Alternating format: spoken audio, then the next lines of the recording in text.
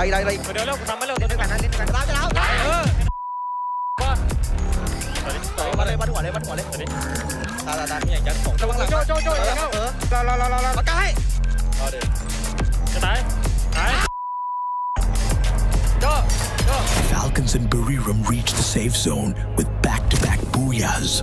Meanwhile, EVOS and Nova Legion are tied for points, fighting for the last Grand Finals ticket. Nice. Jadi mereka juga pasti pengen bertanggung jawab. Kita nggak akan kalah dong. Hari ini gue minta lupain yang kemarin. Ini hari baru, fokus untuk hari ini. We going to final, boy. Let's do this again. Let's go, boy. Vamos para adelante, disfruten esto. Esto es lo que ustedes querían, jugar el mundial, estamos en el mundial. Hagamos lo posible nada más, loco, dale. Cada quien tiene su motivación. Dale. Dios al mando del barco y dice...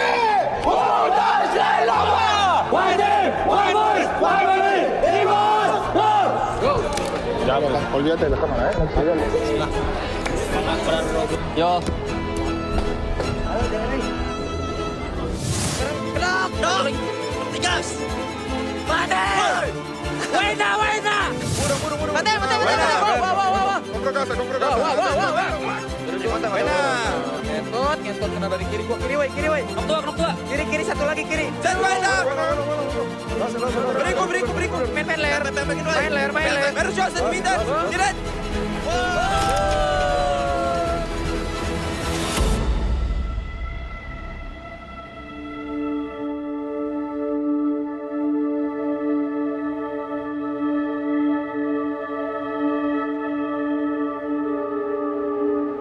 The knockout stage concludes.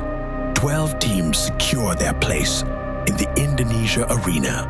The story will continue in the Grand Finals.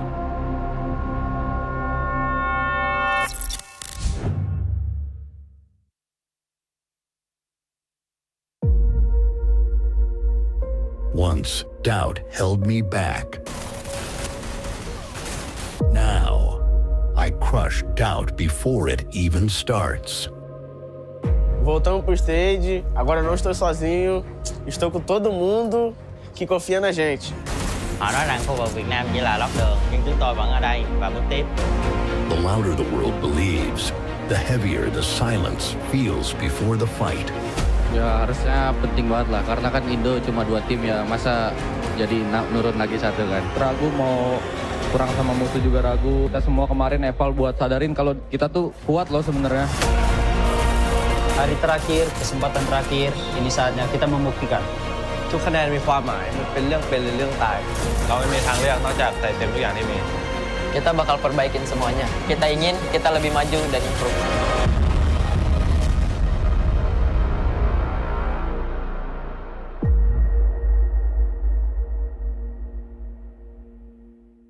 In this arena, timing is everything. Move too early and you fall. Move too late, you're dead. With the best timing and strategy, even giants can bleed. Here are your CS highlights of the week. Games King and Joker lived up to their names. The true king and jester of FFWS. Double kill. It's possible, but it finally falls into the hands of Joker. That's what we were looking for. Games King, the one true king. He doesn't just play the game, he dictates Double it. kill. Finishes off that round. Huge plays being made by R7. Alan blessed by B. Hui, the guardian angel turned demon, a heavenly demonic snipe. Triple kill. In a single blast, he turned chaos into domination. Pax's meteoric grenade devastating E1. First blood. Ace. LBT, the apex predator of the arena. LBT is the lethal beast tyrant. Looking to do it, and he does it. He's more stays. Here is how the brackets look after another unforgettable Week 1 of FFWS CS 2025. The fight for the throne never slows, it intensifies. Their names echo through the arena tonight. Comes dawn, new legends will take their shot.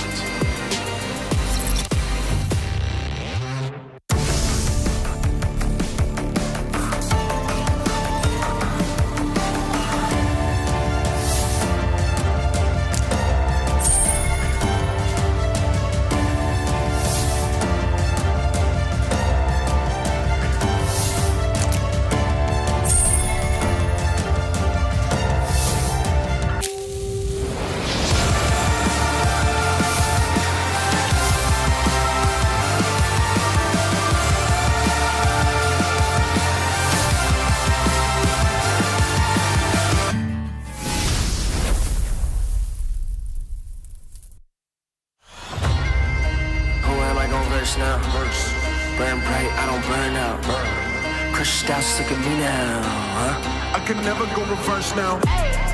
But I'ma spin it back, A-jump. Wait from nada to the crowd, throw in their hands, bass jump. I'ma hit the finish line no matter what. They front, first place, you a runner-up, dominant, but the red and the blues going ruthless. 10 out of 10, 11, I don't snooze. I pursue, don't push it, put me in game that I don't lose. I stay cool, depending on my pen and pennants I choose. Ayy, I'ma show you how it work. Got it, now the loudest. Wu-Tang, I'm a bird, love the competition. Told you only way is up, I don't go reverse. I can't entertain. Will you do the same? Cause I've been ready my whole life. Only see my back, I ain't turning back on them. Wings on me, I'm higher.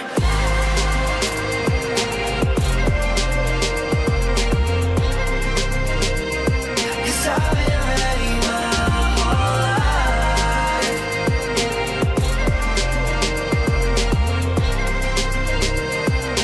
Wings on me, I'm higher. Who am I gon' verse now? Who am I gon' verse now? Show me what it's worth now. I pull up in the can't imagine. All these people wanna follow, missing in action. Paper planes, I'm a condos, faded from rapping. And I met role models. Thinking I'ma pass all the monogram on my body. This shit shout out to Virgil. Know that I'm gon' beat them like this shit that I put words to. Mama and the internet, two things that I just learned through. Hit it out of the park, so there's nothing to reverse to. I can't entertain. Will you do the same? Cause I've been ready my whole life. Only see my back, I ain't turning back on them. Wings on me, I'm higher.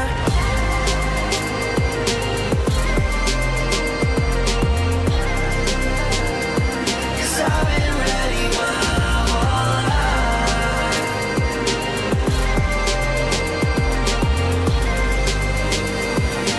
Wings on me, I'm higher.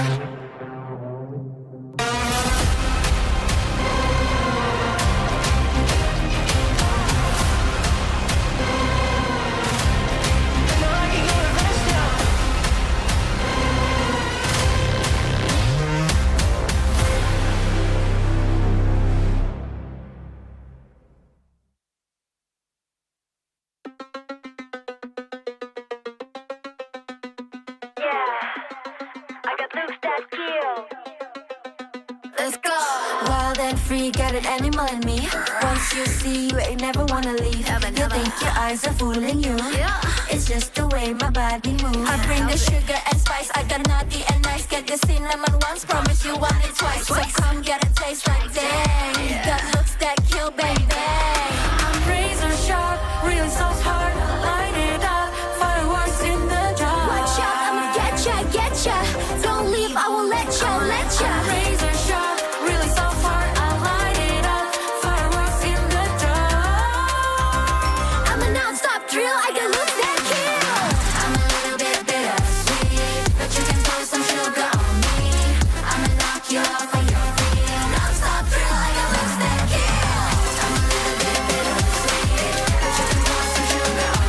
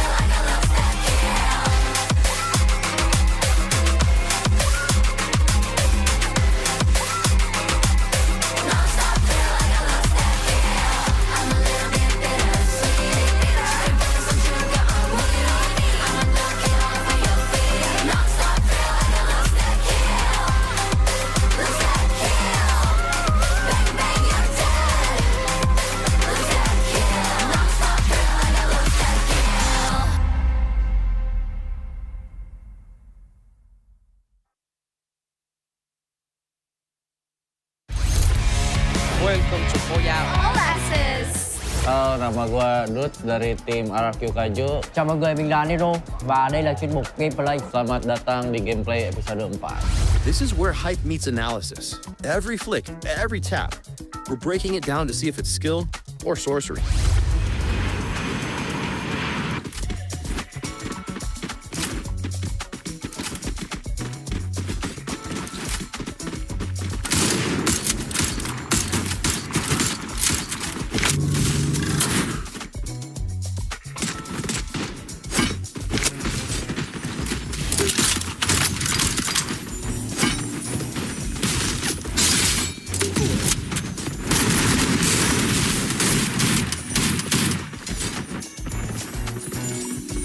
Ini yang kalahnya. Ya sebenarnya lawan P ini karena kita kaget aja sih, karena kayak nggak expect aja di situ ada orang, karena kita udah nge-scanning depannya, cuma ya belakangnya kita nggak scan lah. Jadi ya kita agak kaget. Jadi ya kesalahan semua. Trong tình huống này nếu như mình là RQ thì bọn mình cũng không khó là biết được sai có tem ở map đồ, tại vì bọn mình đã giấu sai ở cái map đồ này rồi. Đây là giờ quy định tham minh vào bay vào cái lấy cái map cái hòm chỗ hòm ra đung, nhưng mà mình nghĩ là tham minh bay không tới, đây là vô tình là bị dính ở giữa đường, mà bị dính ở giữa đường mà 4 bắn một thì kiểu gì cũng nóc, đã thế lại còn bị dính Nero không đặt được keo nó, nên là giờ quy bị mất khá là nhiều thời gian để cứu lại đồng đội và tẩu thoát qua nó. Mungkin kalau kita launchpad ke kiri, terus kita ketemu dia, kita pasti menang perang lah. Mungkin di next bisa lah kita rematch lagi ya. Fluxo lawan Hippie. Kita lihat.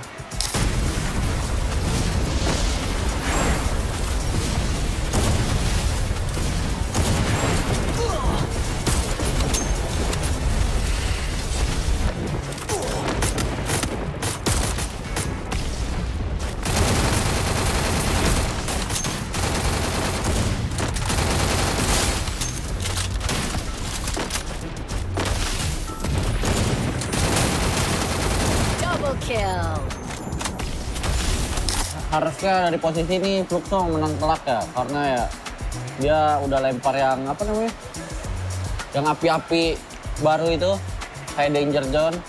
Chance menang Fluxo besar lah. Di sisi sebaliknya MT7 juga pegangin musuhnya di arah sebaliknya, dan 3 rasernya ambil arah yang kanan. TV udah kekunci jadi sini. Trong tình huống này thì mình nghĩ là với vai trò là một tay tỉa thì mình nghĩ là ai cũng phải giữ góc cho đồng đội và tạo khoảng trống để cho đồng đội xử lý thôi. Disiplin banget ya Fluxo nih, wajar. Juara dunia.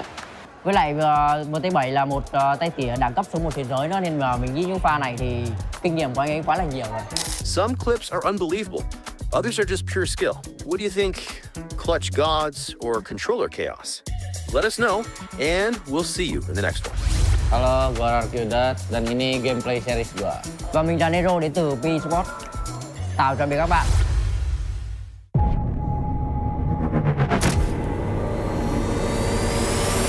Previously on Through Pro Eyes, Fluxo dominated. Movistar R7 rose up, while favorites like Buriram, Evos, and Falcons struggled.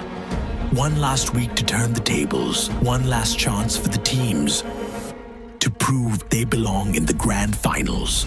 Ay, bro. Qué ladrón de mierda. Gente. Very well. Esse aqui me salva. Hello, bro. Tudo bem? Bom dia, galera. Vai gravar hoje, velho? Tá pensando pra o cara sair dentro do bagulho e ficar em pé. Vamos weón, qué mierda.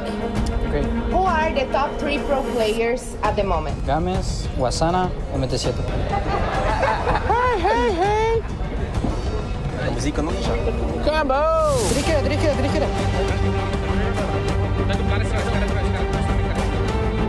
Cancelei, puxa, prendeu. Tá aí, finaliza. Dale, vamos.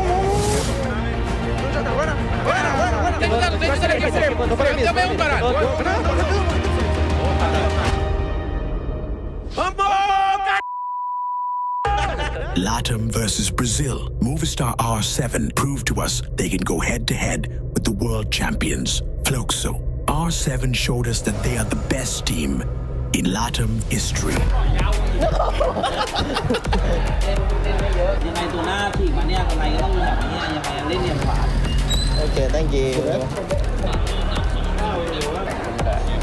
ไปทำมิ่งแบบนี้ตลอดเลยคือเครื่องเช็คอยู่ต้องติดอยู่แล้วถึงจะโดดไปผมมาถึงเมื่อไหร่บุรีรัมย์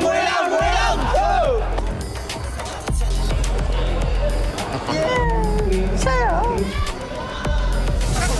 ขวาไหลขวาไปเลยขวาไปเลยขวาไปเลยขวาได้อีกได้มาไปได้แล้ว10ดาวม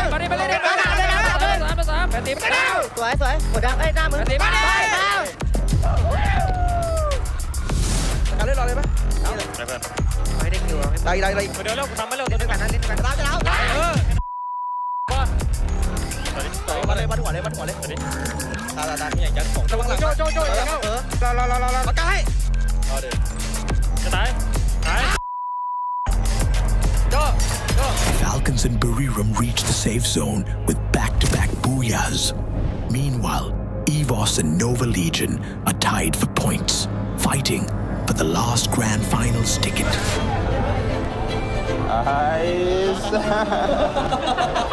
Jadi mereka juga pasti pengen bertanggung jawab. Kita nggak akan kalah deh. Hari ini gue minta lupain yang kemarin. Ini hari baru, fokus tuh hari ini. We going to final, boy. Let's do this again. Let's go, boy. Vamos para adelante, disfruten esto. Esto es lo que ustedes querían, jugar el mundial, estamos en el mundial. Hagamos lo posible nada más, loco, dale. Cada quien tiene su motivación. Dale. Dios al mando del barco y dice...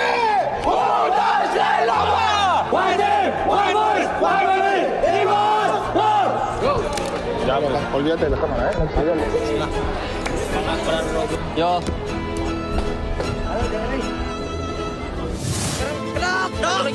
Tigas. Buena. Mate. Compro casa. Buena. Ngentot kena dari kiri woi. Nok tua. Kiri satu lagi kiri. Set buena. Beriku. Main layar. Baru shot set middle. Direct.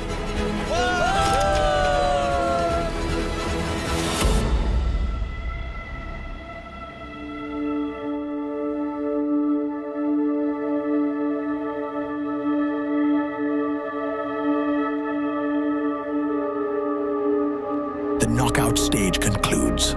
12 teams secure their place in the Indonesia arena. The story will continue in the Grand Finals.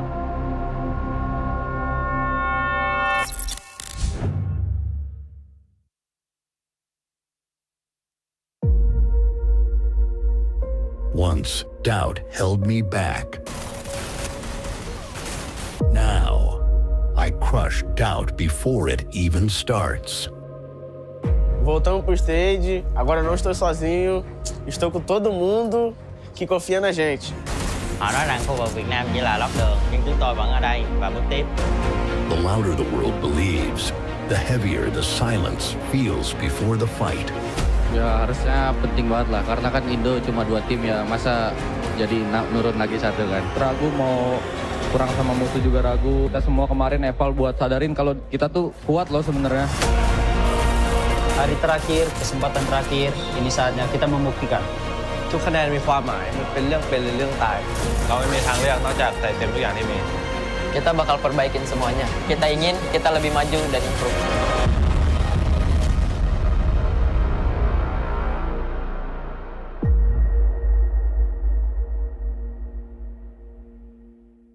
In this arena, timing is everything. Move too early and you fall. Move too late, you're dead. With the best timing and strategy, even giants can bleed. Here are your CS highlights of the week. Games King and Joker lived up to their names. The true king and jester of FFWS. Double kill. It's possible, but it finally falls into the hands of Joker. That's what we were looking for. Games King, the one true king. He doesn't just play the game, he dictates Double it. kill. Finishes off that round. Huge plays being made by R7. Talon blessed by B. Hui, the guardian angel turned demon, a heavenly demonic snipe. Triple kill.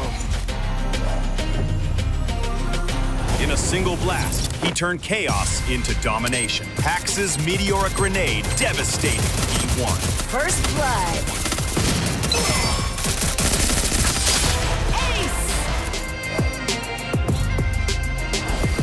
LBT, the apex predator of the arena. LBT is the lethal beast tyrant. Looking to do it, and he does it. He's more stays. Here is how the brackets look after another unforgettable Week 1 of FFWS CS 2025. The fight for the throne never slows, it intensifies. Their names echo through the arena tonight. Comes dawn, new legends will take their shot.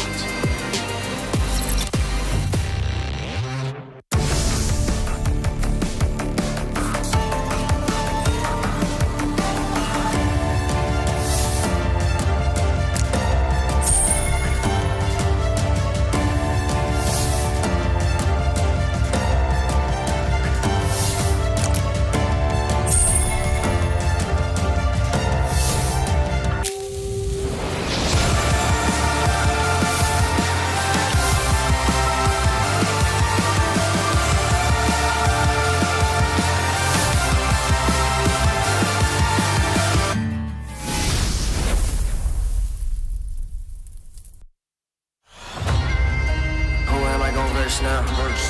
Burn bright, I don't burn out. Crushed out, look at me now. Huh? I can never go reverse now.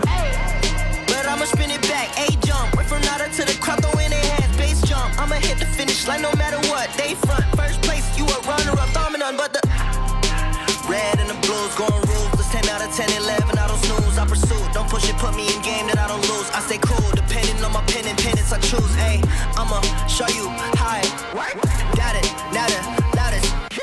Wu-Tang, I'm a bird, love the competition. Told you only way is up, I don't go reverse. I can't entertain. Will you do the same? Cause I've been ready my whole life. Only see my back, I ain't turning back on them. Wings on me, I'm higher.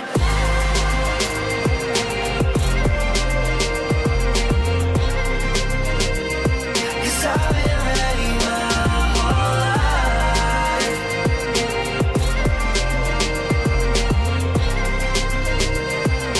Wings on me, I'm higher. Who am I gonna verse now?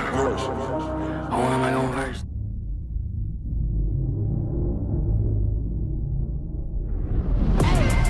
But I'ma spin it back, A jump. Wait from nada to the crowd, throw in their hands, base jump. I'ma hit the finish line no matter what. They front, first place, you a runner-up, dominant, but the red and the blues going ruthless. 10 out of 10, 11, I don't snooze. I pursue, don't push it, put me in game that I don't lose. I stay cool, depending on my pen and pennants I choose. Ayy, I'ma show you how I got it, now the loudest.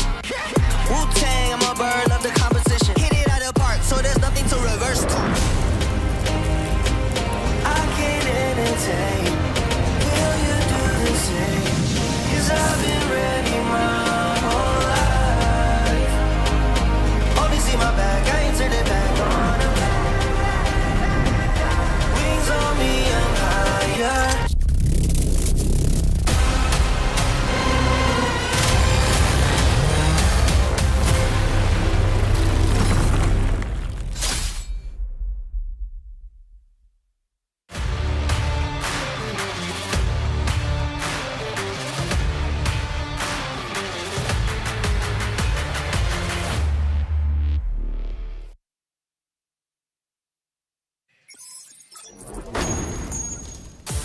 Ladies and gentlemen from all over the world, welcome to the Cathedral of Free Fire Esports right here live at the Indonesia Arena in Jakarta, Indonesia. Today is going to be the inaugural Clash Squad Finals at the Free Fire World Series Global Finals 2025, and we are honored to be the openers of the show. It's me, Husky, alongside Neptune, as we watch 4 teams on the precipice of making history. Yeah, definitely. The final 4 teams that we have in the Global Final League, we're in. Clash Squad would be. We were going to see the throne and the crown as well as the throne being taken by either the East or the West. Yeah.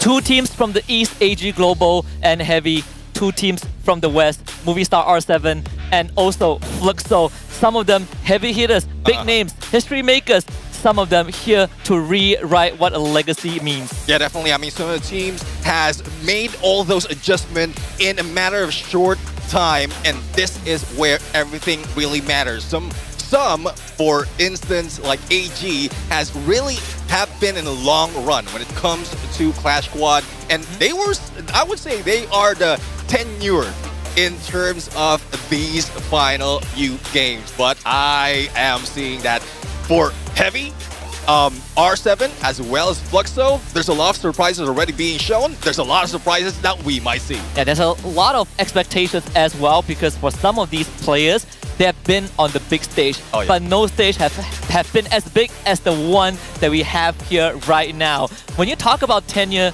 experience, and veterans, one of the teams that we have to talk about is All Gamers Global. AG Global, who have had such a journey, especially with their current captain and elite duo, who has gone through the highs and lows of what Free Fire esports can offer. He now gets another chance to bring that trophy home. Yeah, one thing is he is a captain, but the role of the IGL has been switched over, giving him more chances as well to do what he do best. To be that best sniper, up close and personal, even long range, he can hit it, but it also depends on the frontliners that they have for the team. A lot of that pressure has been put on the shoulders of Saifa and Barros. Yeah. Sometimes you also look at Team SR to really bring that heat. But when AG Global are on form, you really feel like they're unstoppable. And it's fair to say that I think a lot of us agree, and you even talk to Yunsu about it, because they're up against Heavy from her region. She says that AG Global has a huge chance of crushing it today. Yeah, let's see though if this is something that they would really show, because Heavy would be the heavy hitters at this point. The rushers of this Clash Squad that we didn't expect to be seen in the semi-finals. And you know how it is. You have a team that is going against a long-range sniper like Du. What you need to do is to have a better frontliner, and Heavy can bring it on. Heavy hitters, heavy gunfire, and sometimes when they leave the battlefield, you smell a lot of that gunpowder residue, because Heavy is just that team. Little respect for their opponents because of how confident they are. Alan, Kabi, they have shown their chops in both close and long range, but the support system, Mufasa, throughout the entire Swiss stage up to this point, and I dare say since the fall season, has been really showing that he also belongs at the top of the cliff. Yeah, definitely. I mean, top, and there is something that they have reached already, and speed is what Heavy has to offer. But I'm also looking forward to the other half of our semi-finals, wherein Brazil has brought in a lot in this competition, as well as Movistar R7. So I love to see more of that happening in this moment, because this is where the East, like AG as well as Heavy, needs to prepare for, in the same time, needs to plan out how are they going to beat each other. And for those who might have missed out on the earlier actions of our Swiss stage, this is also a very historical moment for Clash Squad, because not only is the inaugural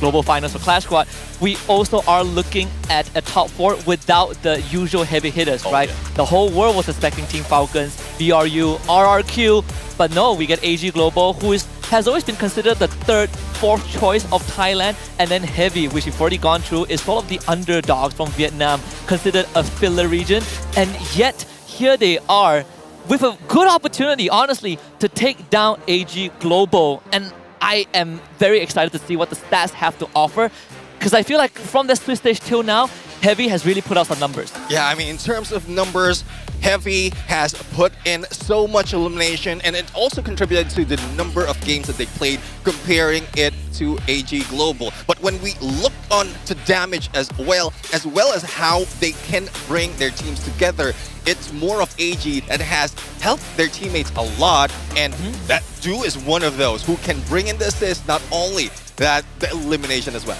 This also exemplifies the different playstyle of both teams, because AG Global, playing lesser games overall, has 20 more assists, right? Yeah. 20 plus more assists than Heavy. And that shows the support system from AG Global is always on point. But for Heavy, no support, no problem. They can get it done on their own, John Wick style. Yeah, definitely. I mean, they always rush in there without any support, and that's what they're used to. That's why, like, it's a battle of those best on the CQC as well as on the long range. But this is something that, when it comes to numbers, might surprise some, especially when we look at those individuals. But AG and Heavy, there's a lot of history when it comes to Battle Royale. Clash Squad, this is where we're going to see the battle between Cypher and Alan. Elimination-wise, not so much of a difference, but in terms of survivability and support, as you can see, we have average KDA from Cypher even better than Alan. Yeah, I think in the overall grand scheme of things, the fact that Cypher is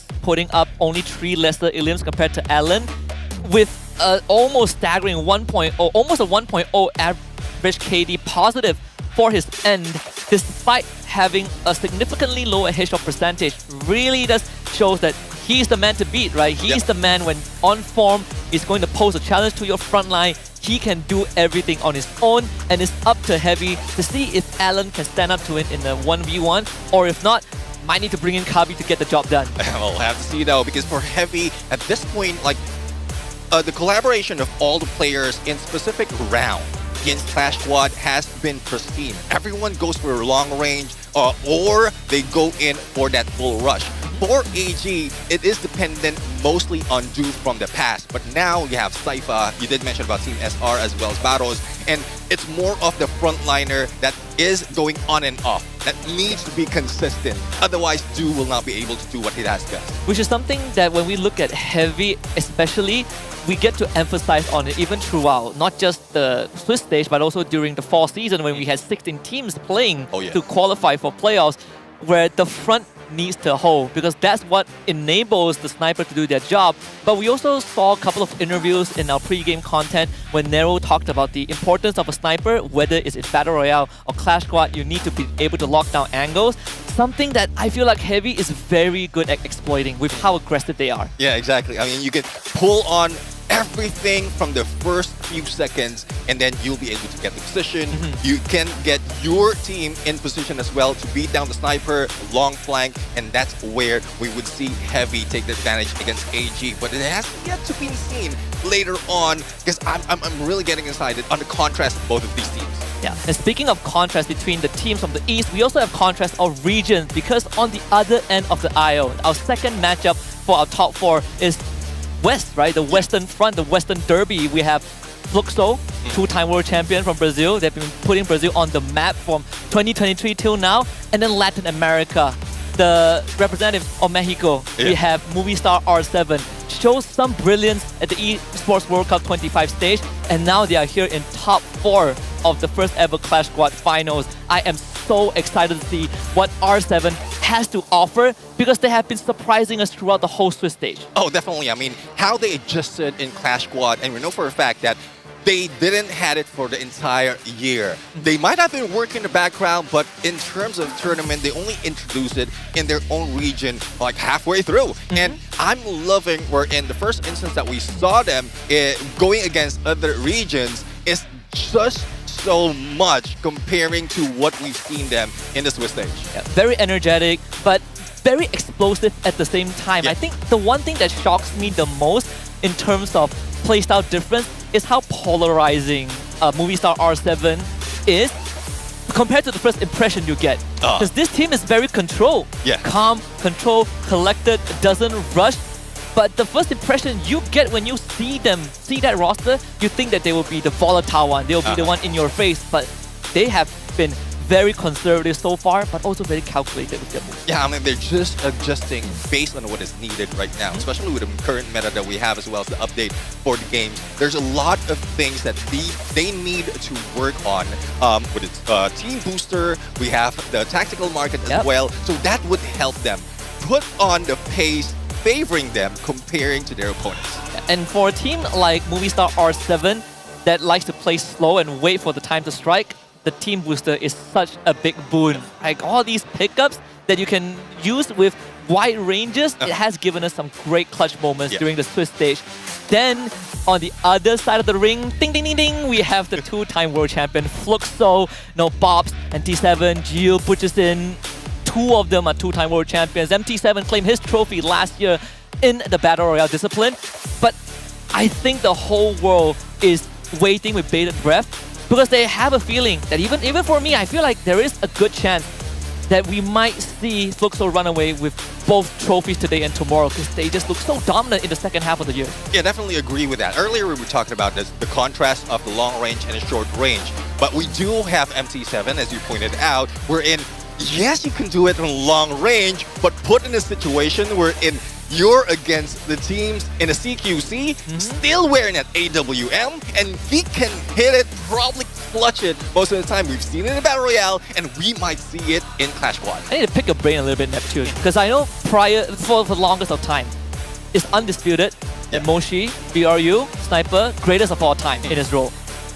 Where's MT7 now? Is he one of the greats? Has he surpassed Moshi? Or are we looking at both of them sharing the same podium? They are getting close against each other because, for Moshi, there are some upsets that we've seen, especially from the latter season, from the Southeast Asia fall season, as well as the early parts of knockout stage. But now, for Fluxo, MT7, it seems like there's no slowing down. There's no hiding strats. Everything that they have to offer, especially with MT7, has changed how Fluxo is showing up, and the result is there as well. The greatest thing was that just 2 years prior to his first world title, he actually lost to Fluxo in Bangkok. So I think with that history, that prior history, MT7, he's like a ghost in the system. You don't really see him on the map, but he gets the numbers down to the dot. I want to look at the statistics between these two teams because we said that Movie Star R7, cool, calm, collected. Fluxo, who were cool, calm, collected, are now the wild beast on the hunt. Yeah, well, let's see though if they will be able to hunt down teams like Movistar R7 because you know how aggressive they are and also how quickly they can adapt in terms of if in case they are put into the corner. But now, when you look at elimination, 171 against the 97. Yes, more number of games compared to Fluxo, but that number, that result is really huge comparing these two teams. Yeah, there has been some very close nail-biting games that Movistar R7 had to play, but we also had some games that we saw them go 6-0, right, against E1. In fact, in both disciplines, we've seen them 6-0 E1 in the 1-1 Swiss stage bracket. So this is not a definitive personification of what Fluxo is about. If you just look at numbers, you can say that Movistar R7 is going to crush the series. But you've also got to remember that Fluxo basically swept through the competition to get to top 4, so they didn't really have to play too much, and that's why the numbers felt so little. Yeah, I mean, numbers are little, time spent is small, but the results are huge. And that is what we keep seeing in Fluxo nowadays, comparing to how that, and especially when they got that championship from last year, it seems like they're more confident and improving a lot because they understand that that's what they did to grab that championship from the past. Yeah, they definitely have kind of researched to form, right? Because the last 2 years have been somewhat questionable leading up to the global finals. Before they won, people were asking if this is the Fluxo we're going to get, and then they win. And then they do it 2 years in a row. We got to look at the Sniper player, right? Because we talk about MT7 and his legacy. He is up against Joker, also an up-and-coming Sniper player from Movistar R7. Again, the stats don't tell us the full story because Fluxo play lesser games, but still, it doesn't take away from what Joker has accomplished, especially in the latter stages of the Swiss round when push came to shove, Joker came online. Yeah, definitely. I mean, Joker has brought in a lot of elimination, grabbing it from all the wins coming from Movistar R7. But looking at the average though, KDAs, 6.2. It's almost half of what Joker has, and this is just the highlight for MT7. That if you can play that on a CQC style like Clash Squad, imagine how deadly they would be on the for tomorrow's game. But in Clash Squad, this is what we would expect for the entire Fluxo, as well as how MT7 can help them get that victory. And he definitely showed us, he definitely proved the point that we've been trying to make on and off throughout the entirety of 2025, where if the sniper players are willing to get up close and personal. Are they willing to leave that comfort zone, leave their sniper's nest, and actually join the front line? MT7 has proven time and time again that he can get down and dirty if you force his hand. Yeah, exactly. I'm really looking forward to how it's going to end up right now on that second part. But overall, excitement is building. The teams that we have right now is teams that we didn't expect that would be here in this level of the competition. But as we look into the active skills being used, Chrono, when it was introduced halfway through the year, we didn't expect this to last. But now, looking at it, 19 picks, 26% win rate. And you know how it is. When you pull up that time turner, you will be in a comfortable position to either pick up or probably time or pace yourself to go in for a rush. And even in the same graphic, we are seeing certain answers to the Chrono. Ignis being a very good example. You pull out the time turner, I can cut off vision, I can damage you with the Flame Mirage. We've seen the Oscar Valiant dash as an answer, and now the Cryo Mine from Merok is also sort of a soft answer to what Chrono wants to bring to the table. But I want to pick your statistical brain a little bit. What is causing Chrono to have such a low win rate despite having the most picks? Well, in terms of combining them with other active skills, it seems like there's something that you need to do to work on, not only to protect your teammates, but also to fortify that front line. Because definitely if you're a Chrono, you'll be in the front line. But if you don't have an active duo or a trio to work with that, then you won't be able to make that time turner really work. Yeah, we've seen some sniper players default to the Chrono when push came to shove as well. I'm excited to see if that is a possibility. But let's also talk about the top 3 damage dealers so far throughout the entirety of Clash Squad. We talk so much about MT7. Of course, he's going to be at the top of the list, followed by Dew, and then we have Butchison. Yeah, I mean, that's even more deadlier for Fluxo, because having 2 on the board right now in terms of how much damage you can bring in, and at some point, Clash Squad, damage translates to elimination, to knockdown. So this is what the team has to offer. Dew, for the on the other hand, has that opportunity from long range. He spots everyone on point. Not even given that elevation, he just understands the game as well as the opponent that much that he can anticipate where they're coming out, and thus he can bring those shots. And once again fortifies the fact that we have known about Dew for a long time. He's the backbone of the team, and again, the numbers prove it. And no, ironically enough, the top 3 are only from 2 different teams, and they are the expected finalists today. Oh, definitely. I mean, hopefully the other teams like Heavy and R7 will be able to turn that script around, because in this grand finals, things might happen differently. But right now, we're going to go in and take a little bit of a break. When we return, the battle will continue. So don't go away. We'll be right back. Who am I gonna verse now? Burn bright, I don't burn out. Crush styles, look at me now, huh? I can never go reverse now. But I'ma spin it back, A-jump. Went from nada to the crowd, throw in their hands, base jump. I'ma hit the finish line no matter what. They front, first place, you a runner-up, dominant, but the red and the blues going ruthless. 10 out of 10, 11, I don't snooze. I pursue, don't push it, put me in game that I don't lose. I stay cool, depending on my pen and pennants I choose. Ayy, I'ma show you how it. Got it, nada, loudest. Wu-Tang, I'm a bird, love the composition. Told you only way is up, I don't go reverse. I can't entertain. Will you do the same? 'Cause I've been ready,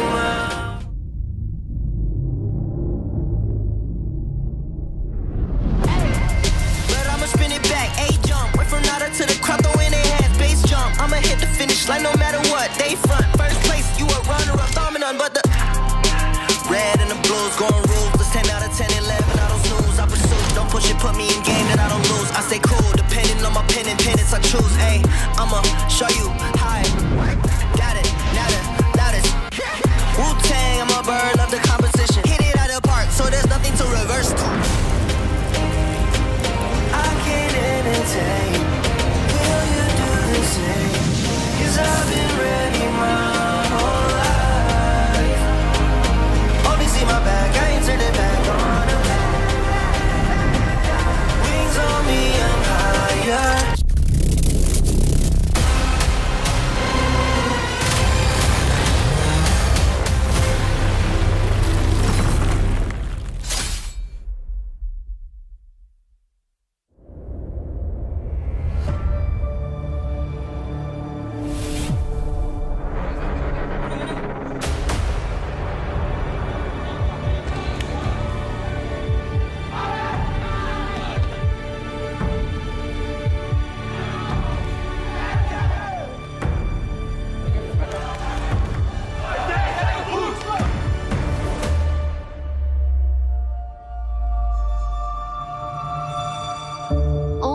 4 squads remain, 2 from the west and 2 from the east, each with their own stories to tell.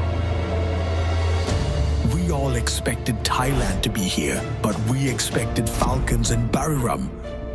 Defying all expectations and crushing all doubts. It's all gamers global. Thailand's history in Clash Squad runs deep, dominating Ninja Clash and Seafall. Led by Dew, AG's captain trusts his team to bring out their best.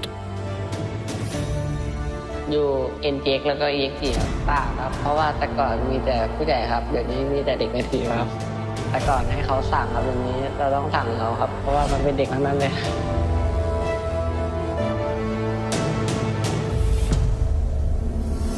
Will this finally be Vietnam's first international trophy? Confident and mechanically gifted, Heavy are serious Clash Squad contenders. Their burdens are heavy, carrying Vietnam's dreams. Their fate is in the hands of their new recruit, Alan. Gửi lời gửi gắm tới NKB thì việc đầu tiên là cảm ơn anh đã mang mình về với Heavy. Chúng ta đã đạt được chiếc Á quân nhưng không dừng lại ở đó. Lần này chúng ta sẽ đạt được chiếc vô địch. LATAM, a region long overshadowed by Brazil and constantly doubted by the world. Movistar R7 is here to crush those doubts with talent, passion, and aggression. Led by the Wonder Kid Games King, missing his graduation ceremony to be here. From classroom to world class, from kid to king. Games King is here for LATAM. Bueno, como equipo es un honor representar a la región. Creo que siempre quisimos clasificar a la Global Finals. Creo que me ha gustado mucho esta experiencia. Que este es un equipo único dentro de la región y es el mejor equipo de la historia de la región.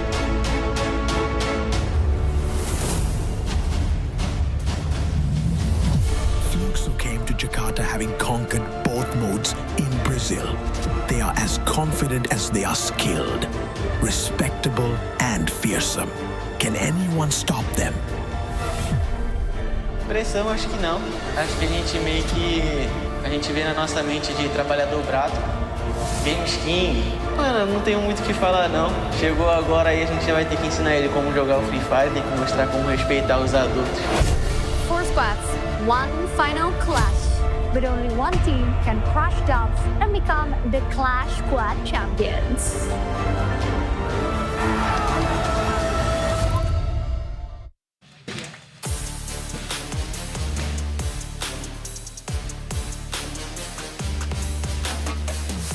Welcome back, survivors! I'm Conchita and this is the Clash Squad Finals Day. Today we're starting with a battle that defines Southeast Asia. And I'm Yoso. It is East versus East, Thailand versus Vietnam. In the first semi-final, 2 regional giants colliding for a single spot in the grand final. Now both teams have fought through fire to get to this point. For all gamers global, it has been a dream run. They've been calm, composed, and certainly consistent. For Heavy, it is all about firepower and of course flair. Unpredictable, explosive, and impossible to ignore when they find their rhythm. One relies on structure and the other on instinct. And only one will carry the banner of Southeast Asia into the grand final. Teams, it is now time to clash!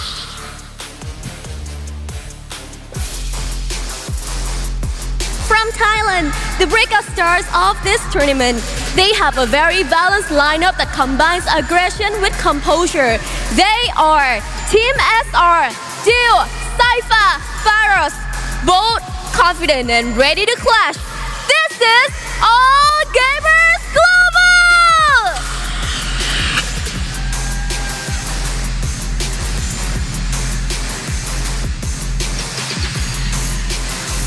And from Vietnam, the masters of skirmishes, excels in chaos and close combat. Let's welcome the players. Don't cry, Boy, Alan, Mufasa. They're quick, precise, and merciless under pressure. This is Heavy!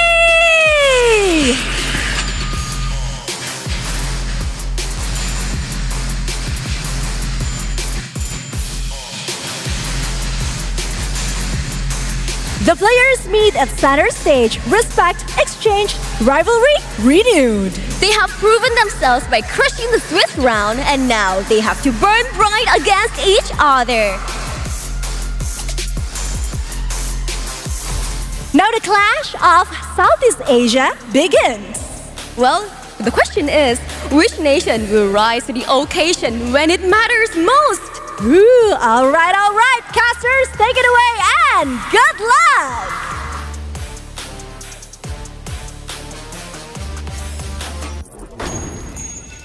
Thank you very much to our lovely host, Conchita, as well as Yunsul, and I'm really looking forward to this battle. We were talking about this earlier, and now this is happening. I can't believe that this is now on, but at this point, this is where all the pressure comes in.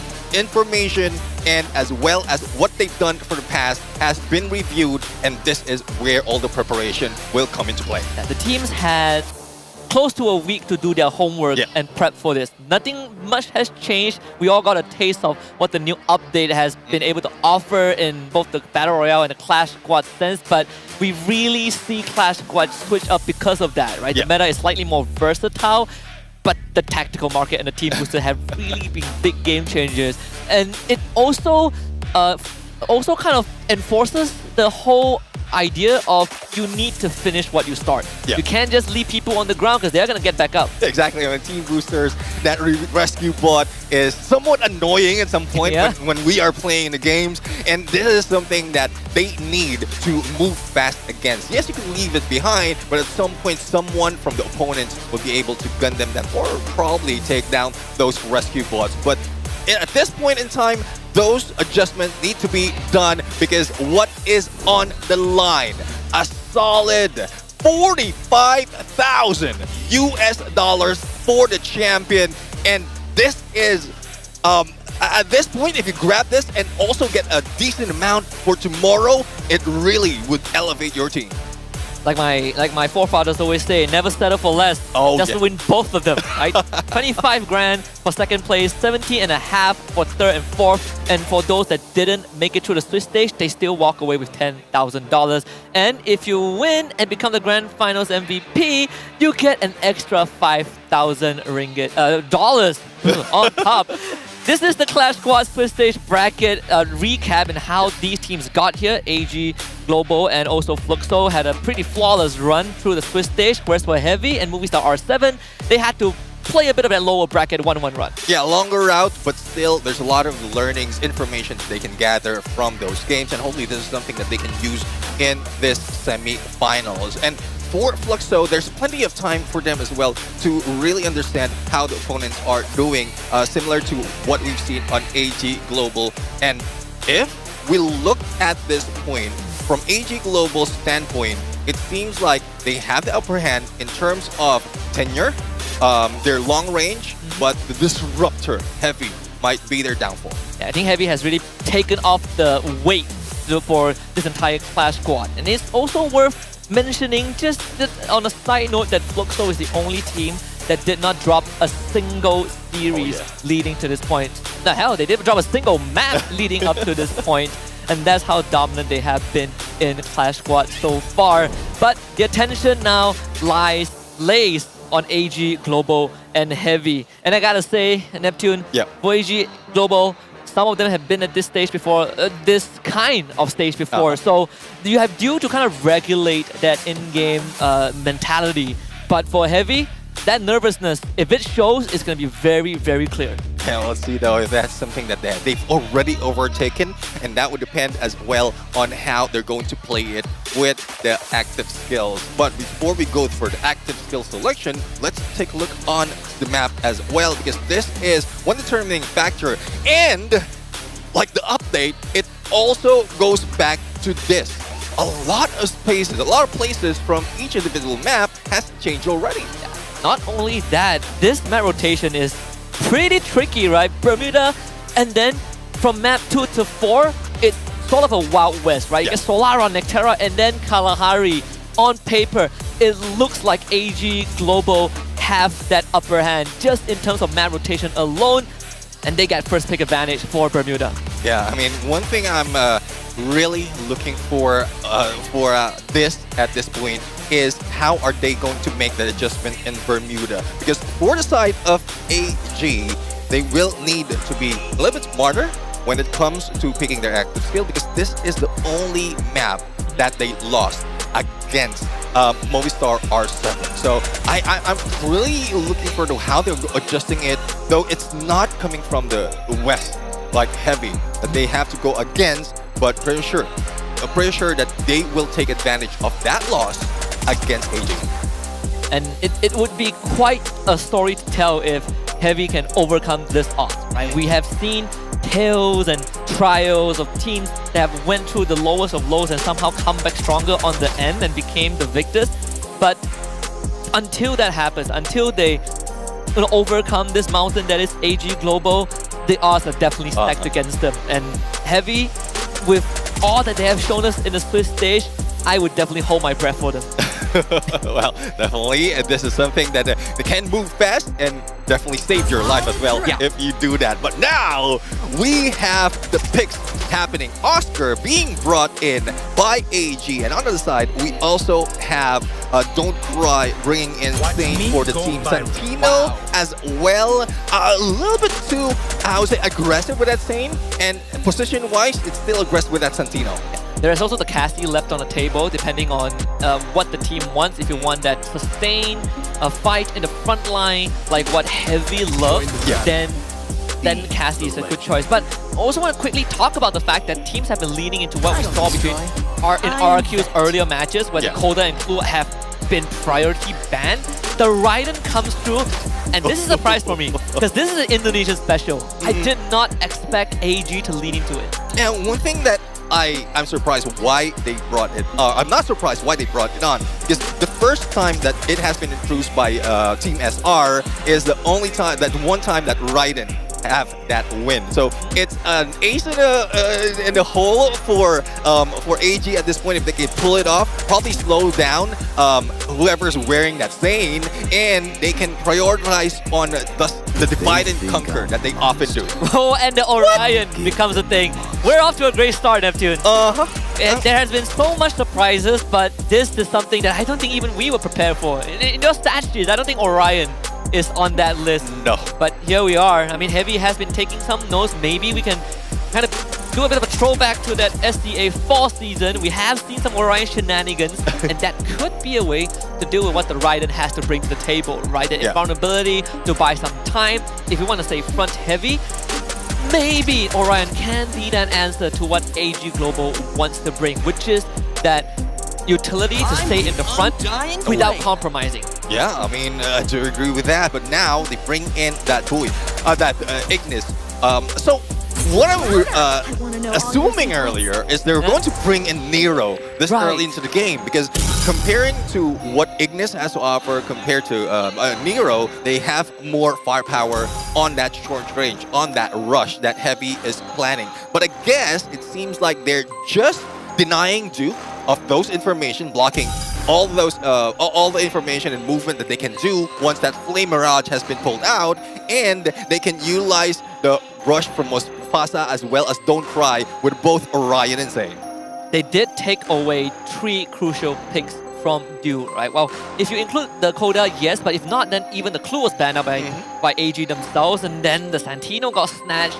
Iris, still a very good pick, but like you said, the Ignis does make it a bit more difficult unless you are tagging on to Glue Wall. I want to see what Heavy has in store, because I think it's a very interesting approach, but they also have more time to adapt. It is a best of 5. We have more chances for teams to come back from a loss. Yeah, I mean, quite surprising as well that Ignis is still being introduced, given the fact that we have the tactical market in play. Visual impairment, you can use that smoke vertex to be able to block it off. Having a skill, yes, you have it available anywhere in the map compared to that smoke vortex, but still, it's the same deal. You can just use it in the first second or few seconds of the game, and that's where you will be able to use it to the best advantage. Another thing that we often see, especially when the Ignis users, is if you're up close, pull out an Ignis, if the player has a Moko, instantly tag them as to where they will be backing off or rotating. So I guess that might be the plan for Heavy. A lot of information gathering tools that is hidden behind that, those passive. And that has been the name of the game. I think we saw that Clash Squad evolution in the meta and how teams really prioritize knowing where their opponents are before taking action. The smoke vortex definitely added another layer to it. Good luck trying to contest for the cyber drop. Yeah. But in an already complicated landscape of having to deal with chrono, blue walls, and then now you have to navigate the Flame Mirage. Although I would say that we sort of have been looking forward to this for quite a long time. I want to see what Alan has to bring to the table. If he is still the tip of the spear for Heavy, because he has done it, but not on this scale. Yeah, they definitely agree. And throwing it on the other side of our contention, AG, they brought in that Iris. Definitely Do would be a better or best in that Iris. Looking at the numbers, 3 times pick, 3 times won. And that is what we might expect them to do. They will play with the timing that Heavy is trying to build in the early parts of that game, and then utilize their long-range player like Do, and then that's where they disrupt the movement and then play it to their side. I like the fact that you brought up about timing, because this is also something that I feel like Heavy consciously knows about, the downtime in between that aggression, right? We start off heavy, we start off aggressive. If we can't land the sucker punch at the beginning, there is going to be a bit of a downtime before we can get back online again, as both team coaches go for that fist bump. And this is about time. It is real. I have made it. We have made it. This is the very first Clash Squad best of 5 here at the FFWS Global Finals. AG Global up against Heavy, East versus East, Thailand against Vietnam, and we start in the El Clasico of Bermuda. Well, looking at how the teams are preparing right now, you can see that smoke vortex early in the middle. And this is one thing that might change the game, especially in how it's moving fast. It would convert your tracks and then prepare to what AG is setting up. But as mentioned earlier, as we talked about earlier, they back away, not really aggressing that match. And let's see if the combination of Do and Team SR on this side will be able to make them win. But unfortunately, Alan pushes through solo, and it doesn't matter who's against them. Heavy seems like they will be getting this first round. We just say that Alan is the tip of the spear for Heavy. He is not just the spear, he is the entire phalanx in this round number 1. And AG Global instantly gets the taste of the Vietnam delight. Nothing that they can do. Heavy scores the first blood. Yeah, first blood and more economy, more coins for the side of Heavy. Now, they do have an option to be able to fortify either their armor or their weapons. And we seldom see that enhanced hammer being used, so it's up to the coins that they will need to rely on, unless they go in with the armor first or other utilities, and then that's when they might have a better chance to snowball against that. I gotta say, brilliant stuff from Heavy using Bui, the Santino, to kind of doppelganger switch and coming with a 2-prong attack with Alan from the side as well. They did put out the Flame Mirage early. Instant blue wall popped up. Cypher, Mini Uzi up forward, but it's just a clone. Where's Bui? He's out. Yeah, I mean, great counter for that Valiant Dash. If you have the Santino, instantly switch if those glue walls break down. So, a little bit of slowdown from both sides, and this is what AG might be planning from earlier that didn't work, but now they have plenty of space to move as well as a lot of cover when it comes to this area, which is peak. Paros does have his spider in one of the corners, so if Heavy goes through that main doorway, they are going to get tagged. But Heavy, we talk about the downtime that they are going to experience if the first 10 to 15 seconds don't work out.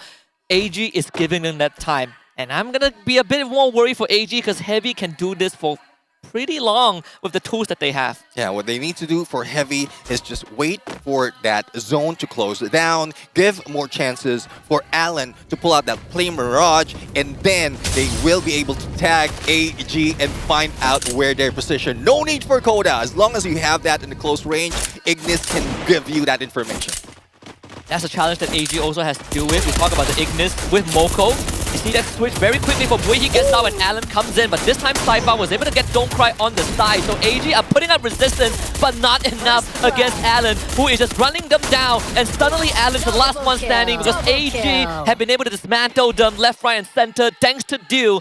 And they find the equalizer. Yeah, equalizer 1-1 right now on the scoreboard. And the timing for side of AB is pristine. The moment that Ignis Flame Mirage has been pulled out, that's the timing that they have to follow as well to slowly move against Heavy. But this point, the reset is on, but not on the coins. It seems like we are seeing more aggressive approach from a distance from AG at this point. Winchester already on level 3, and this is really deadly in the hands of Dew. I'm here for some nasty headshots that Dew has been delivering time and time again throughout his tenure.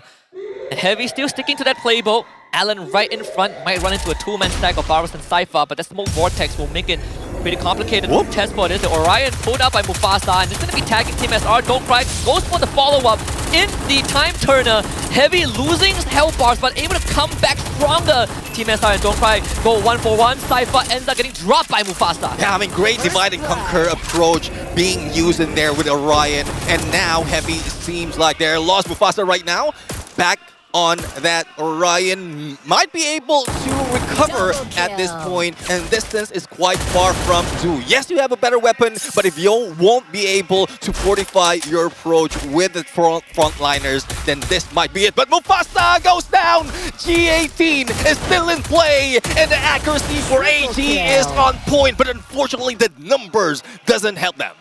And Heavy takes back the lead in a pretty convincing manner, and we are starting to see the ideation come true for Heavy's composition.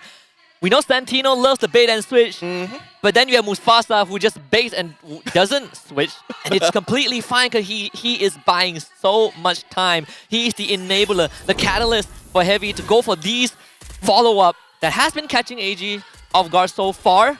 But again, AG, they have time to adjust. I think the Raiden is a very good concept to deal with these kind of flanks. But in open areas, that's where Heavy excels, and this could change. Yeah, let's see though if this is something that AG can prioritize on. At this point where there's only a couple of straight line that you can take, that Raiden would be useful. And there you have it, Mufasa has been caught. 2 players from AG already rushing in, but unfortunately that glue wall stops them, and they don't have that information because of that vortex. But doesn't matter for Dew. He takes down Mufasa. The rescue is near, but the division has already been done. And there you have it, 2 down already for Heavy, and a full squad still alive for AG. Great stuff from Dew to get that first blood. And also the rest of AG focusing on Bui, while Heavy were tunnel vision. So we're down to this Alan again, trying to hold the front, but against AG Global, once they've gotten the upper hand, they're not going to let it go. So back to square one, 2-2. It's getting heated right now on how teams are really switching it up when they really need it. Most of the time when we talk about Clash Quad, there's a snowball potential, especially with the coins that you're getting, as well as the elimination. But that's where we see teams, and as well as the rotation of the areas in the map, help them a little bit. But now they won't be able to take advantage of, or AG won't be able to take advantage of that Raiden, and those smoke vortex is already set on to get that cyber airdrop. So let's see if they'll be able to get close or probably cut AG down to size before they need to get aggressive. Team SR trying to be sneaky, but was pinged up by Don't Cry. Alan gonna be the one that's receiving a lot of heat, so he needs to be able to buy time for Mufasa to come in for a backup. 2 fights happening at the same time, and Saifa comes out on top. The trade from Mufasa is good, but Barros there to back his buddy up. As Don't Cry just cannot get through to Team SR as they are both dancing in the smoke vortex, while Heavy is losing members. Saifa snipes Don't Cry from afar, and Bui is left to feed the fishes. AG comes out on top. Saifa finishing off what has been started from that side of the map, giving more opportunity to take down Don't Cry. And Bui was just going for a very long flank, but unfortunately he is all alone, and there's not so much that he can do at that point. So, well, 2 back-to-back rounds being taken by AG, more advantage for them to pick better weapons. And as you can see, 2 level 3 MP5s, though from the previous update, from the previous meta, MP5 has been has not been used that much. They switched to that P40, P90 or MP40, but now it is back. Fire rate is pristine, but the hit is not like a truck anymore. I think it's good enough for Team SR and Barros, who have been sublime in these gunfights. Again, the double up pressure as AG turns up the heat. Mufasa goes invulnerable for now, but buying time isn't enough if there is no backup. And you can see that Cypher comes online. And this is the devil that we all fear. AG Global looking to clean up round number 6 and put themselves 4-2. Yeah, it seems like there's not so much that can be done. If that Orion can be timed to perfection so that it will not affect them, then that is one thing that they need to deal with. Mufasa has been deadly in the front lines, preventing Cypher to do anything with that Valiant Dash. The moment that Valiant Dash happened, Orion just switches. And a great counter being brought in, but the counter attack to the counter. Also, the division using that glue wall, making sure that Mufasa doesn't have anyone else to back up to, and then that's where they start taking them down one at a time. It's also a soft self-counter because you cannot shoot other people, right? So you are technically taking yourself out of the fight and putting that burden on your teammates. Something that, you know, we are seeing Mufasa struggle a little bit because of how fast AG are turning it up. They're not waiting for Heavy to make the move. They are now making the move to Heavy and really limit testing to see how far they can push it. And so far, they've found great success. Ellen hunting for Team SR with the help of Mufasa. The Ignis Firewall comes through and they drop Team SR. And Team SR already down. Alan take advantage of that, but a few HP has been lost to their side. Going for the inhaler, not really for a full heal just yet. Preparing for the push that's being done by Cypher. But Max 7 will need to be let go, and Du will be taken down there for rush by Mufasa. It's Barros and Cypher, but Du has been picked up. The 3v2 once again has been reset, and now Alan needs to recover for the 2v2. Doesn't gonna have time though. Bui was able to find Barros while Du takes care of Alan. So the snipers now spring into action. There's a Santino on Bui's side. He can go for the bait and switch. Smoke and mirrors put down. Du knows where it is. Bui, are you going for the switch right now? Does take it, but Du! Right on the money! Exactly where he predicted. Exactly where that shift has been done, and it's just unfortunate that it is out in the open. I guess the plan was to put it inside of that smoke vortex so that it will not be seen if in case you need to switch. But you know, Du, everything that goes through his vision, he tags it on his memory, and if you're out, then it means you're on the other side. Can always rely on this guy when the odds are stacked against you, and in this case, AG Global are the odds that Heavy has to overcome. That snowball effect didn't really stop, right? It was a concept it wasn't something we theorized. The concept that we have seen time and time again. When a team like AG Global gets the ball rolling, it's very hard to stop them. Need a Herculean effort from Heavy. A triple stack might just be the key, but Cypher and Barros are ready to hold the front. Flaming Rush comes through, Barros taking the heat, but was able to back off in time. Yeah, definitely, and they know where they are positioned as well as getting in the compound to barricade themselves with those glue walls. So let's see if AG can survive this. Mufasa throwing that grenade, but the time turner doesn't save them, and seems like the execution is bound to happen. 2v4 situation, and it's getting close for AG to grab this victory. Just as predicted on Bermuda, and at the start of this semis, we knew that AG are gonna come in hot and hard, and indeed they are red hot, just like the jersey. A 6-2 victory on the very first map. No mercy shown, absolute slaughter fest when we hit that around 5 and beyond. Yeah, definitely. I mean, great counter to what Heavy has to offer, but it is anticipated. Heavy is a rusher team. They are a rush team, a SWAT, I would say. And we have like players like Cypher as well as Barros just sticking together, countering those frontliners, Du getting all those information and relaying it. And we just witnessed how Du can win a memory game at that point. He has photographic memory. I'm pretty sure Du is tracking everything that's happening on screen. His eyes probably functions at 240 Hz refresh rate. A booyah for AG Global, just as expected, to deliver the dish just how we liked it. You know, medium well, very nice cooked. And I think AG Global fans, they've seen it coming from a mile away. So the onus now is going to be on Heavy and how they adjust for the upcoming map, which doesn't get any easier because we're going to Solara next. Yeah, Solara, there's a lot of different places wherein you don't have that much opening, you don't have that much running space, especially for Heavy, and that's one thing that AG can take advantage of, unless it is in areas wherein the annoying areas like Archway, those slide rails, but snipers still dominate that if you get mid position. Also, when you get into that convergence. So let's see if that's something that they already planned out, but Heavy needs to come back. Yeah, they definitely need to. And when you start off with a loss like this, it really starts testing how fast you can recover, right? I mean, the coach have quite some work to do in a limited time, but with that limited time, it's more than enough to talk about what Dew has brought to the table in Game 1 on this Iris. MVP of Game 1, 6 elims, 3.1k damage, 15 assists. Whew.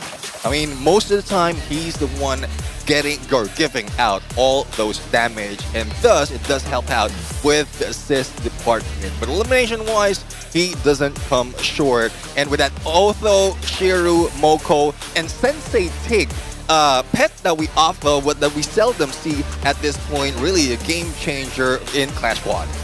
And he definitely has brought the heat, right? We look at Dew, 15 assists, but even for Team SR, 3.3k total damage, also put out 8 assists. Everyone on the side of AG Global essentially were able to demolish Heavy despite a pretty solid start with the ideas that they brought into the game. You know, Alan had a good start, Mufasa as well with that Orion, but AG sort of saw through that bag of tricks and they were able to take advantage of it, whereas for Heavy, they just couldn't fine-tune that strategy fast enough. Yeah, well, let's see though if this is something that can be a problem once again, if you won't be able to make all those adjustments that quick. And when the initial fight wherein you would see that you're in a difficult position, that's what is needed. Quick decision as well as quick adjustments. I think that whole thing started around round 5. Right? When we saw the snowball got rolling for AG Global, there really was no stopping it. I think Heavy had some close moments. Round 7 was one of those. But then it came down to the wire. This was where Dew really dragged them across the finishing line. With this kind of clutch, with this kind of individual showing, it really boosts that team morale. Yeah, exactly. Team morale as well as the momentum going in to AG's side. And seems like Heavy had a difficult time really coming back out of, following up the snowball that has been triggered by AG. So, well, we're going to a different map right now. As I mentioned, Solara is not a map that can be utilized that well for rushers like Heavy, so they still need to get those timings right when they go in for the rush. Which perfectly ties back to what has been established when we saw that map rotation, right? It doesn't get any easier for Heavy. And even after this, we still have Nextera, which slightly more favorable for rushers compared to Solara, but in the grand scheme of things, if we've seen what AG can do on a standard map like Bermuda, that gives fair leeway to both types of playstyle, then Nextera is going to be another layer of a problem when we get through Solara. And for Heavy, they've been in this spot. Yeah. But it's more of how can you adjust to what AG has brought to the table? Because your best methods have not worked. Yeah. Well, it's just the first map though, so there's still plenty of chance for them, or first round, plenty of chance for them to really make those adjustments based on the plan that they will be putting up on Solara. So I'm pretty sure they have a game plan already set up, and then just make those small adjustments from where they missed out in Bermuda. So there's still a lot of hopes for Heavy at this point, but after seeing that, AG seems like they are a bit stronger at this point. Heavy will have first pick advantage on this map. Will we see the Orion? Right? Where do we stand right now on Orion? Because I feel like, sure, the idea can work, but then you look at the drawbacks that he has, right? You take yourself out of the fight, you're putting the responsibility onto your teammates, and we've seen counters with Blue Walls, with Isolation. Are we going to see that again? Because I personally hope not. Yeah, no, I do agree with you, because Orion is somewhat of a selfish pick. You only protect yourself and not so much to really help that much for your teammates. So let's see though, the ban As now onto Chrono. So I think they're still continuing trying to stop Sypha in putting so much of like offense as well as defense in the front line. It's fair to say that Heavy are switching up sort of the priority, right? They realized that targeting Dew essentially didn't do much. Yeah. So by taking out the Chrono and taking the Coda for themselves, at least you will have information, which was something that was pretty scarce in game 1. You sort of have to rely on your tactical market or just getting vision of your enemy to know where they are. But now it's an even trade for both, and in fact, it's a buy one, free one for AG Global. You get that clue for yourself, which is a must when the Coda is on the other end, but you also get Dew Santino. Well, Santino right here for the records of AG has been picked twice and won once for Dew. Now, let's see though if they're going to switch it up in terms of who's going to use it, because for the side of Clue, they have 100% win-loss every time they use this or pick this, but going against that, we have Coda for information. That's what AG countered at this point. But Rush is still the name of the game for Heavy with that Valiant Dash as well as with that Zane in play. Doubling down on it nonetheless. They showed a bit of that action, you know, that aggression in game 1. You want to just run into wall, feels like a rugby player, or as some of us on the other side of the wall might call it American football. They bring out Alok. Wow. Okay. Has your API broken yet? The last time we saw some funky, unexpected picks, it broke the system. Well, it seems like it does broke my database a little bit because I'm not seeing from either side anyone getting that Alok. So probably a little bit surprised throwing off the game of Heavy if they plan on countering based on the picks. But Boy pulls out that Skylar. So Skylar, it's quite questionable, especially when it comes to Clash Squad. But in the latter part of the game, that is very useful. 2 hits on that on that Riptide rhythm, and you'll be able to clear out where the opponents are, in spite of where the vortex, the smoke vortex is. As long as you don't have any glue wall that would stop you from using your rushers like Zane and Oscar, then I guess that is a plan for them. How much does the smoke vortex effect sort of diminish when you have like Coda or Clue on your end? Well, with the smoke vortex, it still is very usable. Just imagine that you have a wall that you can run through. So the moment that you spot like anyone with that smoke vortex, then that's where you can just rush in, identify how much you or how many you need to go against compared to going in through corners when they are facing the wall. So great cover, like great coverage as well, and then you can just rush through it just in case someone is in there. If Heavy they've doubled down, they've shown that they're willing to go back to what's comfortable. And if it doesn't work out here, then it will be a different conversation for Nextera. But for now, I think at least for Heavy, they still haven't deviated too much, and it's something that we like to see, right? Teams just don't make drastic changes because of a loss. For AG, the confidence is already there. You don't even need to see them to feel it. You know how Dew is when he rallies that team. So the coaches, the coach of Heavy, and I think the players of Heavy as well, they gotta start digging deep. Because AG, they have already ran away with that momentum. And when you go to Solara and you realize that Russia isn't the best and effective method, I want to see if AG will switch it up. Oh, I don't think AG will need to switch it up. They have one map advantage already. Heavy is not switching it up on their playstyle, and probably because of the best of 5. Like, more chances that you'll be able to study your opponent, and also, I don't know, there's a huge risk for Heavy for not changing that tactic, because it seems like AG might be able to go in between and then change their tactics to just beat Heavy. And fist bump has now been done, which means that they have officiated the beginning of game number 2 in this best of 5. We're heading all the way to Solara. If you like open areas and some fancy grind rails action, this is the place to be. AG Global against Heavy, with AG leading the series 1-0. Well, let's see right now how they're going to utilize this. We've seen some M500 already being pulled out by Du, but I guess for Heavy, they are setting up. No, Bui is also pulling out the M500, but the rush by Saifa as well as Baros. This position is the target by these two rushers, but hopefully backup is there as well. But it seems like they are very far to try to cut the other approach of the other players of Heavy. Du has pinned Bui down long enough for them to take control of the building. So this man is left all alone. Don't Cry also scrambling to get to safety.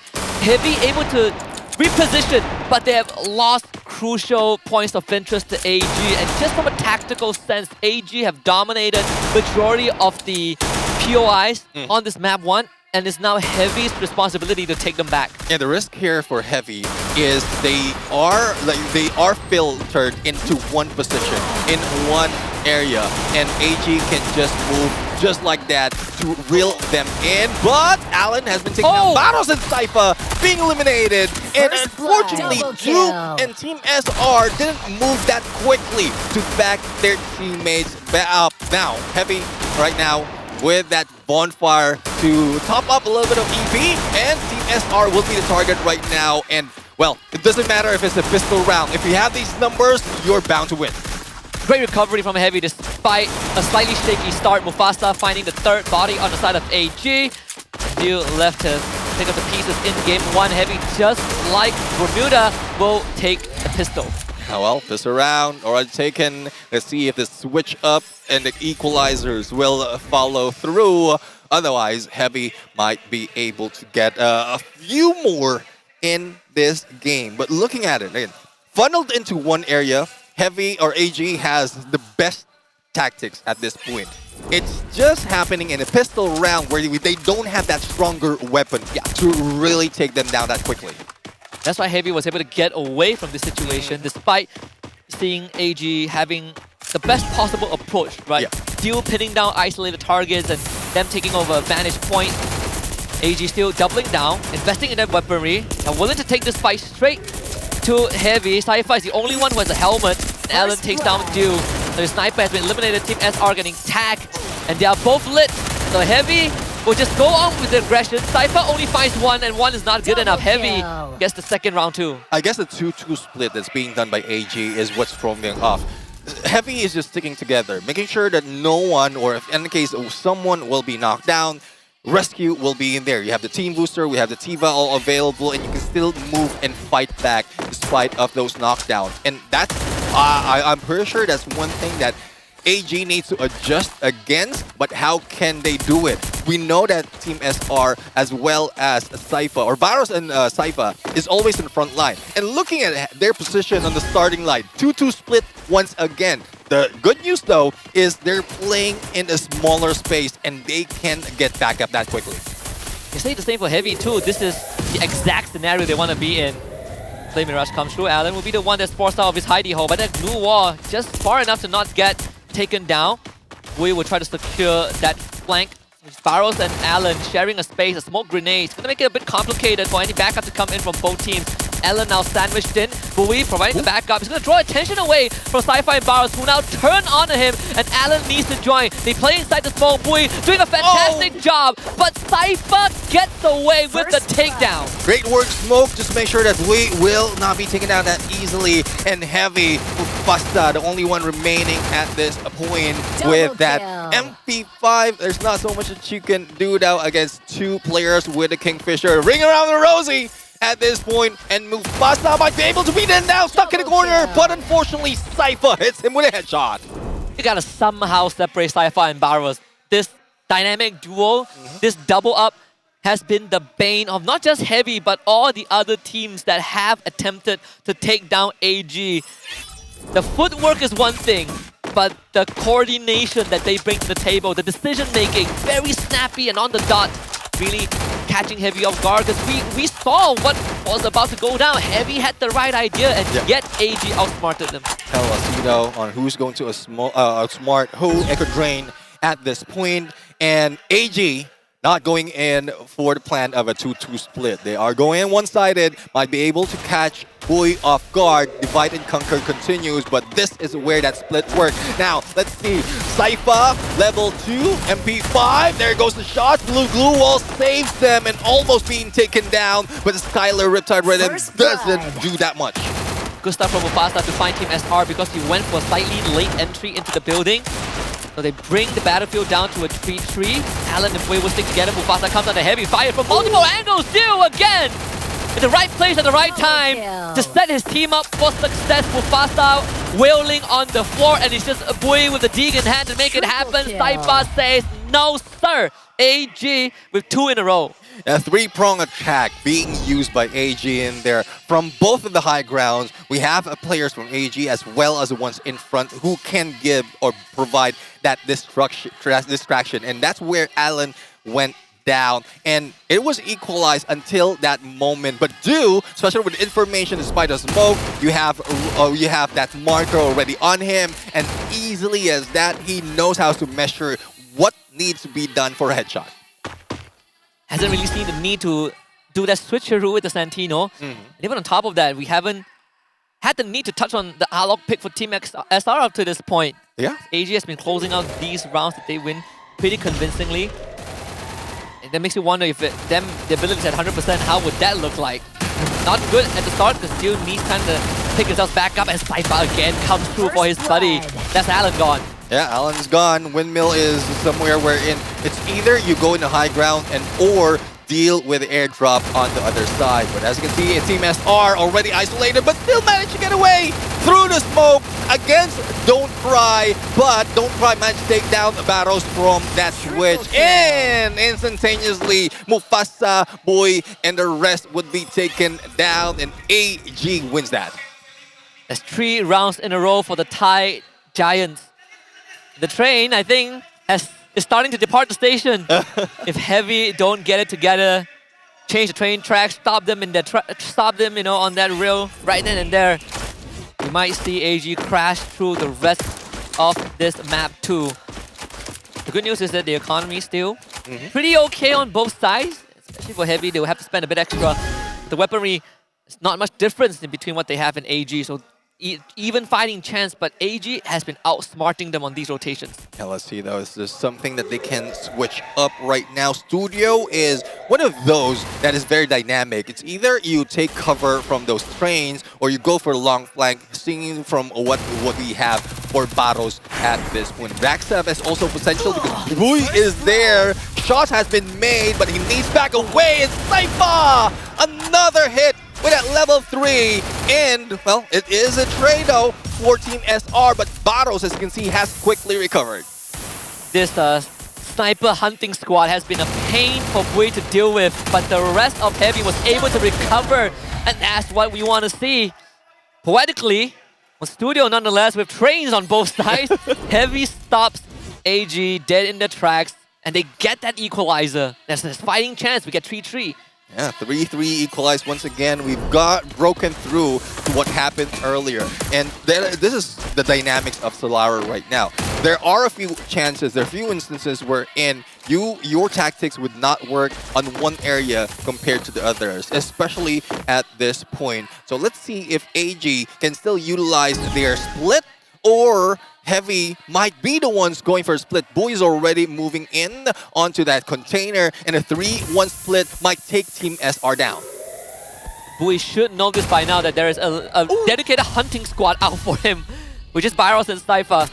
Don't Cry should be able to be picked back up. Needs some time to heal, not too big of a deal, and Boy, again, left to his own devices. They gotta make an adjustment in this department. You can't just leave him out to dry without getting Dio as a return. Mufasa will try, but in the time that he took to take down Dio, the rest of his team have already been eliminated from this round, and there really isn't nothing much left for Mufasa to work with in this round. AG, a certain round 4. Yeah, definitely. Yeah. Mag 7 for your opponent couldn't do that much on MP5 as well as Groza. So at that point, Team SR has already lost not only the numbers, but also with the weapon that they might be losing at this point because of the victory being brought in by AG. But the only question though is, in this part, this is one of the most annoying in archway. You get a slide rail. Snipers might be able to take you down if they like drop up halfway on that slide, and you cannot get better position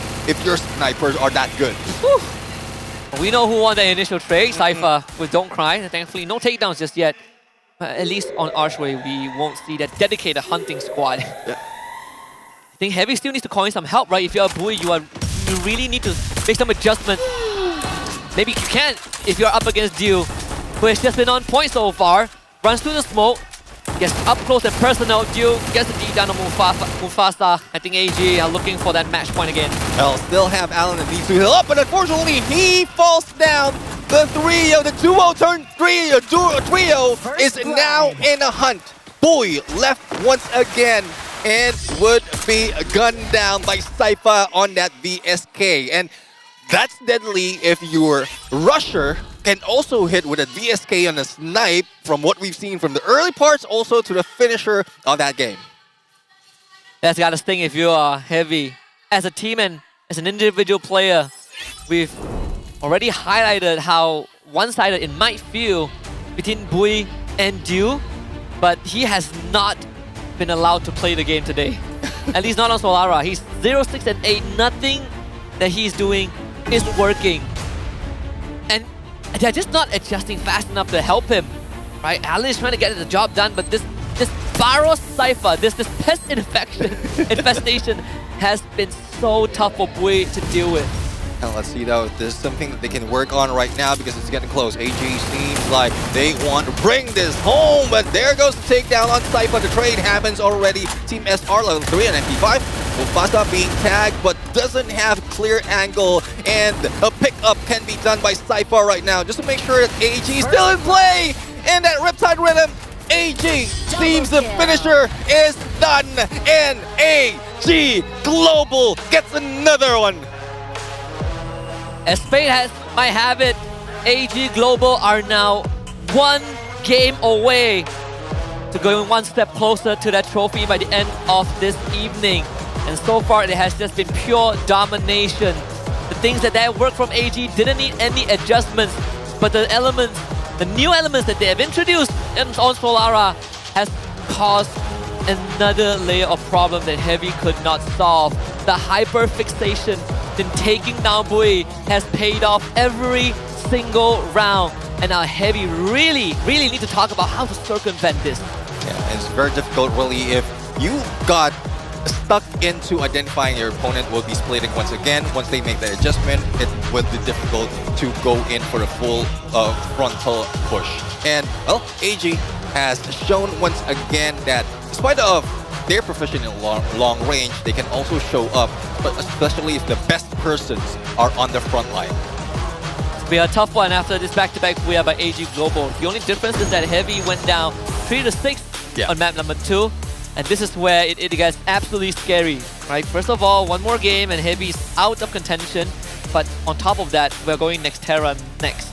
And there's another stronghold for AG in Clash Squad. Yeah, there's a lot of positions in Nextera wherein they can utilize the strength of both Cypher and Dew. The split will still work, and I was surprised earlier why they stuck to that. I was surprised wherein if they can still pull it off despite of how much they failed from the early parts of the previous game. But now in Nextera, they can still utilize that, but it would depend on what skill they're going to bring in. I think the important question is, what can Heavy sort of fine-tune for map 3? How do you deal with this Barrow Cypher problem? Yeah, I mean, at this point, first off, Heavy would need to work on the timing once again. Like, make sure that they have better information, find out where Dew is, give Bui that position and also the backup, similar to what AG has done. The 2-2 split is prime, especially if Dew is your best damager. So let's see though if that's something that they can adjust to counter what AG has been doing and then win a map against AG. So far there was no counter to Cypher. Dew was the untouchable in game 1 and Cypher was the Terminator in game 2. He's the one with the clue, Kelly, Joseph, Nikita, and also the Sensei tick again. And we saw that Dew was rocking in game 1, but he also has that enhanced hammer. It's just all guns blazing. Cypher gives the info, and that's why they've been able to effectively hunt down the backliners of Heavy. And one thing that is a game changer when used in an enhanced hammer, even if you're on the loss in terms of a round, you will be able to fortify your weapon without even getting those upgrade using those coins or using a better weapon. So let's see if that's something that can carry over as we look into the scores right now. 6-3. And again, it's not far from what we've seen from the earlier games, but the only difference is Baros as well as Cypher, the dynamic duo, has brought in so much helping do as the damager for team. 12 eliminations for Cypher, 13 assists for Baros. You look on the other side of the aisle, Mufasa definitely stepped up, 8 elims, but Bui, that's gotta be crushing. That's one way to break the spirits of a young player, just through sheer pressure. But the job is not done just yet for AG Global. We still have Nextera next, and if Heavy is able to overcome that first step, then we might get lucky and go Kalahari, and eventually Purgatory for Game 5. Yeah, making sure that if Heavy, or making sure that Heavy doesn't go past 3 games, and then they might be able to go in for another snowball approach. But from what we've seen so far, there was a little bit of hiccups for both sides in the earlier game, but from how the adjustment is being done, map after map, AG seems to be stronger. Heavy do have a 100% win rate in pistol rounds so far in the series. It's more of the translation that they were not able to pull too far ahead. And I thought that round 6, gave us some hope. Heavy was able to equalize that 3-3, and then AG, they just continued to do what they do. There really wasn't much adjustment needed on Solara. I think AG has done a phenomenal job in just making the rounds a 3v4 from the very beginning. Well, it's very difficult if your sniper, special for the side of Heavy, will not be able to move that fast compared to what we were expecting in Heavy. I mean, they're a fast-moving team, a rusher overall, but if they're trying to take down Dude first, like Bui really needs to break up formation, and that's what made it difficult for Heavy to put so much of effort in the front lines without having any support from Bui. It's pretty tough. Not only that, Bui, he was left to fend for himself, trying to keep Baros and Cypher away. You know that fear you feel when you shoot at someone and they just kept running at you. Like bullets have no effects on these guys. Sounds like a nightmare at some point. sounds like the dream that used to had, but worse. Well, let's see. I mean, Bui definitely needs a backup right now, but who can they bring in at this point in Nextera? Because they can go with a 2-2 split, but if the combination of Baros and Team SR is in front of you, like one side will still falter. One side will still be at a loss. So it's that adjustment, or probably a counter when they can just divide the divided AG and then just take them down, rush one side, and then focus on the other later. I think the craziest part in this whole series at this up to this point is just the fact that Baros and Cypher can team up again and just have Team SR do whatever he wants. Yes. Right? Because back then, when you want to break the pillar, you break Team SR first. But so far, he has been reliable. He's been solid and consistent. They get first pick for Nextera. AG Global have all the favors on their end. And for Heavy, this could be their last dance in Clash Squad. So, gotta really figure out. I think, again, Bui needs help. Like you said, either they reassess the timing, or they triple down. Yeah. Wild idea. Well, let's see if that's something that they can do. One in the front line, risking that front liner to get more information, and then protecting Bui for the later push. But as we look into the picks and bans, Clue has been taken out, so I don't know why they took out Clue, but they know the strength of this because they use it already. And on the other side, it's Coda. So information they want to remove out of this game, and here comes AG bringing on that Valiant Dash. When you're on first pick and you go for Clue first ban, I feel like it's really forced to Coda ban. Because if not, they can just take it. Yeah. So Chrono for a Heavy side, they did switch up a little bit compared to that Zane opening that we saw, Zane Santino opening. So Heavy readjusting the priority. You go for the Chrono Ignis, which I'm okay with, right? You're eliminating one of the one of the soft answers to Chrono, but also giving herself the tools to deal with the defenses. And now AG is turning it up. Yeah, I mean, that Cassie electrotherapy plus Oscar on potentially Sypha. So the dynamic duo will still be on. And like a force to be reckoned with at this point. Plus that Iris that they brought in the early parts of the game. It's really deadly for the side of AG Global. So it doesn't matter at this point in time, based on the picks, doesn't matter what Team SR picks. Seems like the three can bring it on against Heavy. Chrono, yes, you had that time turner, vision impairment from the Flame Mirage from Ignis, but the firepower can still be countered by AJ. Santino becomes the choice again for Bui, and it makes a lot of sense because if you're tired of getting run down, then maybe being able to relocate yourself will give you a bit of that lifeline. Nero, final pick for Heavy. It is one of the characters that even yesterday we were talking about it during rehearsal. We might not see too much of Nero just because teams might not have enough time to really master it. But there have been teams that found success with Nero, and funny enough, it did come from Vietnam as a start.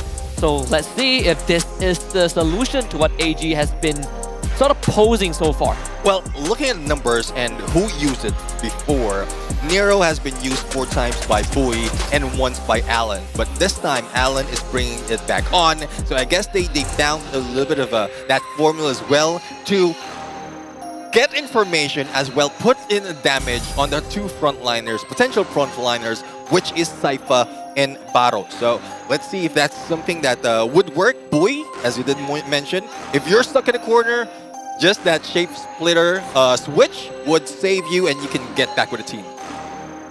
It's an important game for Heavy. I mean, there's no more room for mistakes. Right?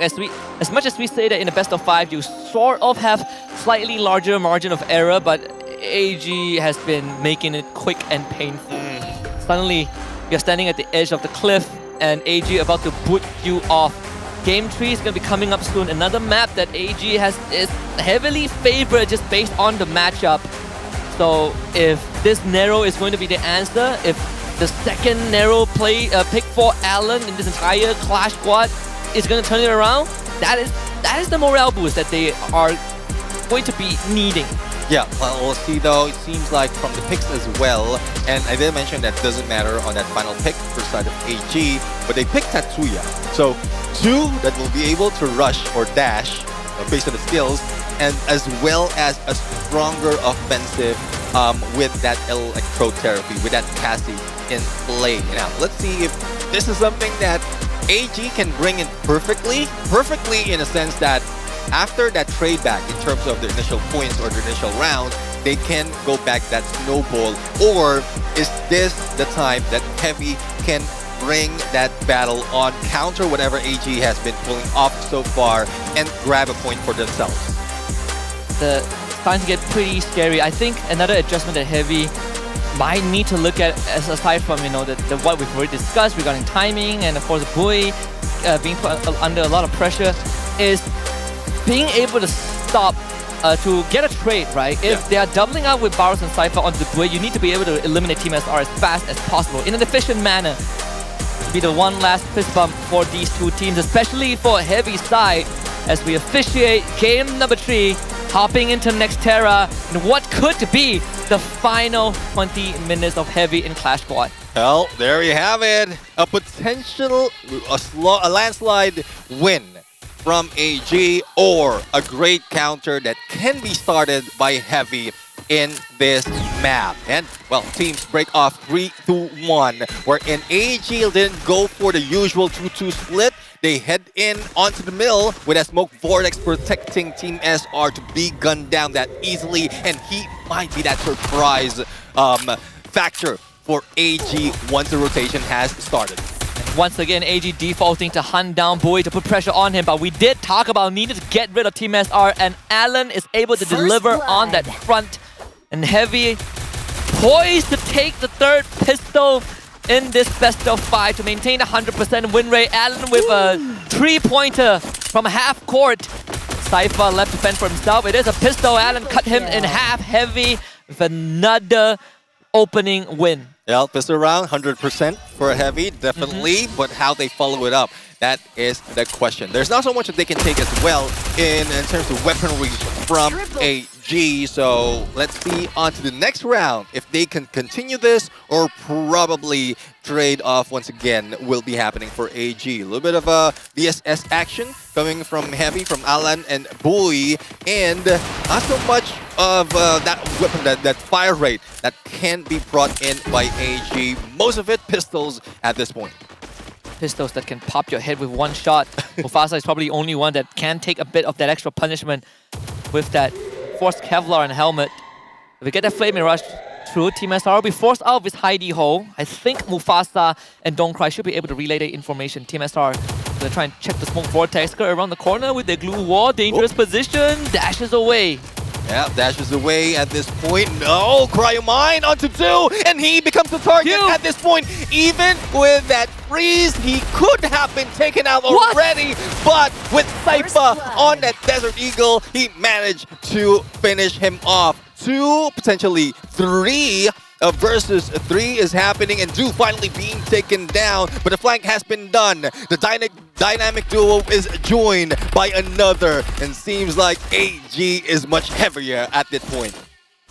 Sypha gets the upgrade into the VSS2 after that hunt onto Bui.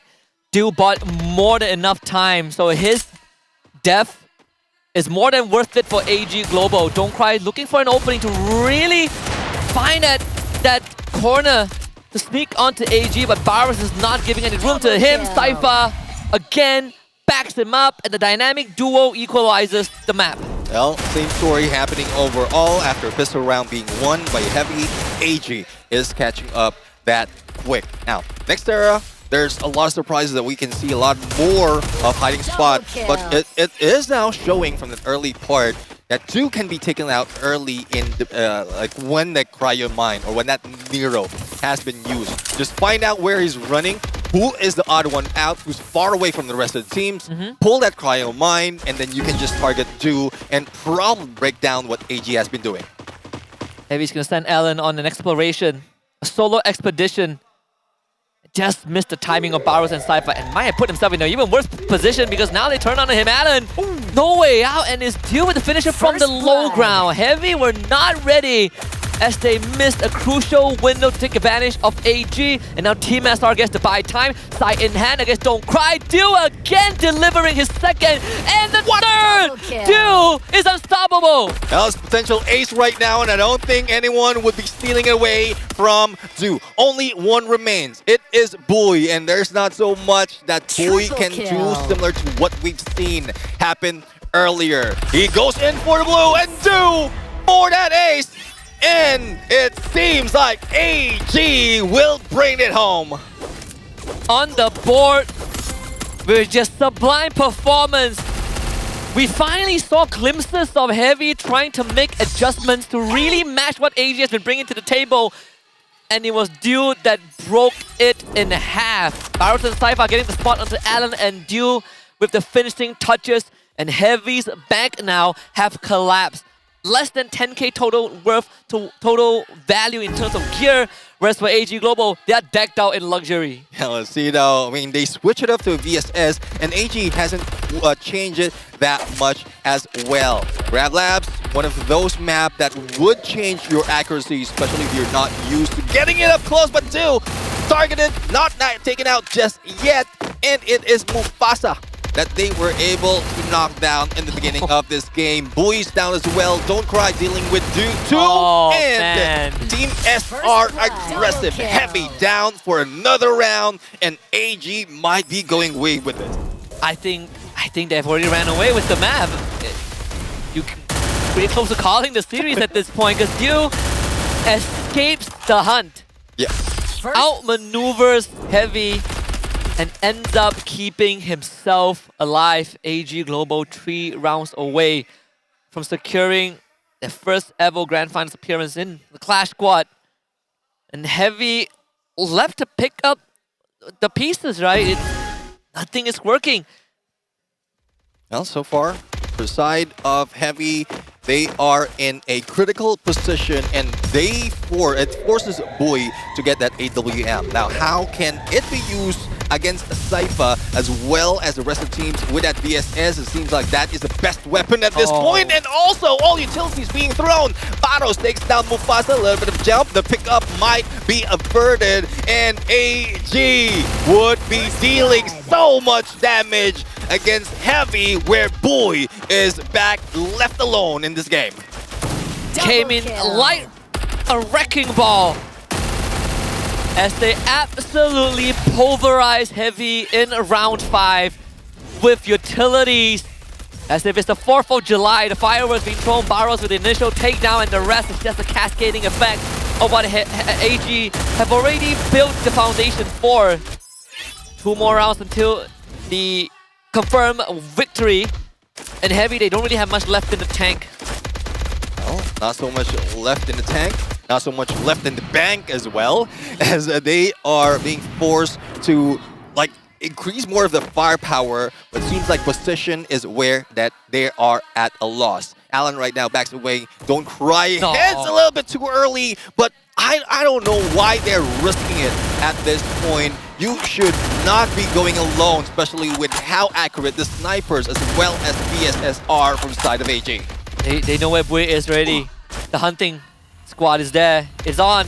Bui does have the Santina to relocate, so that is a saving grace. Don't cry. Able to finally get rid of Dew. So the backbone of AG Global temporarily eliminated from this round, and Heavy might have a chance to stem the bleeding. Baros against Bui 1v1, but he does have the electrotherapy. In fact, he is the electrotherapy.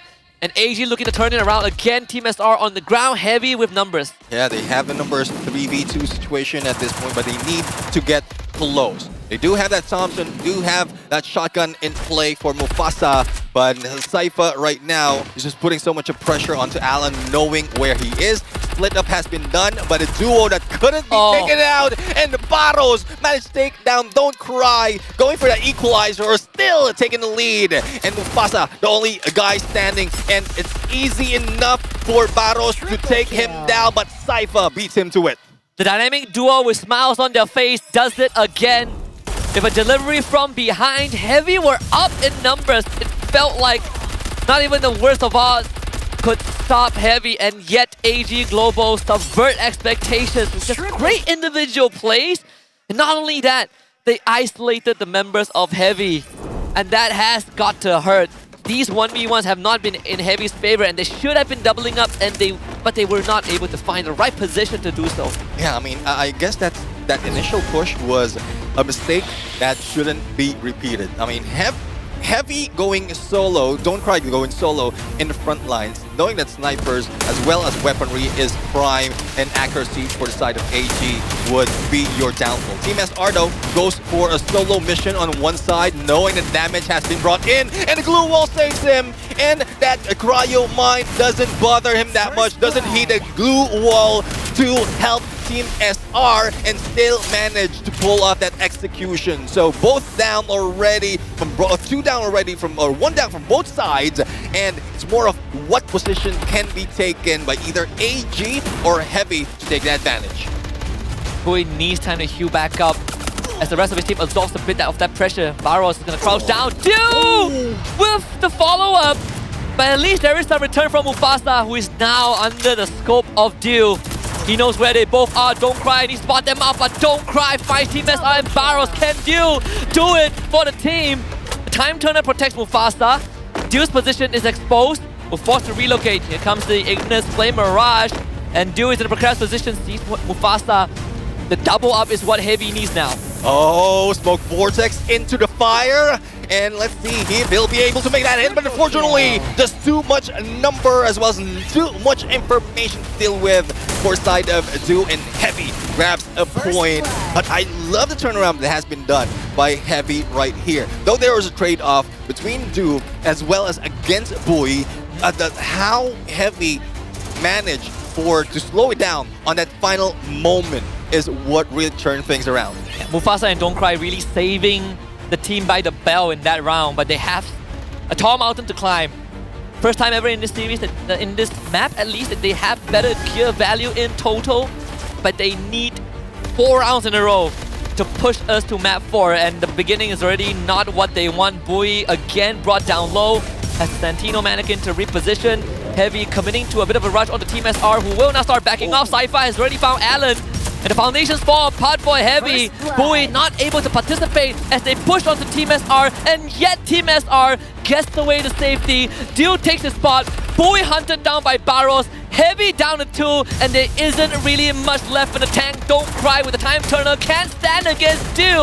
And AG Global looks to grand finals. They push through, and they're one step closer to the podium. 3-0 sweep, something that we are not expecting based on the contrast of the gameplay that we've seen from this team. A great adjustment being done by AG Global to get away from being known as the long-range eliminator. The dynamic duo has started off from round 1 up until round 3, and they finish it quite well. A complete crush on Heavy, just like what Yunsu predicted earlier on, and I think a lot of fans also sort of seen this coming. But then to witness it live in an official match when everything is on the line, AG didn't fail to deliver. And for Heavy, the journey in Clash Squad ends here, but they still walk away with a hefty sum of prize pool in 3rd and 4th place. There's still the Battle Royale discipline that they can play for tomorrow. But today, this moment, this booyah, it all belongs to only one team, and that's the Thai Giants of AG Global. AG Global, the adjustment that they've done from the early part or the latter part of Southeast Asia, as well as the beginning of Global Finals in the knockout stage, is still being carried over to Clash Squad, and knowing that they have reliable frontliners giving Dew that opportunity to take hits from a distance in a safe spot is their strength. But hopefully that's not the only plan. Hopefully we see more of its great tactics coming from AG. Just, it's been like a dance, right? Choreographed, very well orchestrated from AG Global. A pleasure to witness on that global stage. This is the team to beat. We are halfway there to the expected grand finals. We still have Fluxo and Movistar R7 coming up, and AG against Fluxo would be what the crowd has probably voted in their minds. But for now, this AG, if this is what we're seeing today, there's a lot more to be expected tomorrow. They have set the bar so high. Yeah, I mean, hopefully that carries on, and we might be seeing them in a better space in this global finals compared to the past. But let's not take it away from AG. Great work, great sophistication in adjustment, in play style, in how they utilize the strength of their opponents and turn things around. With that being said, this has been a crushing defeat for Heavy and a brilliant victory for AG Global. We'll send it over to the stage with Yunsu and Kontida to talk to AG about that win. Thank you so much, casters. Survivors, we're back on the main stage to have our first interview of the day. And of course, it's with Gamers Global. Congratulations, guys. We're here with Saifa as well as Dew and Bun as our translator today. Okay, so let's jump into our first question. That was a rather smooth win for AG, sweeping Heavy 3-0 in the semifinal. How would you describe your performance on today's match? I think Dew's gonna take this one. เขาถามว่าเราเอาชนะทีม Heavy ได้ด้วย 3-0 ตอนนี้เราจะพูดถึงทีมของเราว่าให้นิยามทีมของเราว่ายังไงคะเก่งมากครับเพราะว่าซ้อมน้อยครับแต่ว่าชนะได้ครับ We are super amazing because we practice less but we still win. Oh, practice less. It doesn't look like that at all. But if I can ask one more thing, in your opinion, which one out of the 4 of you has the best performance today? เราคิดว่าในทีมของเราวันนี้ใครเล่นดีที่สุดคะน่าจะเป็นสายฟ้าแอนบารอดครับแล้วก็ทีมเมดาครับยืนระดับดีมาก It's Saifa and Barros and of course Team SR because he already support the team very well. Ah, sweet answer. Thanks, Dew. Alright, thank you, Conchita. So into my last questions from now on. Okay, so now you guys have secured a slot in the CS Grand Final between Movistar R7 and Fluxo. Which team do you think would give AG more problems and why? ในรอบหน้าเราก็จะต้องไปเจอระหว่าง R7 กับ Fluxo คิดว่าในระหว่าง2ทีมเนี้ยทีมไหนจะสร้างปัญหาให้กับเราได้มากกว่ากัน R7 ครับ Oh R7 what about you แล้วดิวคิดว่ายังไง น่าจะเป็นฟุกโซครับอยากวัดสันในกับระดับโลกครับอยากวัดสันในกับระดับโลก Probably Fluxo, but actually I want to kind of like compete with the best sniper of the world. Best sniper of the world, so that's going to be MT7, right? Well, it's really simple to understand because Diu is kind of like the best sniper in Thai, alright? And he wants to compare also the best sniper in Brazil, so it's kind of easy to understand. Again, congratulations to AG and especially to Diu and Bara. So I hope you guys a lot of luck to the next time. This is the end of our interview. Thank you so much for watching. And now let's get back to our casters.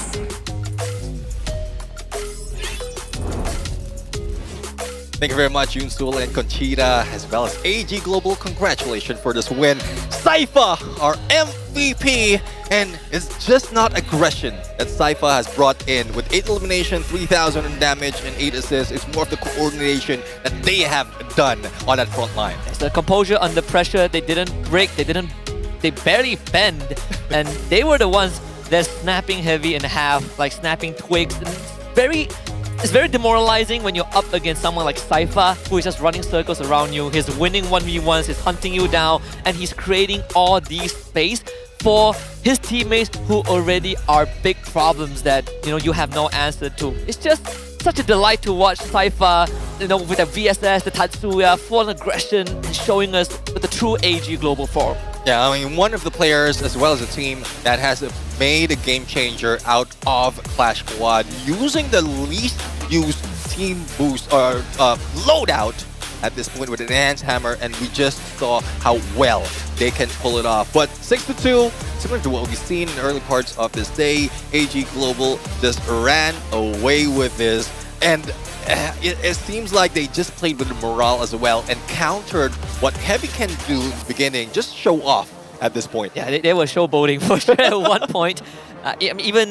Even they themselves say that they feel pretty amazing. They feel like they are amazing, the least minimal practice, and yet they're able to deliver. Maybe that's what separates an experienced team that has already been forged in fire over the course of almost 2 years against a team that just got back onto the international stage and still have a lot to learn from the seniors. A trio sweep, 6-2 Bermuda, 6-3 Solara, and 6-2 on Nextera. Kalahari and Purgatory will have to wait. Plenty of chances coming up. And once again, all Gamers Global have met expectations with this trio sweep.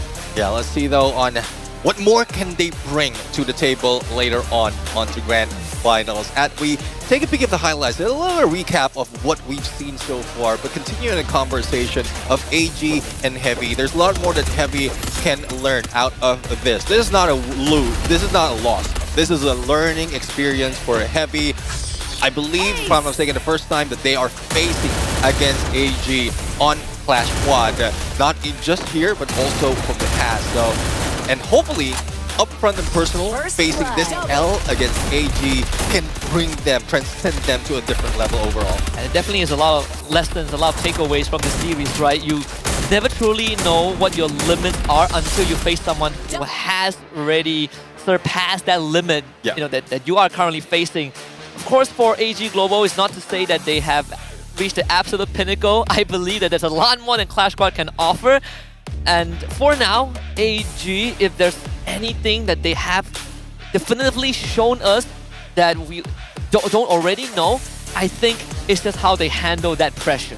Yeah, well, let's see though on how much pressure the teams are going to feel right now, because the first part of our semifinals is already over, and AG moves into the Grand Finals. And for the second part, it is R7 and Fluxo. Now, we might be seeing another battle of the snipers, and like AG has just gave us an example of what a best sniper can do in Clash Squad. Fluxo has that advantage. Yeah, I feel like I'm seeing Jackie Chan on one end and Michael Bay on the other side. It's just two sides of the same coin. We saw that East against East, aggressive versus composure, and now we're getting to see the Latam and the Brazilian region bring that exact same parallel playstyle onto the board. Just like looking through a mirror, right? It's a different universe, but with just the same familiar characteristic. let's see though if this is something that they can really overcome. But, well, unfortunately, there goes the flag of Heavy, taken out into the ashes where AG emerged victorious. Yep. And even the mythical creature, the Phoenix, has to turn into ash before it can be reborn. So the rebirth of Heavy, something that I personally am looking forward to. And there's still jobs to be done, right? Today is just a stepping stone to a greater future for Heavy. Journey my event today, there's still more to come. AG Global, they get to sit back, relax, and do a bit of studying on the Western representatives later on because they still have a grand finals to win.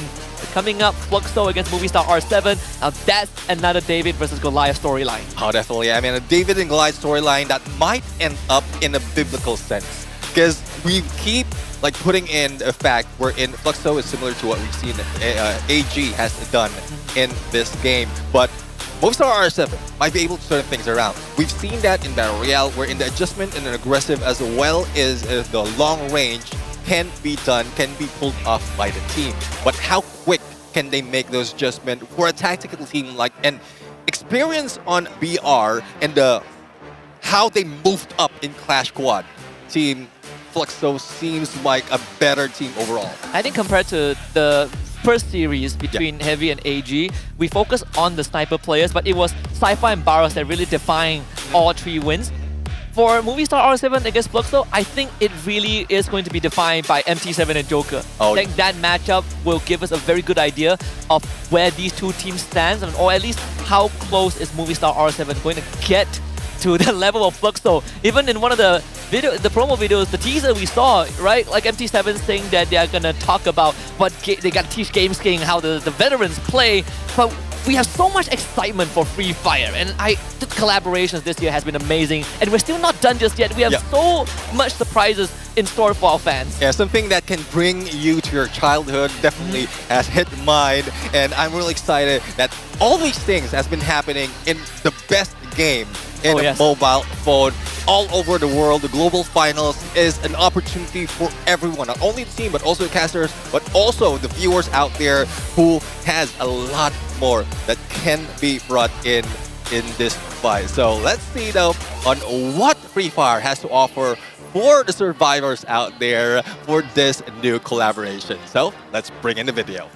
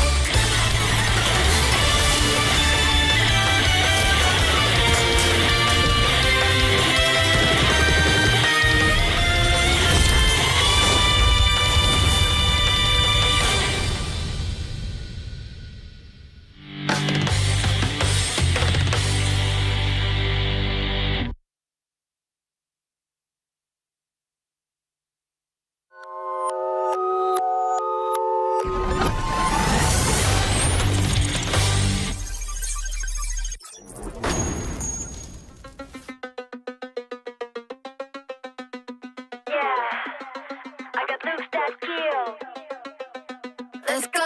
Wild and free, got an animal in me. Once you see, you ain't never wanna leave. You think your eyes are fooling you. It's just the way my body moves. I bring the sugar and spice. I got naughty and nice. Get the cinnamon once, promise you want it twice. So come get a taste like dang. Got looks that kill, bang bang. I'm razor sharp, real sauce hard. Light it up, fireworks in the dark. Watch out, I'ma get ya, get ya. Don't leave, I won't let ya, let ya. Razor sharp.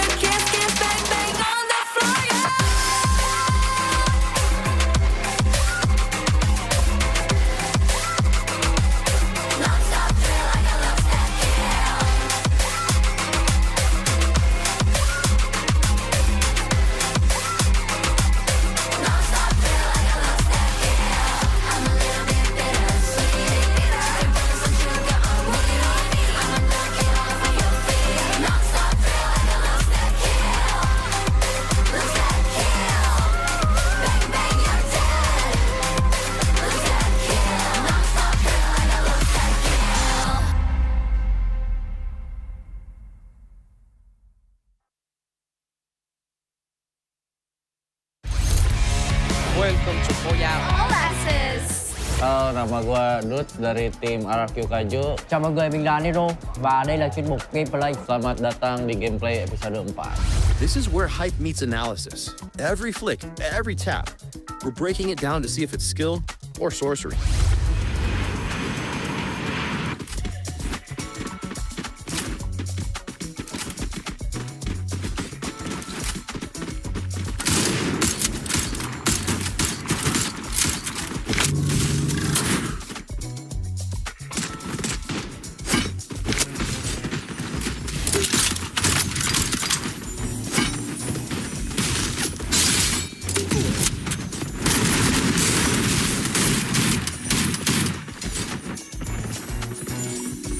Ini yang kalahnya. Ya sebenarnya lawan P ini karena kita kaget aja sih, karena kayak nggak expect aja di situ ada orang, karena kita udah nge-scanning depannya, cuma ya belakangnya kita nggak scan lah.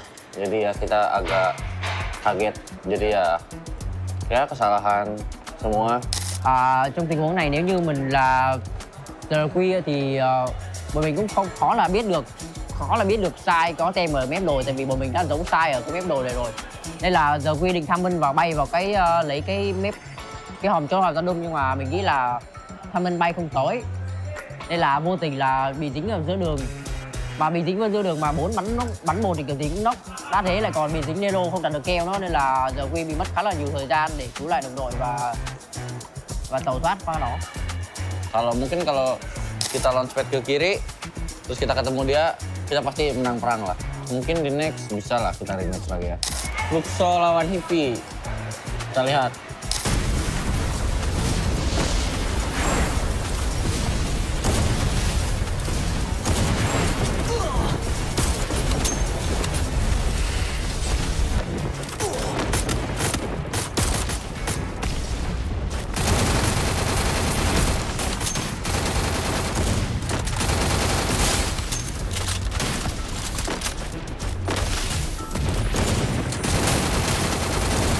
Kill.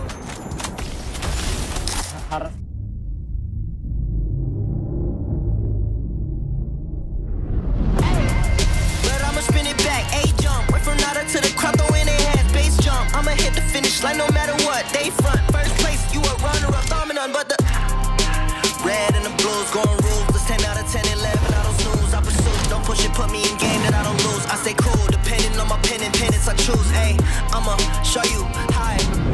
Got it, nada, loudest. Wu-Tang, I'm a bird, love the competition. Hit it out of the park, so there's nothing to reverse to. I can't entertain. Will you do the same? I've been ready my whole life. Always see my back, I ain't turning back on them. Wings on me, I'm higher.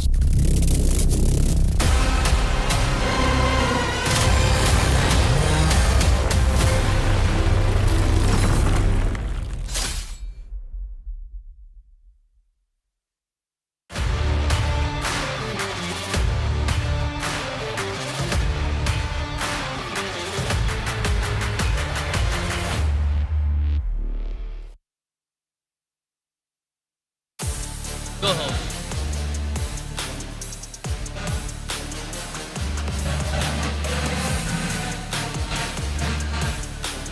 Welcome back, survivors! Now the fire doesn't just stop here, because right now we're about to enter our second semi-final of the FFWS 2025 Clash Squad mode. It is time for a clash of regions, a rivalry renewed. Brazil versus Latam, two regions that have defined the Free Fire history, now colliding for a spot in the grand final. On one side, we have the defending world champions, Brazil's pride, the unstoppable Fluxo. They carry the weight of legacy, but this is not just another victory.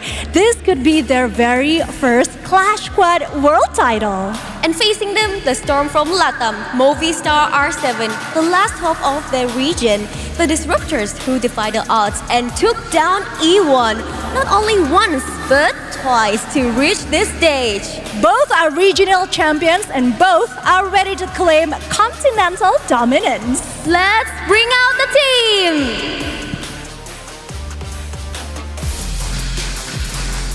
From Latam, the fearless storm keeps rising higher. Aggressive, determined, and rewriting their legacy one battle at a time. Oh, wait, is that a graduation cap? Yes! Oh, indeed it is! Apparently, today is Games King graduation day, but since he cannot attend it in person, his teammates have prepared a graduation just for him! Once again, the lineup! Della, Haas, Joker, and Games King! Ready to put Latam on the map of Clash Squad, this is Movistar R7!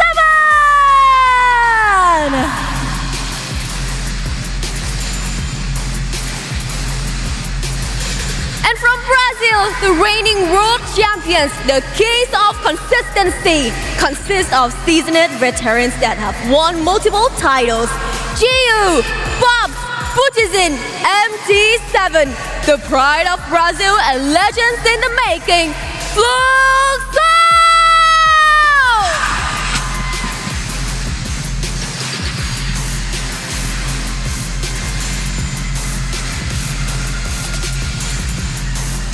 Both teams step forward, a moment of respect before the storm. Latam's passion meets Brazil's legacy. 2 regions, 1 dream. Only one will move on.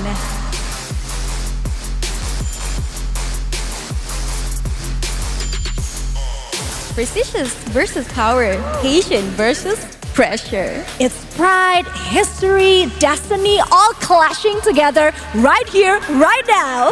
The second semifinals begins. Brazil versus Latam, a battle for the ages. All right, casters, take it away.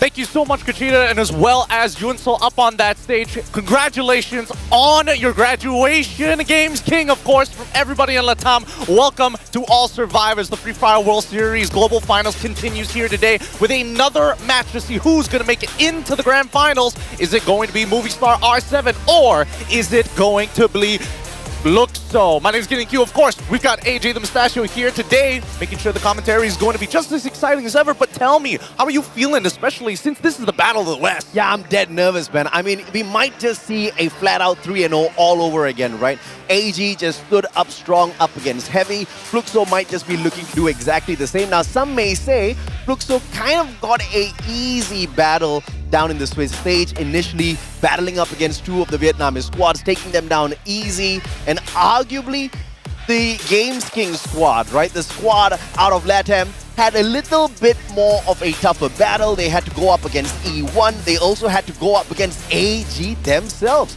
right? So no doubt whatsoever, the journey here has been a little bit tougher for R7, but this is where they get to really shine. This is where they get to really prove themselves up against Fluxo, up against Brazil, a region as well as a very particular squad that has underestimated the squad out of LATAM. I mean, there's a lot of parallels here when we're looking on either side, right? Whether it's West versus West or East versus the East. We are expecting the underdog regions to try and take their place here at the Free Fire World Series. And I think that at the very least for Movistar R7, I was very impressed with them. You know, I casted their game. I saw how they play. Games King were able to clutch it out, but against a powerful force like Fluxo, how adaptable they are in any kind of situation they've been put in so far. I think this is going to be quite an interesting game. Absolutely, man. And we cannot write a script like this, right? We were talking about East versus West, and that's exactly how it's going to go down all the way into the Grand Finals. But which team from the West? That's the biggest question right here, right now. And obviously, Movistar R7 out of LATAM is looking to make this one a very special one for themselves, as well as a dedication, a tribute to Games King. Missing his graduation to be here on the biggest esports stage of his life. It's wild. It's wild. He chose competition over just congratulating himself for moving on to the next phase of his life. Amen. He sees the future here. We see the future right here, man. I mean, I think this is going to be an opportune moment, not just for Games King, but the whole squad for the region. Because if LATAM goes on to the Grand Finals, if LATAM can find the perfect revenge up against AG Global, it would be their very first trophy on the world stage. How about that? I mean, that would really make his day. I'm not gonna lie. beating Fluxo is already going to be one hell of an ask. Yeah. But can you imagine the pressure coming into this? Yeah. Just graduating. He's also wearing the jersey with all the signatures from his classmates as well. Yep. Losing here shouldn't feel that bad, but that added layer hopefully keeps the mental strong. Absolutely, man. And of course, you're looking at Fluxo, the kings of legacy, battle-tested, disciplined, but built for the big stage, and they conquered a 4-0 scoreline, a clean GOW as well as heavy takedown, 2-0 in each of those series. And there was just no doubt whatsoever in terms of how they approached those games, right? They showed no mercy. They gave them no chances. They just ripped away those victories.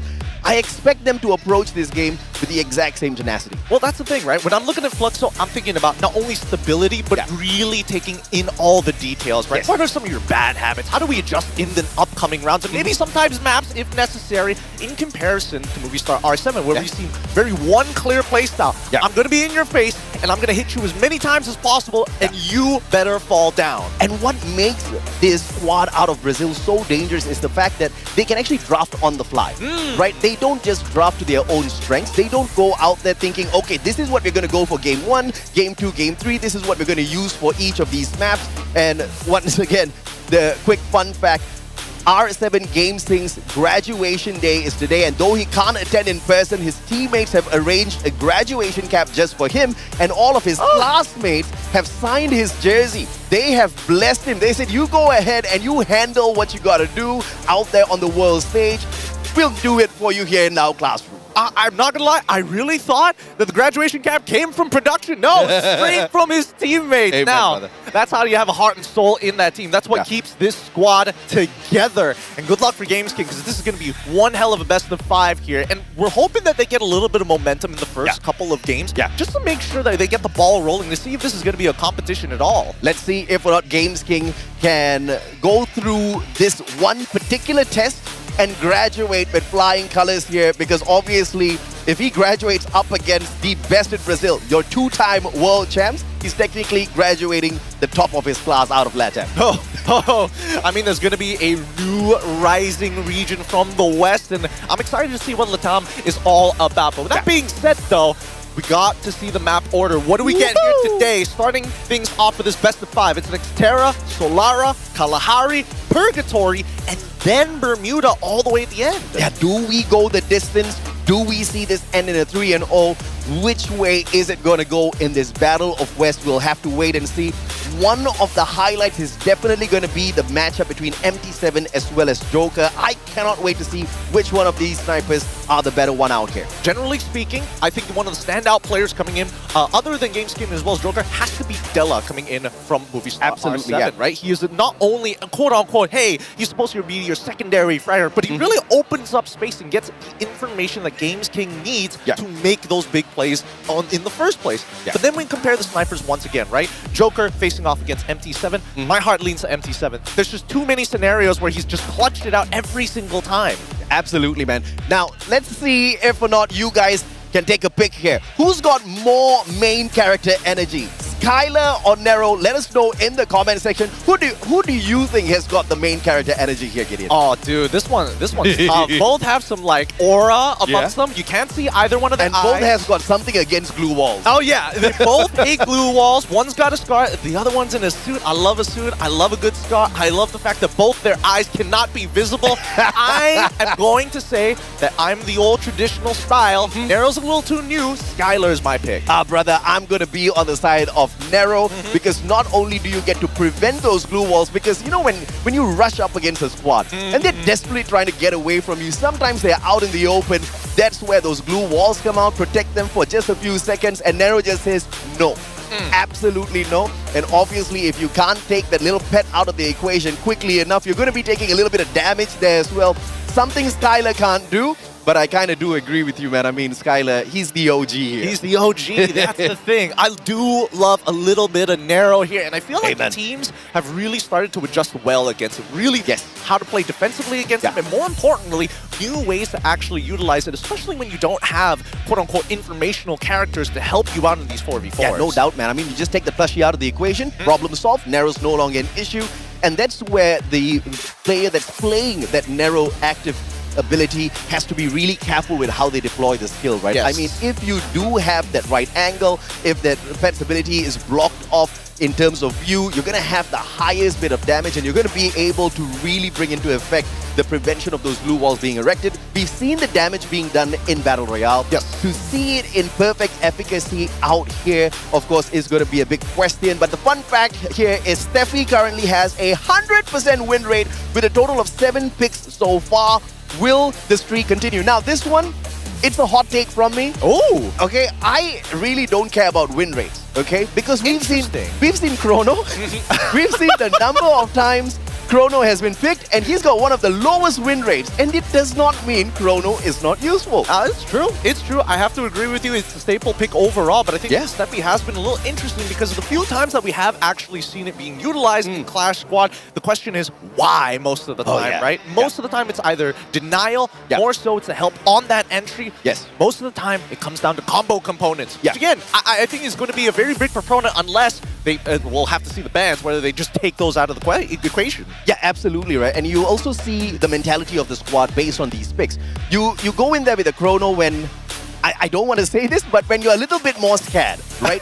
You expect to get knocked down. You expect to go in there for the save for your teammates. You expect that time turner to come in clutch for you in those moments. You bring in that Steffi because you know you want to run at your opponents. And you don't want to get pelted down by those lanes. So it's a very different perspective in terms of how they approach those matches. I mean, I can only imagine the different perspectives coming in from Movistar R7, by the way, who's currently first pick in the draft, and also Fluxo, because again, the usages definitely vary amongst different teams, even when we're talking about Narrow, but it's time we make our way into the draft for our very first game in this best of 5. First team to win 3 series back-to-back. Well, you've got domination in hand. Okay, so we're going to be banning out the aggression out of Fluxo, taking Cassie and the electrotherapy out. Fluxo, on the other hand, has an opportunity here. Do you take out the vision? Do you take out the defense from the side of Movistar R7? Or do you take out a little bit of firepower? And it's going to be the firepower aspect. They take Tatsuya off the list. Okay, I'm fine with that only because we've seen games clutch hard with a Tatsuya, so they don't want that snowball factor. They just want a one and done. Oscar gets locked in for Movistar R7. No surprises, but let's see how Fluxo is going to play this, right? Yeah. First, they get the Zane. Do they want the Chrono alongside with it? No, Ignis. Okay, I like the Ignis pick here as well. You're going to have a lot of information blocked away from the side of Movistar R7 as you get into position. And of course, Gio is going to be wrecking havoc with the extra layer of defense. But now, this was one of the aspects we talked about in terms of those bans. Do you ban out the vision from the side of Movistar R7? Clue was left out there. They're not going to miss this opportunity. No. I mean, we're expecting that Coda is going to be on the opposite side for Fluxo, unless they want to play, you know what? No information whatsoever. We're not going to waste our time. Aggression. Pure aggression. Maybe we'll buy a UAV every once in a while, but you know, besides that, let's see. Because the A124 finally gets locked in from Movistar R7, and I think it's interesting, right? Because every time I see A124, it's usually be like, hey, there's Cassie on the opposite side. Let's just shut it down entirely. Yeah, I mean, you gotta love the A124 and the efficacy in terms of, you can bring in any of these active passive skills. We're just gonna block it out, and in that one small window, we're gonna wreck your lives, right? It's all about the timing here, so we have to see exactly how Movistar R7 makes good use of this. The response from Fluxo is, are you telling me they're going to drop their Skylar? Of course, this is not Battle Royale. They're going to be bringing in that Narrow. We really respect that. I really like that. And obviously, Iris could be this final pick here for MT7. Man's second guessing it, but he's going to lock that down. So behind those blue walls, you still can't run away. Oh yeah, MT7, he loves this Iris, right? If it wasn't Iris, it was going to be Santino. We know it's one or the other. I do like the denial of Narrow on that side, but it just forces a Movistar R7 to lean into the Chrono. Just make sure, keep your eyesights open for MT7. He's going to be having to make some big plays on this Iris to get some value because there's no information whatsoever from Fluxo. And I don't think there's going to be a problem here. You look at the picks here. Fluxo is on a very aggressive approach to this fight. And Movistar, remember what was my assessment on the Chrono and Time Turner? They expect to get knocked down. They are playing a little bit of a defensive approach to this fight. I don't know if that is the best approach up against Fluxo, but it's all down to the execution. Sometimes if you're expecting that attack and if you're able to set up the counter perfectly, you are going to be able to reverse out whatever deadly fate Fluxo can hand out to you. But if you cannot do that, this is going to be a walkover, man. I think pistol round is going to be the most important here because generally speaking, right, Yep. Ignis is so good in these types of rounds. You get free damage, especially if your opponent reveals themselves early on. But I think this is where the A124 needs to come into play, right? Yep. Chrono cannot drop the time turner straight away. Unfortunately, right? It needs to be layer by layer. Yeah. I mean, how does that time turner get used out there is going to be key here. Obviously, for those saves, if you're going to be hopping on in to pick up your buddies, you better be running the T-Ball on your side just to be a little bit more efficient because Fluxo's not going to be skipping a beat. They find that knock, you pull out the time turner, they're going to be rushing into your time turner to wipe your whole squad out, right? That's the speed Fluxo has on their side, and they do not second guess their approach. Especially when you look at the fact that they've got characters like Zane on their side, they really don't need to second guess stepping into a hot battle in a 1v2, even a 1v3. We've seen Fluxo get it done. I really hope that we don't see an accidental, this cryo mine is a little too good from Mero, and I unfortunately dropped it in front of my teammates. That's one of those moments where it's like, well, nobody gets blue walls right now, so we gotta play around it. And it's a scary moment, right? Because we've seen what happened in our previous series. Things can get out of control extremely fast. Yeah. We know how Fluxo has played. They do like those cyber drops. They like to play for econ, especially against hyper-aggressive teams. But the composition that they have now, they might omit it in the mid-game. Yeah, so if you're talking about cyber drops, we also have to speak about the tactical market as well as the smoke vortex. The smoke vortex has been an integral part of the current meta. So good. In the past, it was those smoke grenades. Now you barely see those smoke grenades being popped out. It's just those vortex, and you can pop out 2 there as long as you've got 2 of your players bringing in here the tactical market. But one thing that we've seen in the previous matchup between AG and Heavy, we are starting to see the hammer out as well. Oh yeah. The enhanced hammer, I was not expecting to see it here at the semis, but I'm liking it, right? Because I've tried it out in CS myself, and I don't know whether the pro players find no use for it. I find a lot of use for it because I absolutely suck. And it just gives my damage a little bit of the extra oomph that you need, man. Man, are you bragging out what's going on there? Getting free upgrades like it's nobody's business. I think for these professional players, the only understandable thing is the fact that it's the most cost-efficient item, right? You don't have to go for big AWMs on specific rounds. Winchesters can get you across that finish line. But it is time to kick things off in this best of 5. First map, it's here in the city of the future. Welcome to Nextera. Team boosters are going to be crucial here. How and when these team boosters are used, do you want to buy those weapons? As you can see, just 2 players from the side are R7 going in here for the investment into slightly better guns. Hacks cooking up that nade already. Opportunity, Games King Della, and the smoke vortex just protects them for a little bit. Obscuring the vision, Booches in, gets caught out. Pops right down at the bottom, but Games King should be able to catch sight of him. And they jump right into the fight. No cryo mind, no spear as well. First blood already found by Games King. You see that Della walks onto the back of Bops, taking him out, turning this into a 2v2. A lot more even in the earlier rounds. 18s in hand. And especially with the way that R7 has played, they waited for that first move coming in from Fluxo. And the winning factor here for R7 at the very start was that smoke vortex. And that's the surprise factor. And obviously, you don't know exactly why that smoke vortex is being used. Do you want to obscure vision so you can get up to the top for that airdrop? Or are you going to be rushing through that smoke vortex? It was the latter here for the side of R7. And they get an easy 2-piece at the very start here. But it's still a decent 2v2 as Joker's not going to get picked up. Yeah, but he still has 1 flame all ready to go. MT7 still hasn't popped his own active here. Dilla, they're just waiting. They're waiting for the time turner to come back up before they go for the full engagement. Keep in mind, they want to be close quarters. They got sights in hands, and here's the first flame wall. Looking at the meds, it looks like the med game's still okay for Games King and Della for the time being. If this one gets into a CQC, R7 has got a big opportunity here. Oh! Step it on in with the side, gets the first slice. Take a step back, but will strike on Della. Hold it behind the Flame Mirage, 1 more! And the melee for MT7 just does not come through. Quick footwork from Games King, and he will get it with the shorty in a CQC. We already called it Gideon. And Movistar R7 punishes Fluxo in the opener. They had no patience for it, and also they don't have weaponry to just spam through smoke in the first place. Yeah. I love the way that they played this, and more importantly so, especially how they layered it. Unfortunately, Della was the first one who went down, couldn't get the time turner, but unfortunately, they couldn't keep track of Games and going back in and out of the Cyclone. And again, the importance of that smoke vortex.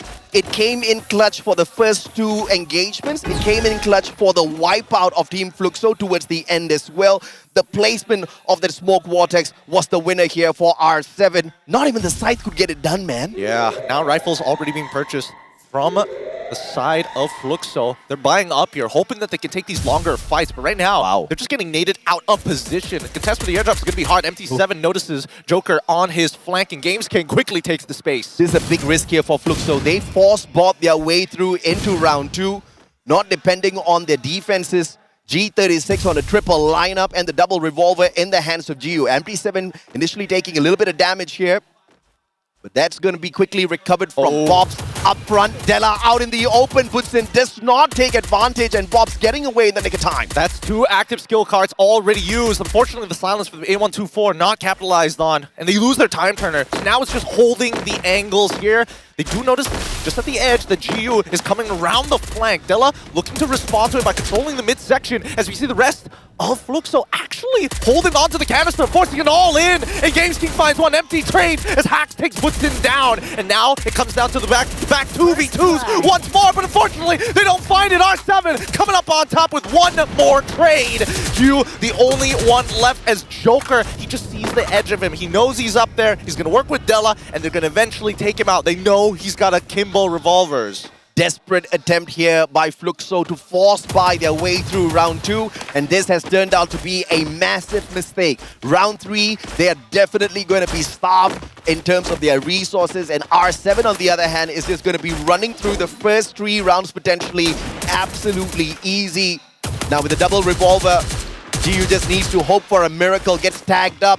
And this is where Movistar R7 takes advantage. G36 finding the final strike. Good stuff from Movistar R7. Yeah. Because as we see these fights actually look to progress, look at the positions that they're trying to hold. They understand. I think they took a page out of E1's book. Yes. Every single time. E1 is looking to kind of hold the angles to make sure that they are outside, holding their opponents outside in the blue. And I think right now, Movistar R7 really taking advantage of that. And I think that Fluxo was actually hoping that Movistar R7 was going to be more aggressive. They weren't expecting so many delays in the first engagements. 2-0 right now for R7. This should be the tempo-breaking round, but with a forced buy coming in from Fluxo, the economy still looking healthy enough to at least get some ARs and as well as VSSs in hand. Unfortunately, it's in Grav Labs though. It's anybody's game. And again, Fluxo not holding back. They know you can't win out these rounds.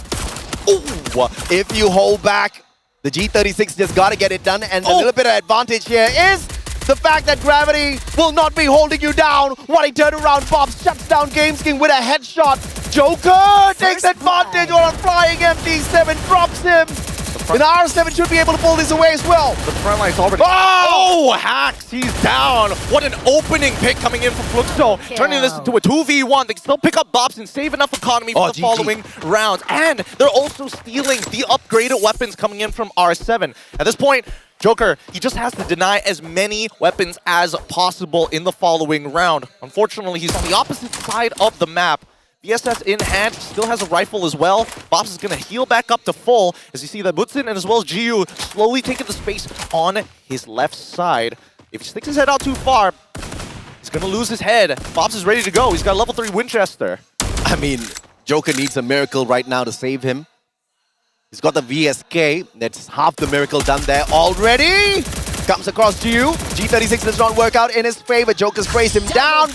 But Bobs with a Winchester gets the final shot in, and Fluxo pulls one back after force buying their way through the past 2 rounds. Now this is the most important round, and they found it. This is going to equalize the economy for them. This is going to allow, and not to mention, they also picked up a cyber airdrop. So it's only going to get better for Fluxo as time goes by. If they can stack it to 2, it's even better. But I think that R7, unlucky for them, it's Grav Labs. What are you going to do about it? You're going to have to go back-to-back here and look to break the economy once more. One of the big factors of the cyber airdrop is the fact that you get to buy that level 4 West a little bit later down in these rounds, and it comes in clutch a majority of the time. And it's going to be very crucial here between a fight of these two Titans, very aggressive squads. Nade and a beautiful escape by GU does not get tagged by it at all.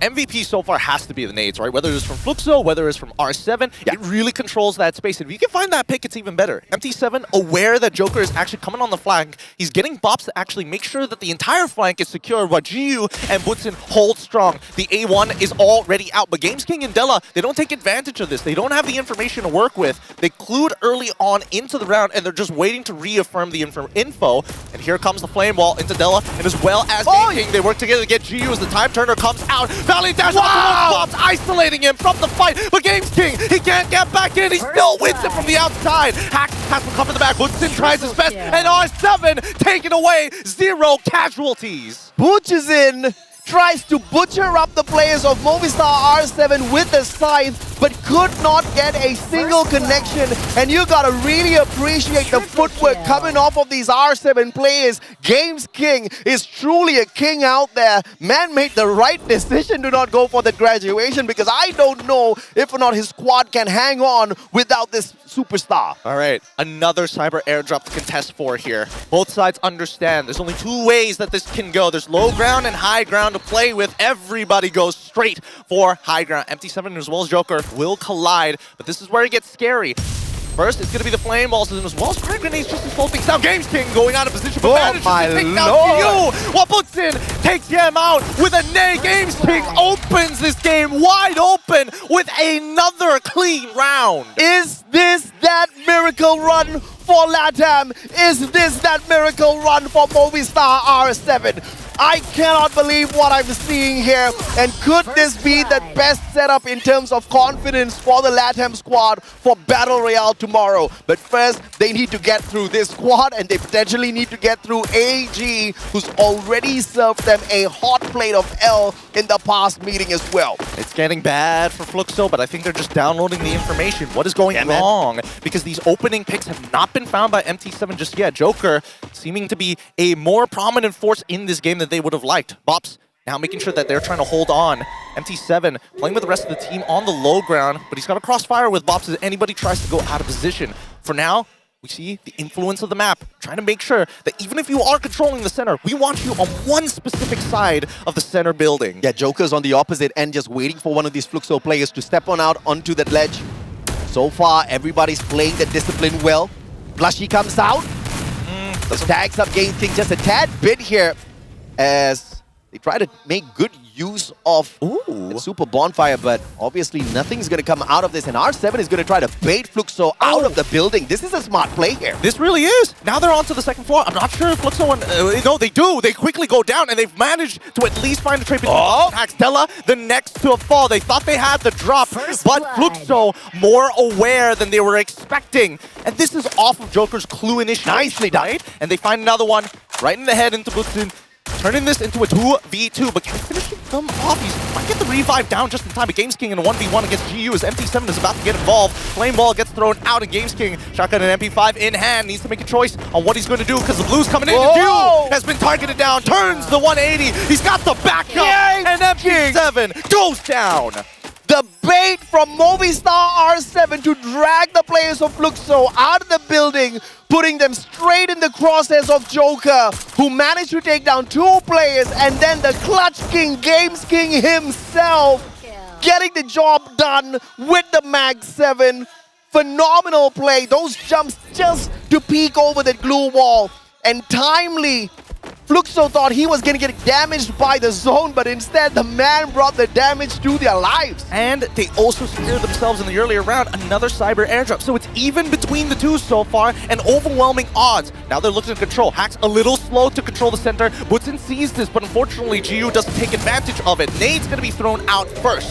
Hax, he's getting poked the hell out as Game Kings and as well as Del. Wait, hold on. The A1 came on towards GU. Butsin can still use his active. He's trying to hold on, but Butsin ends up going down as GU heals in the middle of the zone. Della takes him out. Time Turner is already up. And that's going to be another cyber airdrop. Secure coming in from Fluxo, but at what cost? Maybe just map number 1. Fluxo's definitely dropped the ball big time here. Butsin is off form, pushing on in all on his own. Bobs tries to save the day here by taking Joker down. The sniper of MT7 unable to play his part in this massive fight between the squads. R7 on match point, looking for the victory here on game 1. Della, Winchester in hand, about to meet MT7, just around, tags him up, double, and Gio with the backstab off of the Drogon. Oh, and here comes Hax. He's on the low ground, and GameSkin needs to buy at least 3 seconds worth of time, but he goes down. It's too late. Fluxo recovered from the initial damage, from the initial pick. What? Time Turner dropped for himself, looking for it, and they've done it. At least they pulled it back one more round. 5-2 so far for Fluxo. That was clutched by Bobs, quickly picking up MT7 off of that ground, and MT7, no time to waste, with that medkit rushing straight in to play the game of numbers up against the final survivor. Hax on the side of Movistar R7, giving Fluxo another opportunity to extend this game 1. But is it too late? They've dropped the ball one too many times already. Still match point, Movistar R7. Oof. They can't drop any more balls here for the side of Fluxo. They have to take their time, and they're noticing that they're panicking under the pressure as soon as the blue starts closing in. Clue popped super early on. They know it's a 2-2 divide. Now, GameSkin as well as Dell are going to be working together on the north side as they want to make sure that this airdrop isn't going to be touched. Joker has been landing some great shots and pressuring MT7, forcing him, suppressing fire as Hax slowly getting in. He's cooking that nade. He hears it. MT7, is he going to move? Doesn't bother, doesn't need to. Make sure that he's away from that corner. He could get blasted in the head. Luckily drops the glue wall just in time. Inhaler to keep himself alive as he gets whittled down slowly. Hax needs to hold this position. He's got 2 ready to bust through, and Butson baits him out first with a swing back to take Hax out. MT7 at least able to secure the elimination, turning this into a 4v3. Hax a little too confident that he had the enhanced hammer, knocking up that Mag 7 of his, pushing to take the sniper off the side of Fluxo. But the partnership between him and his buddy managed to sort that out. Giu sorted out here. Della, BSK straight to the head, but now in a 1v3 at least for Della in the situation before GameSkin wraps around as well as he takes Giu out of the equation. Again, really good recovery here. It's a 3v3 as the all hell breaks loose. Butson able to put down R7's Joker. GameSkin still waiting for the opportunity. He gets shot in the back. He doesn't know where it's from. He knows there's a stop, but he manages to land it anyways. That's already bops down. He wants to pick up Della, but he knows somebody's walking around the back of Butson just in time, waiting for the shots to give him away. Butch is not waiting for game 2 to find the recovery in terms of his spacing. He wants to get it done right here, right now. Will Fluxo crush the confidence of Movistar R7 with a reverse sweep out of nowhere? If they pull this off, I think it'll be even more incredible than Movistar R7 ripping away game number 1. And Movistar cannot afford such a situation. They need to finish this right here, right now. It costed them so much economy. And now the fourth cyber airdrop in play once again in favor of Fluxo. And you can see that immediately we see R7 trying to swarm the area, making sure that they're holding the high ground. He's taking a lot of damage here, but they want Bob, and they open it up. They catch Bob's, isolating him. Giu and as well as Woodson try to get something back. Time Turner saving the life of Adela. He's going to melt a little, but that's totally one more. They still have to chase Joker around, and Giu gets shot in the back by GameSkin, looking to suppress him. Fire. Woodson takes one back, and he gets another. That's already 2 as MT7 takes out Della, and that's not looking great, but at the very least, MT7 is still alive. Hax, if he gets picked off here, it'll be really unfortunate, but he manages to pick up his hombre, making sure that he's still alive. Hax, Cyclone turns the corner, secures the round. Oh, dangerous moment. Very dangerous moment. But a brilliant move from Movistar R7 in that final round there.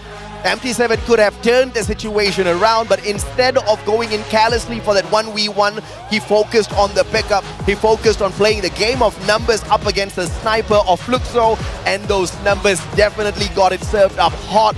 They prevented a disaster in this first game, and they've also pumped themselves up with enough adrenaline to potentially take them all the way. But the problem here is, Gideon, it's a best of 5, bro. Oh yeah. One game, technically on a stage like this, means nothing. Hopefully this isn't all the cards we've seen seen from Movistar R7, because now Fluxo most likely is going to take the first pick, and now they've noticed a couple of weaknesses. Number one, hey, we get pressured too much when the blue starts pushing into us. We got to be a little bit more patient. Our regroup game is actually better if you start planning ahead of time for it. So that's something that we got to keep in mind here for the upcoming matches. But well done for Movistar R7.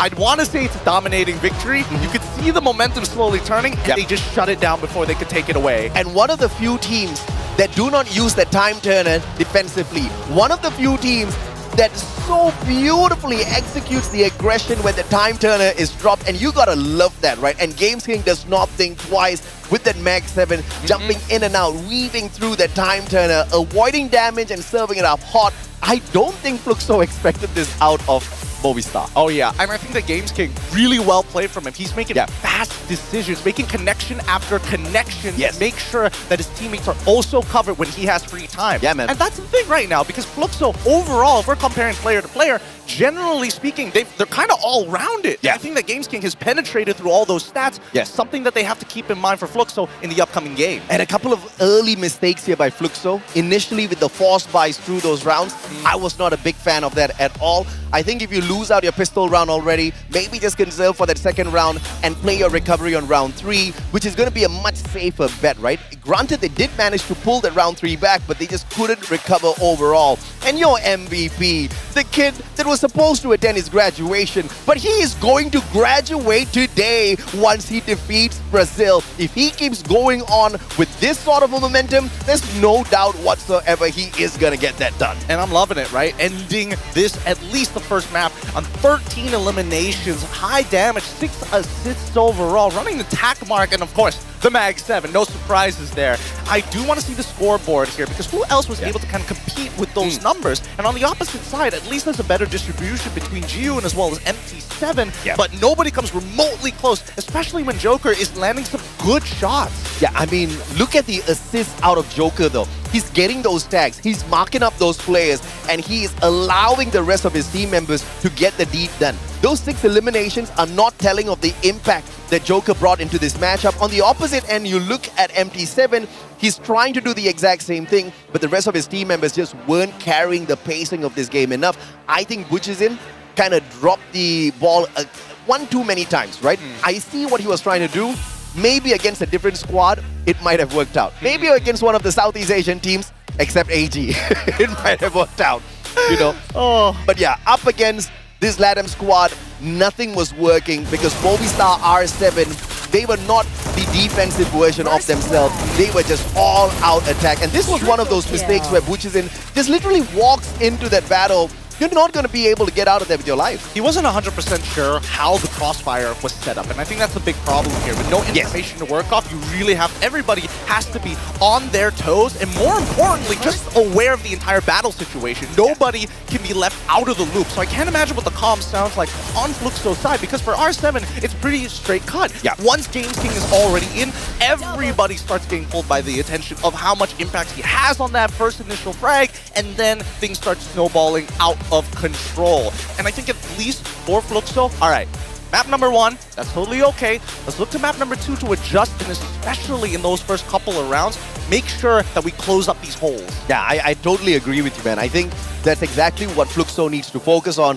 Movistar R7, on the other hand, they just need to ramp up the aggression a tad bit more. They're doing phenomenally well. I think they have caught Fluxo off guard, and they cannot allow themselves to drop their guard, right? Because how you approach this second game is going to be crucial for Movistar R7, because Fluxo, if anything, they're the kind that really knows how to flip the script. Not just when it comes to the drafts, but it also comes down to the point where in some of these initial games, if they were to drop the ball, it's all about that comeback. And this is the team that has walked in here confident. They are your defending champs at the end of the day. And understandably so, right? But they're not looking like it here in map number 1. Let's look at the map order, because our follow-up map after the next Terra is going to be Solara. This will be interesting, right? Because as we've talked about this before, that Solara is one of those big slugfest styles of maps, and I think this will be good for Fluxo to actually come back into that, getting back into that mojo, you know, get back into the momentum of things. And of course, that also depends on whether or not they lose their minds after taking an L to LATAM very early on in their series. I mean, looking at their faces, clearly they did not expect this sort of a result, right? They tried to make a comeback, but that was just way too late. Again, there's a couple of initial mistakes by the squad that allowed them to just drop the ball. Recovery was difficult because Movistar R7 was not going to let go of this golden opportunity. They ran through with that. Let's take a look at the drafts in a little bit here because this one is going to be crucial. How does Fluxo adjust their approach now to this very, very aggressive side of Movistar? Do they now go defensive or do they amp up their strategy? See, that's the thing. When you look at Movistar R7, how they approach the game, it's a lot of tempo breaking. It's a lot of, I'm going to throw out a couple of fakes, and then I'm stealing angles from you. I'm falling for it every single time. When you think he's going on Bob, suddenly GU is out of position every single time. And I think that Movistar R7, they've got a really good formula working for them. And I think that right now, what Fluxo need is an instigator. Somebody who's able to kind of probe a reaction from your opponent. Yeah, that's true, man. And just like what Movistar R7 was doing, right? Baiting out Team Fluxo just so that Joker can have those clear line of sights. But Fluxo this time around, taking that electrotherapy out of the equation, understanding that Movistar R7, if they're already this aggressive with that electrotherapy, they're just going to take it up to the next level. They take that out of sight. Movistar R7, on the other hand, has an opportunity here to punish MT7, who's clearly landing a lot of those shots. Let's see where Movistar R7 is going to lead into, right? Because I feel like if Fluxo, are they going to let the Tatsuya through once more? Because again, if they're leaning into Cassie, they're saying it's either we pick it to deny because we're first pick, or we're saying it's whatever. Game's King, you do you. We might have an answer in our back pocket. The A124 taken out of the equation. Good idea. Movistar R7 kind of seeing like, okay, all right, we've made sure we abuse the A124. Let's see if or not we can prevent them from using it up against this. They take that out. GU, on the other hand, has first dips. Obviously, that Oscar is going to be a big favorite here. It can go to anybody right now. Fluxo, looks like they're hovering over the Zane so far. Pretty standard opener. Generally okay, but I don't know if that's going to be what is going to make the difference in this game. Because then again, they set it up with the Cassie ban. I mean, it didn't work out earlier, but I guess Fluxo is confident with this lineup with Zane in it. So let's see exactly how this one works out for them. Earlier, Tatsuya was taken out. This time, since it's not, it is Movistar R7 that brings him in alongside with that blue combo. So they're going to have information, and if they want to play full-on Russia squad once again, this clue is going to be integral for them. Oh, I love the fact that Movistar R7, they immediately go, okay, let's get a base and let's get it immediately a ceiling, right? Because Tatsuya, if you can chain those knockdowns together and get those resets, it looks crazy. Clue, I'm not limited with my information. I don't need you to be doing a specific action to show you on the map. It's a simple tap of a button. We've got a UAV ready to go. I think that Fluxo on the opposite side might be forced back into Coda, but then again, we've seen how often it happens. And Orion, I like this. I like it. I like it. I really like it. I mean, clearly, this is respect being shown to Movistar R7. I mean, these buggers keep running at us and gunning us down. This Orion is going to come in clutch because just when you think you're about to knock him down, he's sucking the life out of you and he's taking absolutely no damage whatsoever, allowing him to potentially reposition, buy a little bit of time for the rest of his team members. You've got Zane on the front line as well with the extra layer of defense. And of course, to kind of patch this up well, this Ignis could be a good pick just to block out a little bit of information from Movistar R7. But of course, they've got the clue on their side, so they'll kind of have a clue of what's going on out there as well. I think that the Oscar is going to be much better in this stage, right? Because again, it wouldn't make sense for Movistar R7 to be like, okay, we got clue, but if we really want to ruin their day with no information, we could go with the Coda. After happening in what happened in map number 1, there's just no need. So they go into the Chrono once more. And I think at this point, really a lot of potential ways to punish Movistar R7, which I think is interesting, right? Because Orion from number 1 against the Tatsuya, if Tatsuya happens to use the Rebel Rush out of position and Orion goes into his invulnerable state, oh no, Tatsuya, no reset for you, and you're out of position. And obviously, this Iris is going to be taken by the one and only Joker. I think it's going to be integral for his snipes from afar. Santino brought in here from the side of Fluxo. So they're looking to play that position on this map. They're looking to play a little bit of an aggressive form as well. So this was a question we asked. Do they double down on the aggression or do they switch onto a more defensive mode? Fluxo says, we are going to double down, Mustachio. Let's take the fight to them. this one is going to be a slugfest. But honestly, I expected the slugfest in the game one already. Yeah. We didn't get it. Now, interestingly enough, they're going to give the Orion over to GU. Button's going to be playing Zane, Bops is going to be playing the Oscar. No surprises that Santino goes over to MT7. And I think that's the thing, right? Probing for that initial information. They're not going to do it with shots. They're going to do it with their physical bodies. They're playing with no info whatsoever. So they're trying to make sure that Movistar R7 is going to get punished as they walk up into the center of the ring. And Movistar R7, if anything, the chrono pick has been integral for all of their victories so far. If you really do want to ban something out of Movistar R7, it has to be the time turner. But instead, taking the Cassie out of the equation, I don't see exactly where Fluxo is coming from.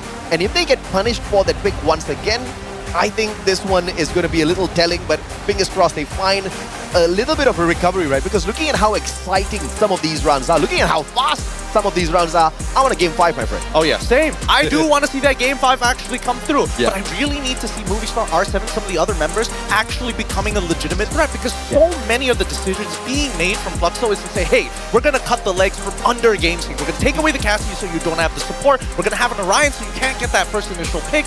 Obviously, it comes at a sacrifice of Colonel, but at the end of the day, if your best player can't perform and everybody else isn't a threat, that's as good as taking out the whole team. Yeah, no doubt at all. So it's also good, by the way, to see the Enhanced Hammer in here. We were thinking, okay, maybe the pro scene does not need the Enhanced Hammer. Maybe they want to focus on a little bit more for the team booster, the tactical market. But we're starting to see it here on these crucial rounds. Because what do you need to overcome a little bit of world-class aggression?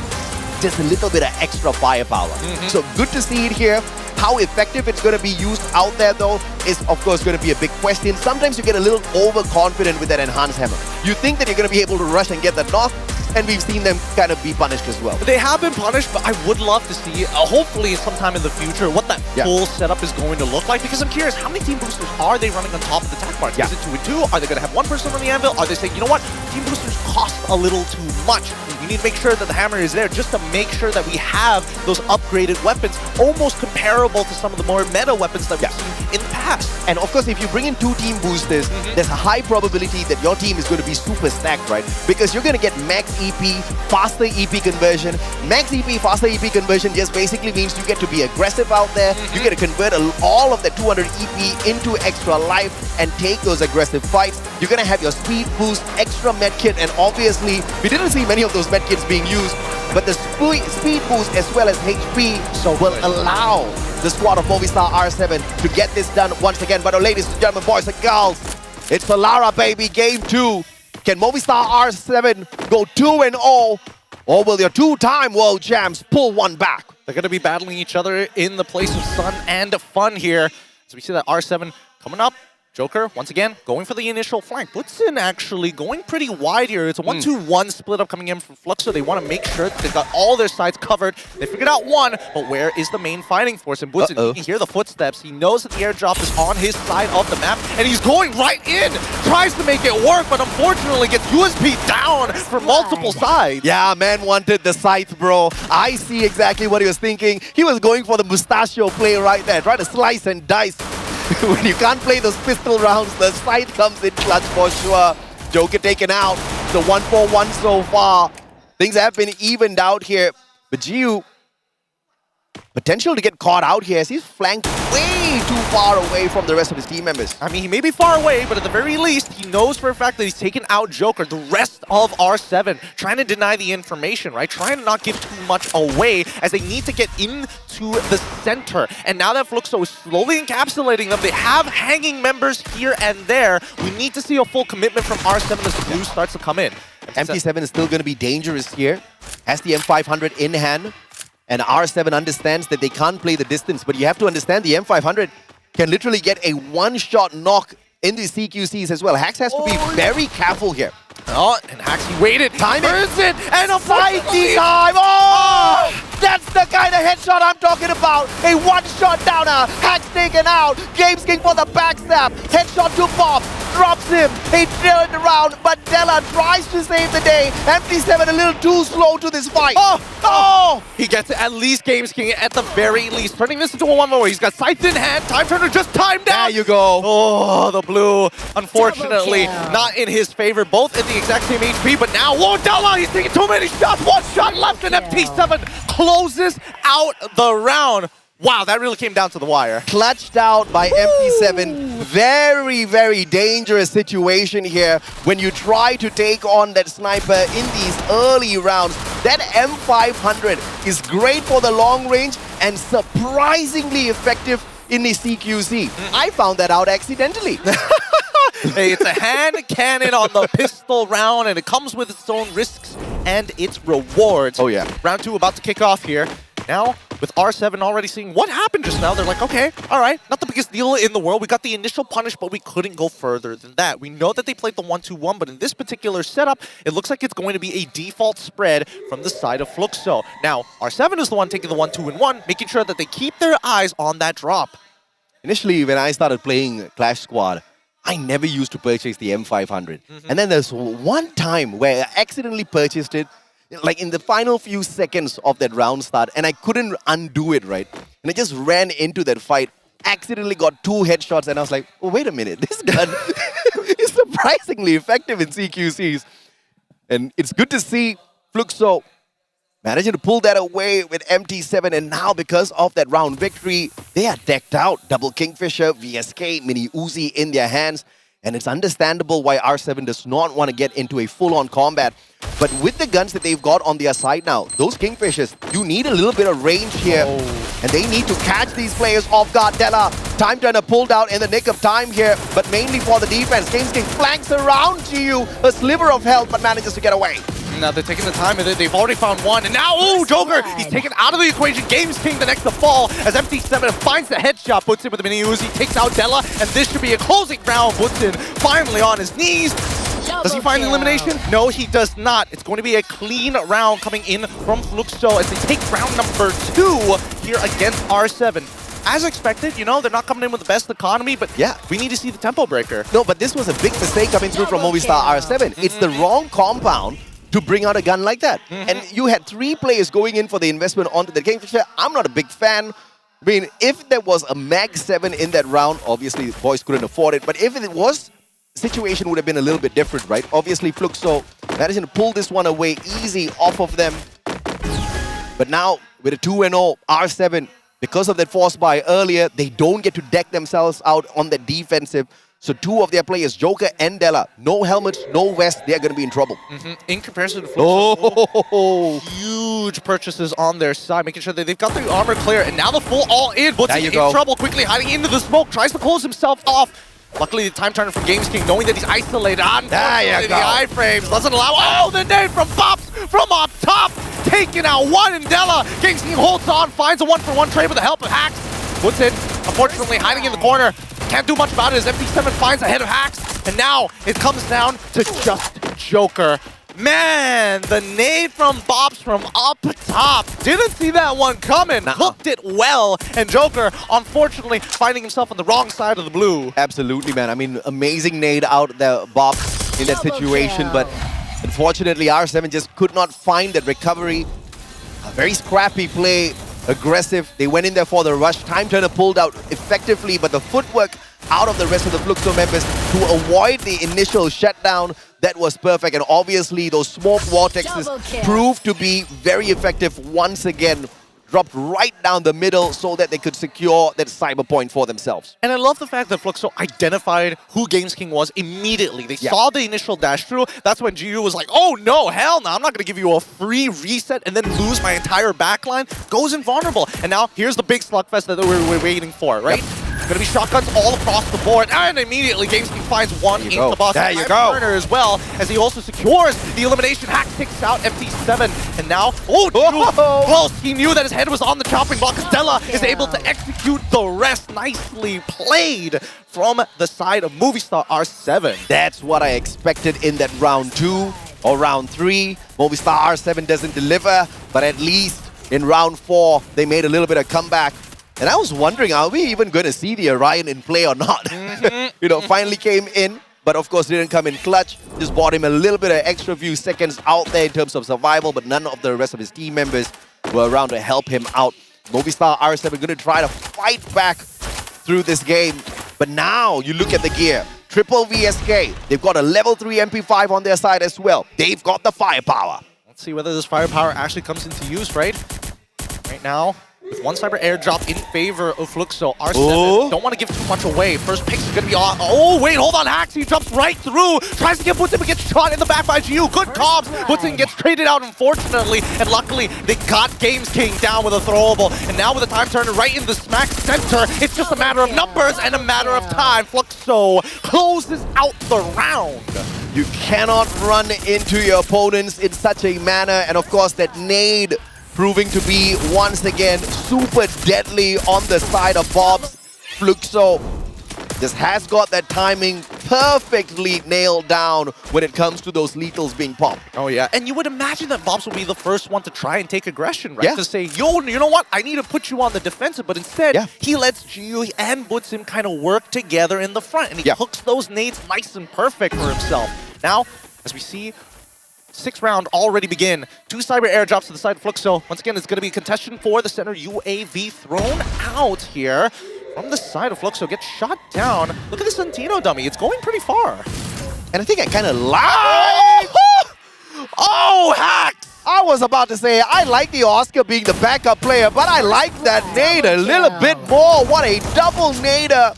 Lethal drops perfectly on the heads of Buchizin and GU. Joker doesn't hold back. No jokes for you this time round. All seriousness. Leaving MT7 in a 1v4.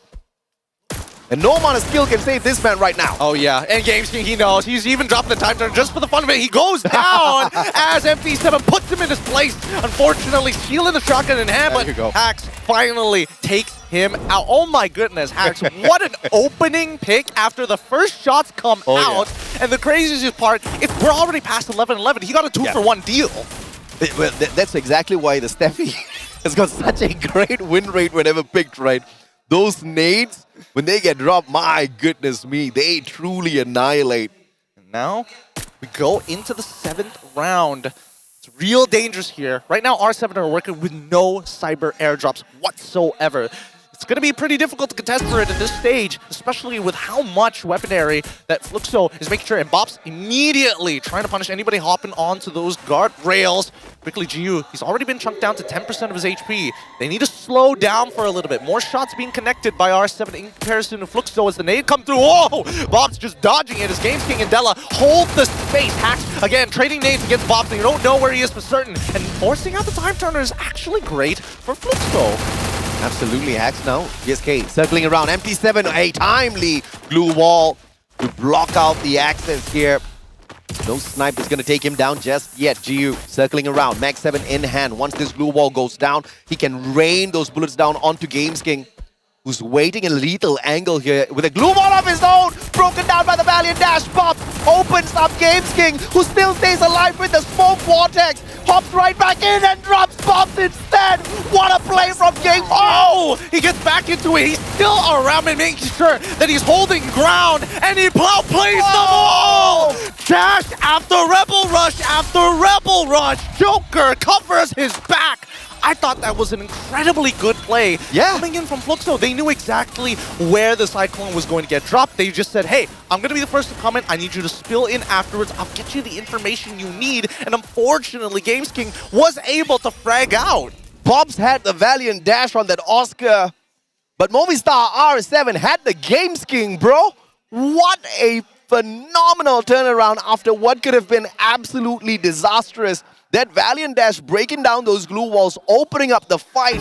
Unfortunately, the timing was great on the side of Fluxo. What they didn't expect was the little bit of a smoke vortex that this man called Games King using to perfection to play that defense, hopping in and out of his own time turner as well. But now, this deep freeze, not going to be freezing anyone just yet. Glue wall by Buchizin. Once again, pulls out the time turner this time, drops the ball. Beautifully played, beautifully played. Oh, they managed to get him back up. The nade retrades once again, coming in from Bob's, making sure as GU opens up the map entirely. Della isolating himself as Hax is trying his best to play within the time turners, gets gunned down at the very end here, but MT7 had his scopes on him the whole time.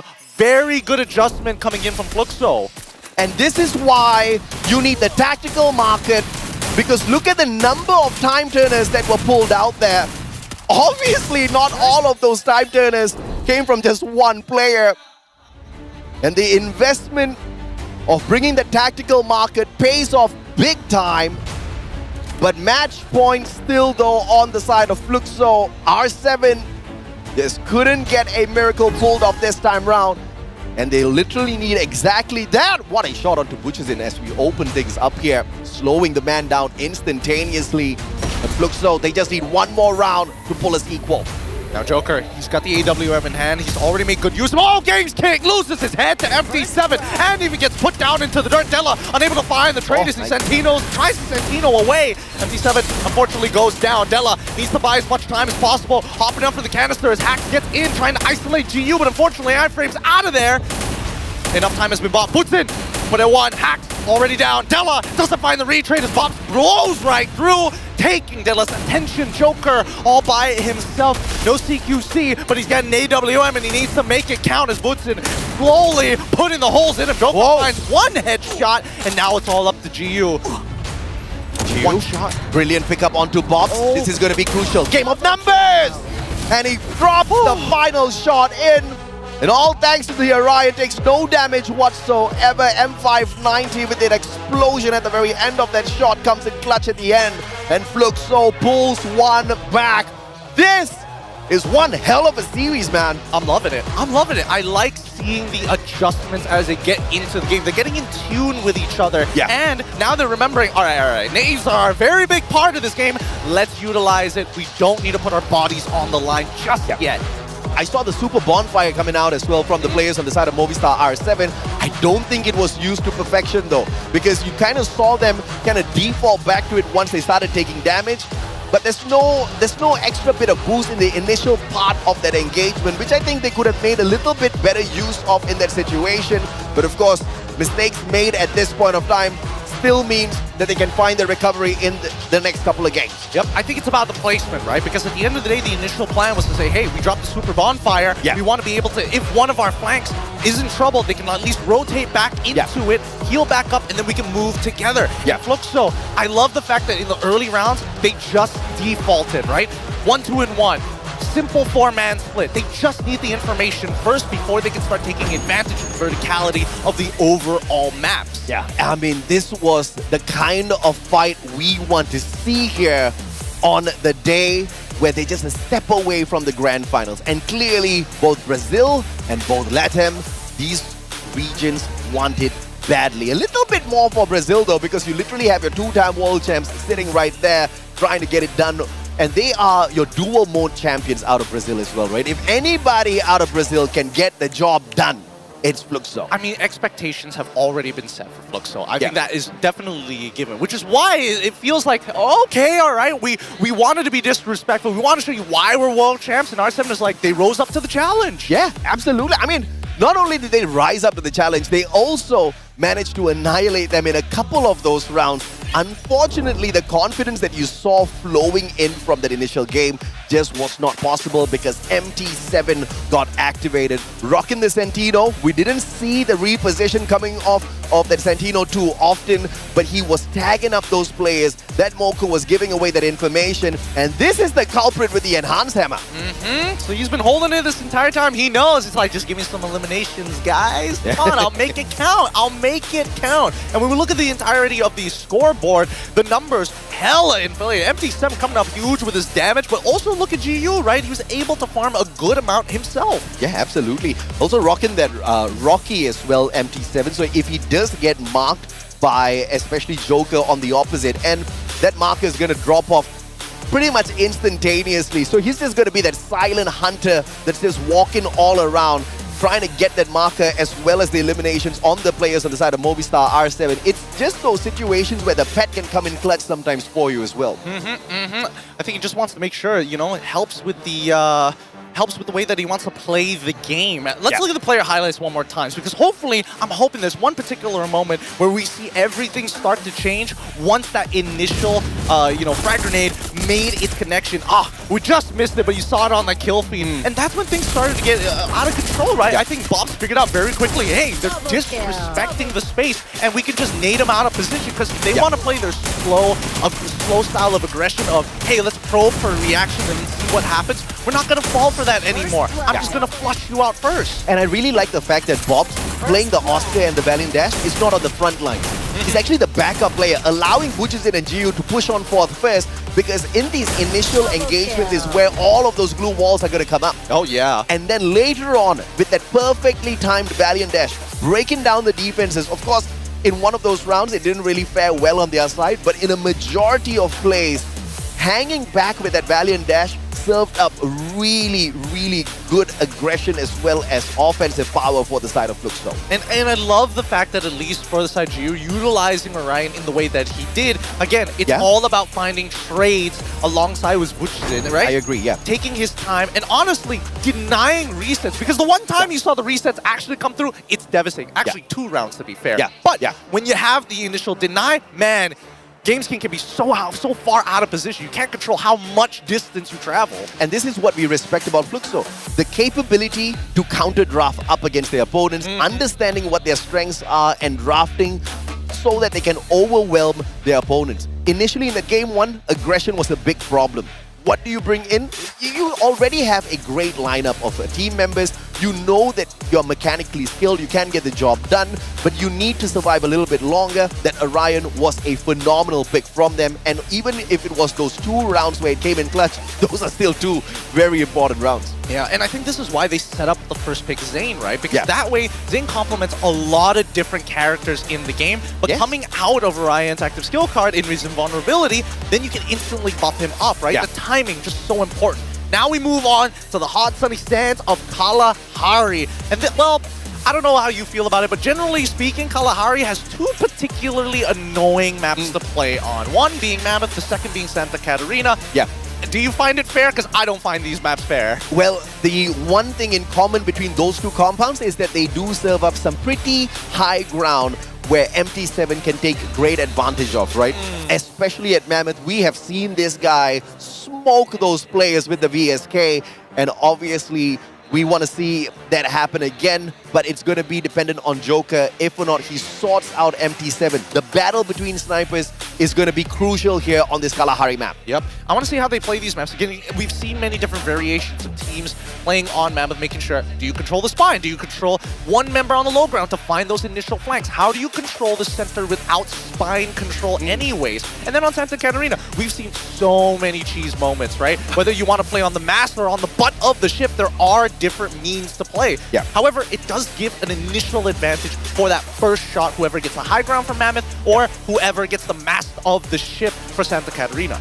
I think it'll be devastating if that Mammoth play, or I mean, if you look at it from the side of Games King squad, Movistar R7, if you get Mammoth on round 1, you're going to be pretty lucky, because you don't need to deal with the MT7 aggression with those long shots off of the VSK in those later rounds.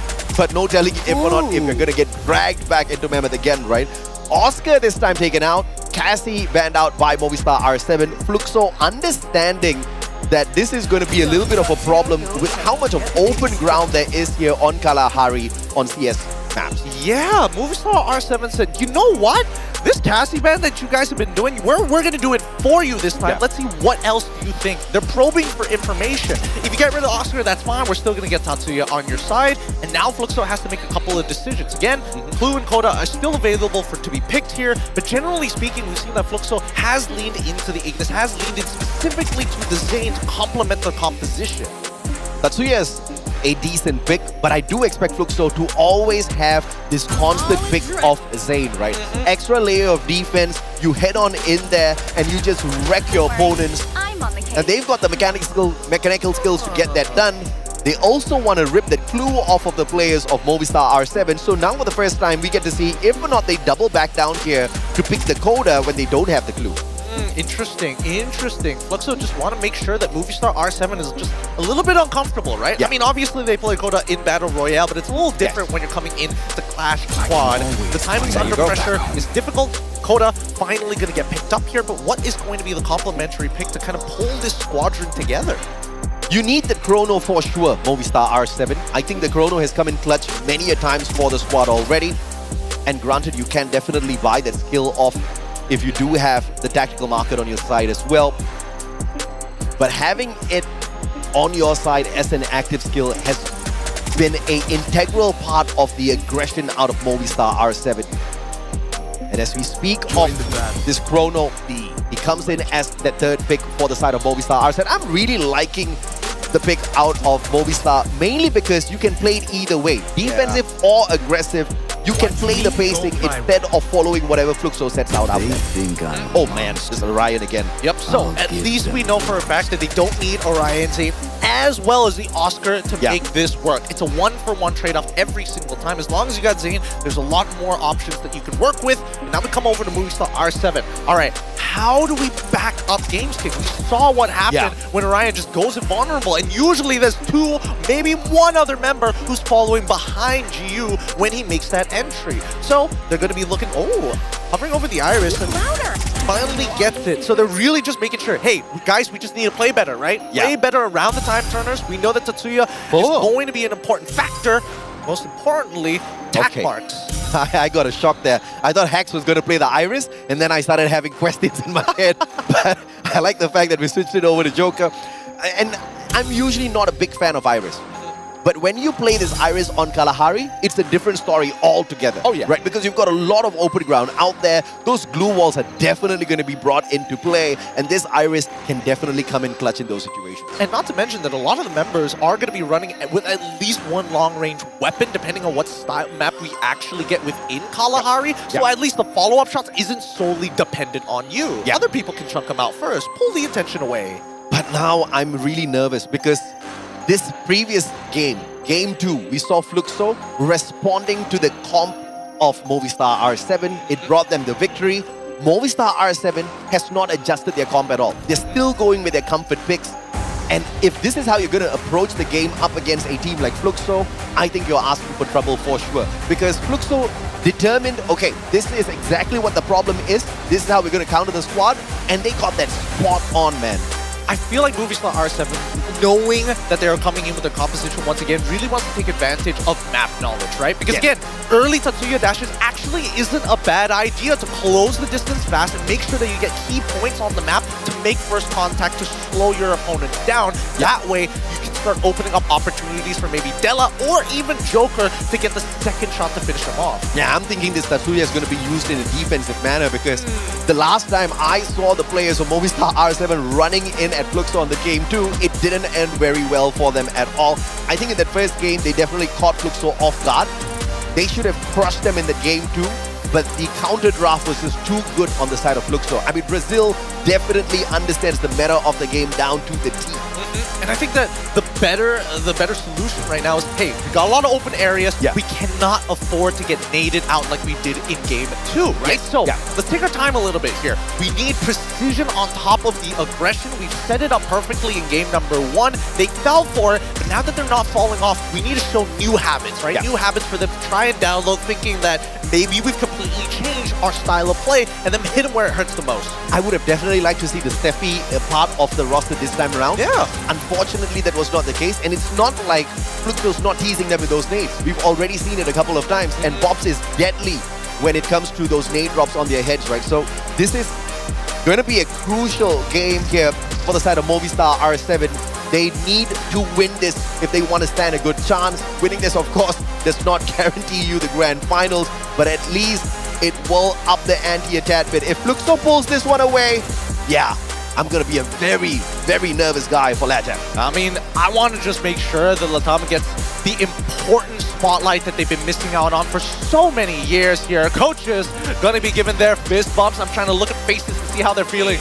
Fluxo's coach, he knows. He knows. He's like, oh boy, this is going to be one hell of a game. Let's jump right into it. We saw the sun and fun, but now it's to the highest heights. The heat is here. Kalahari is map number 3. And one of the things we didn't talk about yet, Gideon, is the efficacy of using Santino on Kalahari. Yes. You definitely need to have that extra bit of capability to reposition, especially when you play in a situation like this. Bob's flanking around to the right-hand side, potentially bumping into the sniper of Movistar R7 Joker.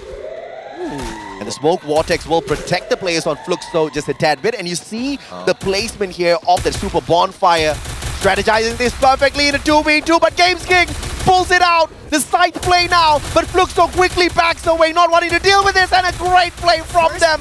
The pickup is instantaneous. Della gets it, but the Orion will protect GU long enough for them to get the drop on them, but Della comes in clutch either way. That's so dirty. I never thought of it. Now Della finally goes down. Bops was able to take out Joker in the back as Hax chases MT7. Gives us a little bit of time. I didn't think that this would matter too much, but holding the Orion for that long, you can see the tether. So technically, you get to see through the smoke. You have a very good idea where they're running from. Really nicely done here, coming in from Fluxo. I think the footwork from Fluxo was brilliant, and the moment they failed getting the sight out of the airdrop, you can clearly see the communication. We can't hear them, but we can see that communication happening. Both players putting a little bit of distance between themselves as well as Movistar R7, shooting through that smoke vortex, getting a lot of damage in, and then together hopping back in there for a 2v2. That chaos was just a little bit unbearable. And of course, no sight on their side initially, but with the drop, they pull it into their hands either way. All right, now they're going to make sure that both these pyramids are going to get locked down very quickly. Hax taking small compounds for himself to look for angles towards MT7. He's expecting to see him at some point. Bop's on the opposite side, holding the small wall, waiting for an opportunity, but oh, all right. They've slowed completely down. The first initial nade seems good. They figured out where at least one of the members of R7 is going to be. With the Santino, going to reposition once again. A good fake here to hopefully get a reaction. They have Joker and GamesKing looking to that side as GU now getting pressured by Hax. They probed a response, and Hax is here to respond. GU has to be careful. Can't take the high ground for his head. Quickly is going to pop the Orion to reposition. GamesKing walks out, and Bops takes him out. They have sold the idea. Information given away, and now it's going to be a full commitment. Right? Straight through the cycle, and they find Hax as he's on his way down. Della, he needs to find at least one trade back as GamesKing is back on his wave. Oh no, gets cut down, could not get the full recovery here. A complete domination in this round for the side of Fluxo. So clean, what a sell at the beginning. Yeah, Butcherzin was butchering everyone out there. Amazing initial slice, and continues to pummel them with the VSS that had already been enhanced by that enhanced hammer. This is Fluxo at their very best. This is Fluxo playing the meta down to the T. And Movistar R7, initially in game 1, you could see some potential of rushing in at Fluxo.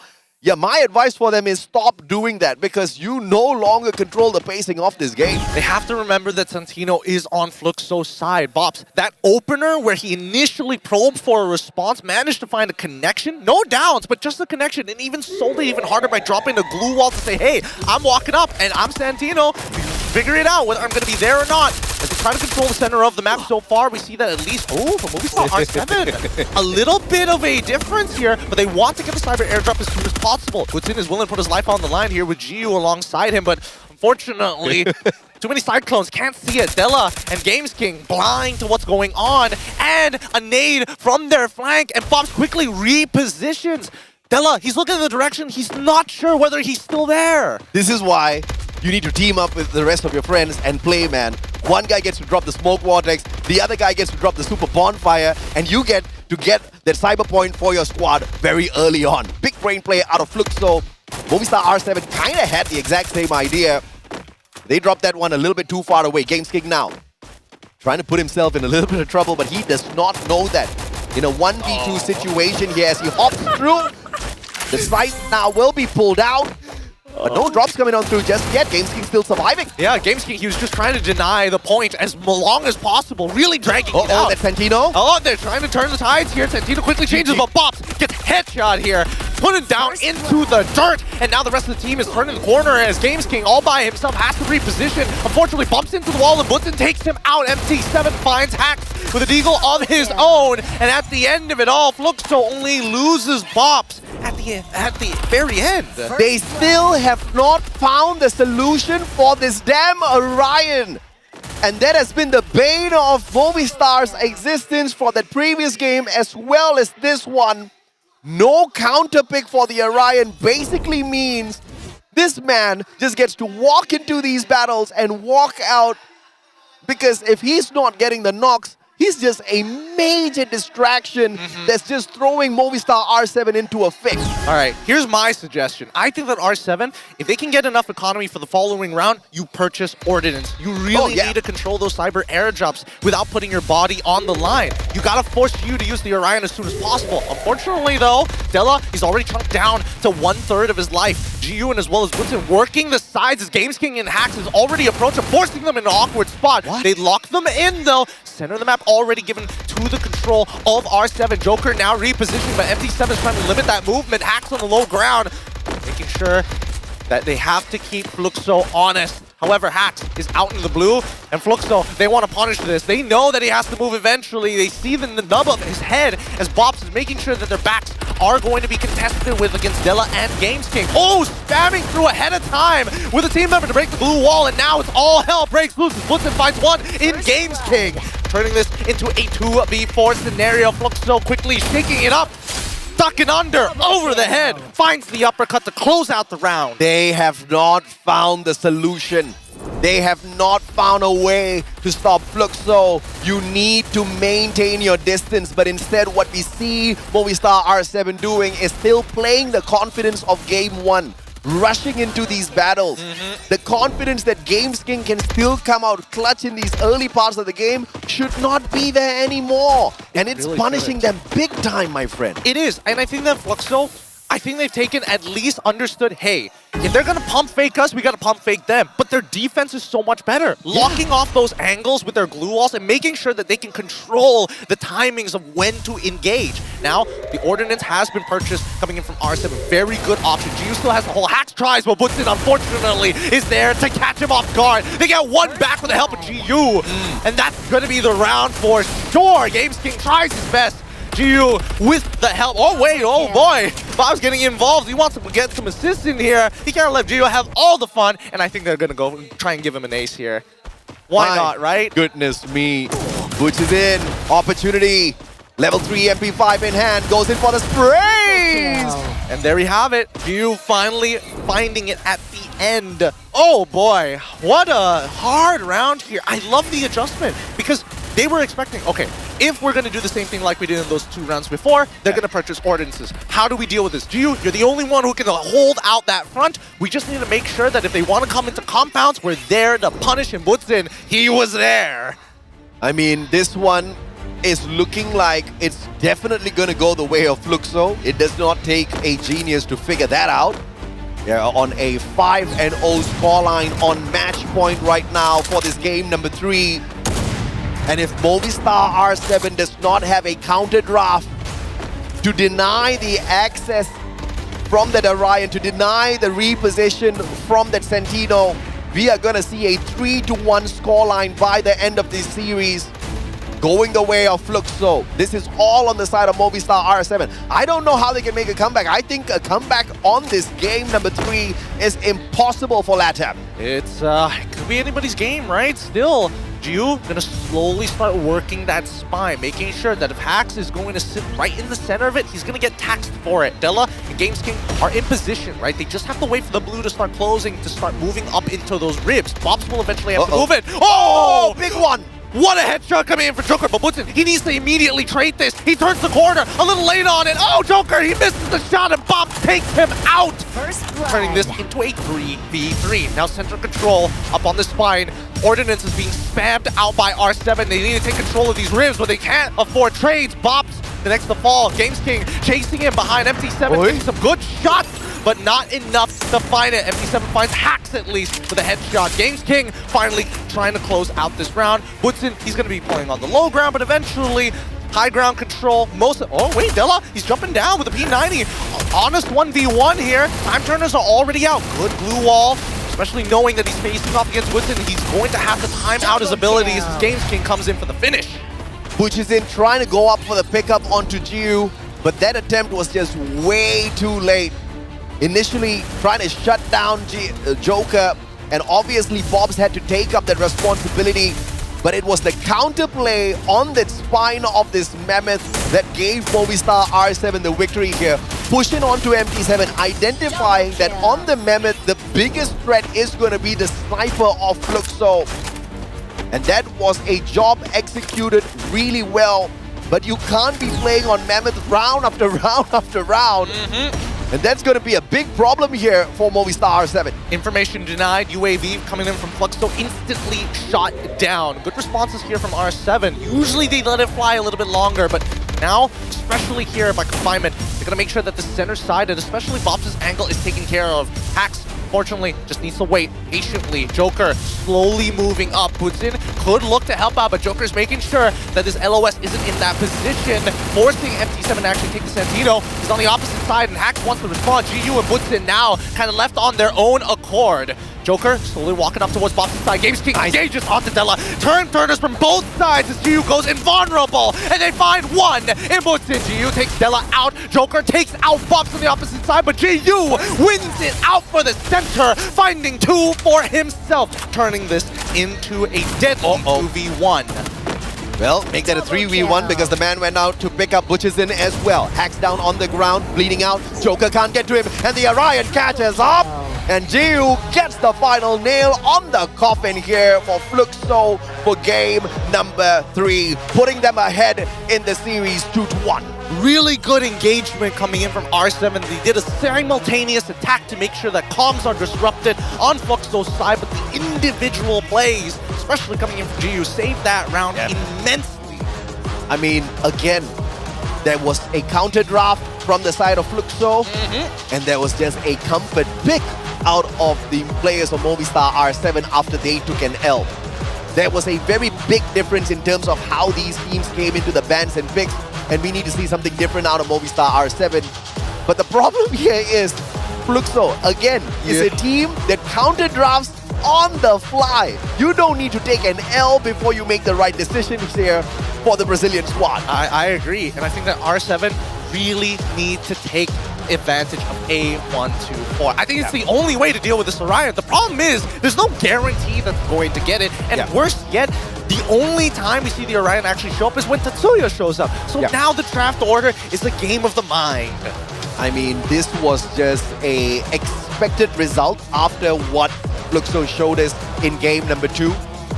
Now they've taken away 2 games back to back, and they may just be on the verge of winning this out, booking a matchup in the grand finals up against AG Global. But it's all up to Movistar R7 to put a stop to this, and the only way is to find a solution for the Orion. And if you can't find a counter pick, you ban him out.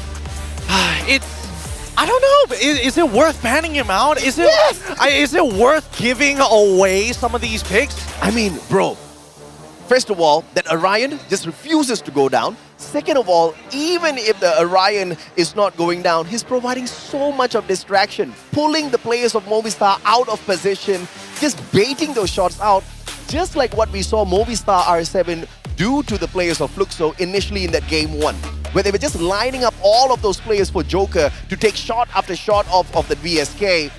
This Orion now is doing the exact same thing to them, 2 games in a row. 2 potential solutions here. Number 1, either, sure, you can ban the Orion. I think picking up the A124 as long as they make sure they can get the Orion out first. And how do they do that? They gotta dangle that Tatsuya one more time.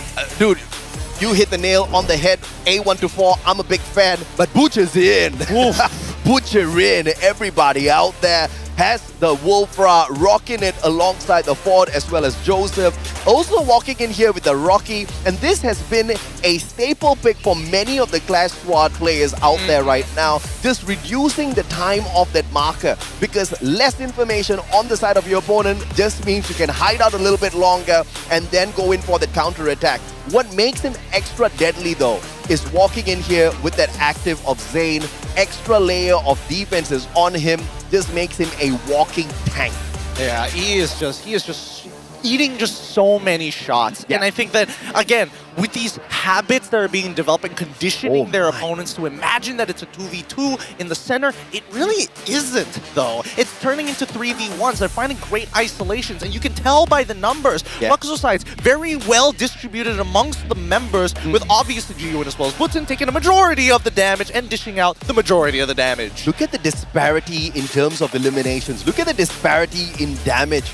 Movistar R7 practically did almost nothing to Fluxo in this game. I mean, granted, when you look at the scoreline, you see that being a fact as well. A 6-1 dominant victory here from your dual mode champs out of Brazil, your two-time world champs, Fluxo.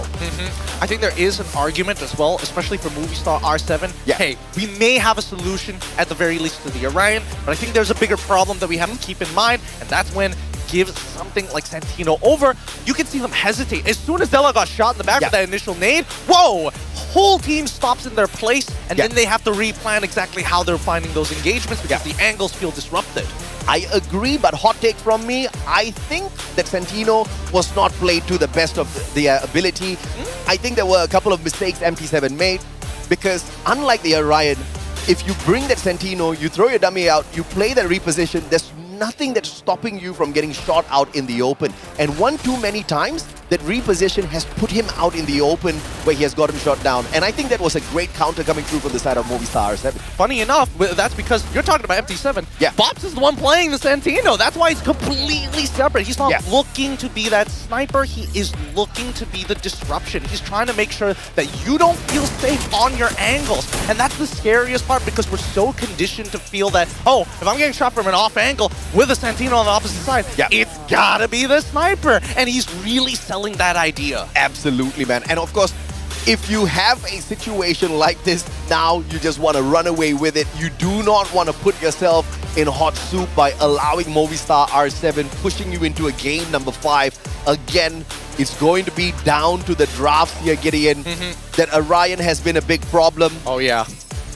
The Chrono has definitely been a big problem and a big savior on the side of Movistar R7 as well. Just a tad bit more effective on that game number 1 as opposed to the past 2 games that we just saw. I agree. And I think that this time, instead of the Cassie ban, I think they might actually have to lean into the Zane ban just a wee bit more. Because then you're getting more value if you're trying to set up for the A124 big punch at the end. And it's got to be towards the end. You show it too early, that's when you see Fluxo kind of back off. You know, whoa, we're not doing that no more. Yeah, no, totally right. I think that A124 is definitely a great counter to these situations. Yes, obviously Zane is going to be countered very easily. Orion as well is going to be the timing as well as that where that A124 is used up. So you either bring in that A124 and you use it in a timely manner, or you just ban out one of these 2 skills. If none of these 2 approaches are taken by Movistar R7, I'm going to call it right now 3-1. We need to see the adjustments out of LATAM in this draft. And now we're going into game number 4, Purgatory. And it's so scary to see. Match point unless we finally get that map 5 in Bermuda. And we're hoping, we're begging, R7 is able to find the counter play. It's a very tense moment, of course. So keep in mind that there's no lower brackets to this. You lose this, you're out. Yeah, absolutely, man. I mean, we are savage with the format here for Clash Squad. But that also makes victory so much sweeter, right?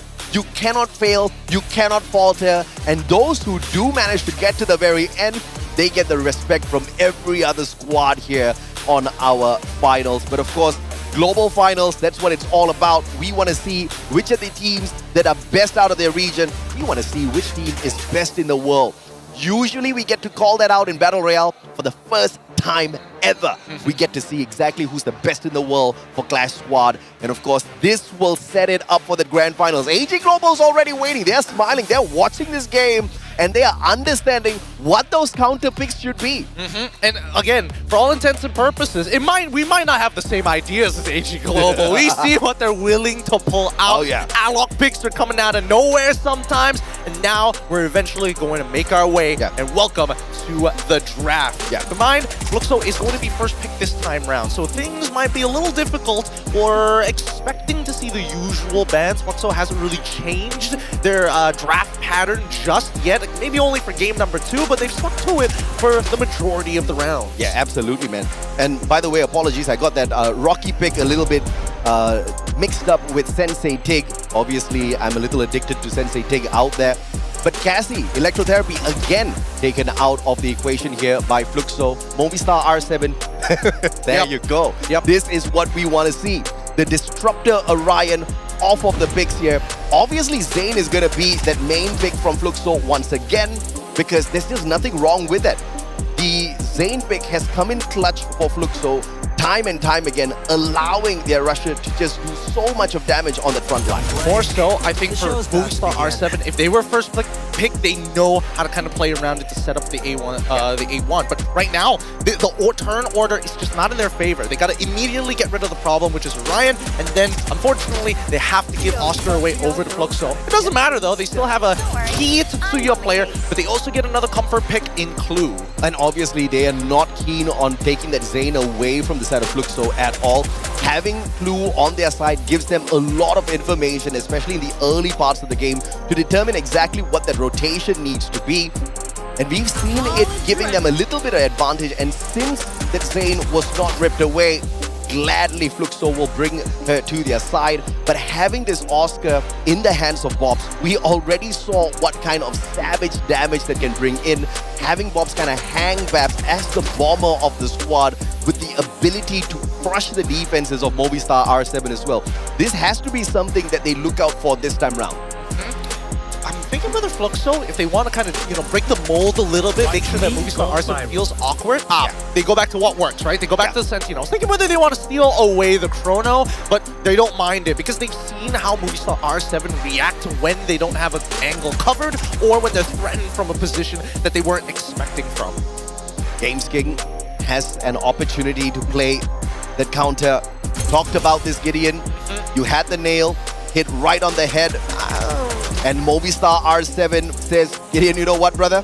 A124, it's gonna be. Chrono, obviously, it's gonna be a staple pick out of Movistar R7. I'm liking this draft. Yeah, well, I'm not liking it as much as I would have hoped, because it's like the whole point was to make sure that Orion doesn't get, you allow Orion and you save yourself a ban, but instead now you have the A124 to say no repositions for you, Santino. And also no extra defense for you, Zane, and potentially making sure Bobs does not take down their precious blue walls that they erect. Yeah, I mean, that's the thing, right? With the A124, generally speaking, I don't like it when it's only just for one person. Maybe if it's like a public lobby and nobody's on comms, then it's a different story, but especially when everybody's so well interconnected, they can trade aggro very easily. And now Iris gets locked in as the final pick coming in from Fluxo. I feel like right now, the A124 is only going to get minimal value. Fluxo, they need to make sure that they can identify how they want to stay together, and more importantly, just enough distance so that not everybody gets hit by it. Absolutely, man. So we've got a Clue, A124 Tatsuya Chrono on the side of Movistar R7, Iris Santino, Zane, Oscar on the side of Fluxo. Let's see if or not the Santino dances around Movistar R7 once again, just like what that Orion did earlier on, to pull the perfect distraction that the Brazilian dominators need. Or will LATAM keep themselves alive with this counter draft after taking Orion off the plate and dragging A124 to their side, just to make sure those active skills no longer play a big role in their battle? If that gets taken out, it's going to be a pure mechanical competition between the two, and obviously Movistar will still have their active skills on their side, so that's going to be a big factor as well. I think Movistar's R7, despite the stat disadvantage when Zane comes into the mix from Fluxo, they don't mind it. We've seen them actually clutch out games with worse weaponry despite those numbers. Right now, it's a war of information. Whoever pulls that trigger first is going to be the loser here. It's when do they use the Clue. Most teams, they use Clue right at the beginning of the round, but with Santino available, that's when it's a game of chicken, right? If Santino gets caught out of position when the Clue pops, he has to quickly go back. If not, that sells the idea of, oh, I'm waiting in the back line, and then suddenly he's in your flank. Well, we are gearing up for what could be, and what Fluxo wants it to be, the final game in the series. A 3-1 scoreline would not be the perfect one that Fluxo was looking for, but it will also show exactly how good they are when it comes to adjusting their gameplay out there as according to what their opponents are bringing to the table. So far, it's been a perfect counter in the past 2 games. Now for the first time, again, that Orion off the table, but it doesn't seem like that's the only problem that Movistar R7 is going to have to deal with out there. It's again the fist bumps. The coaches are going to go on to the back as we get ready for purgatory time, baby. Does Movistar R7 pushes into a game number 5? Or do they get kicked out and make way for a battle between Fluxo and AG at the Grand Finals? We find out right here, right now. And now opening it all up is the pistol round. Ordinances have been purchased by Hacks though. Interesting. He's the only one who actually has it. And now they need to control the inner side of this factory or play on the outer. Oh, Cycle as well as the Super Bonfire as well. So even if they get a little disrespectful and try spamming the smokes, it's not going to do too much. The A1 already comes out. They know where Bobs is. Quickly changes just in time. Manages to get out. He thought he was silenced. It wasn't the case. Woodson now taking out Della alongside him, turning this into a 3v2 scenario. Time Turner's already out as Games King trying to find as many eliminations as possible, but MP7 guns him in the back. Unfortunately, Hacks nowhere close to the rest of his team members. And that was a fine reposition off of that Santino for Bobs. Almost got caught with his pants down. I really thought he was silenced there initially, but it looks like it hit the underside of it. Manages to reposition just in time. Waits out that short period.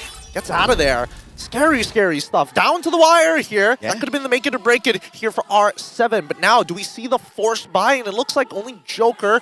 Della going for the Akimbo revolvers on his side. Still ordnance purchased by Hacks once again. Let's see what Movistar R7 is capable of here. Fluxo, great position. Managed to play the Super Bonfire perfectly. Now this extra boost in terms of firepower, in terms of battle capability, is exactly what Fluxo needs to play that aggressive approach up against Movistar R7. Wait. Bobsy. He's trying to bait a reaction here. He wants to get as many people to look at him as possible, right? He's got the motion, and Della does not fall for it. Good stuff.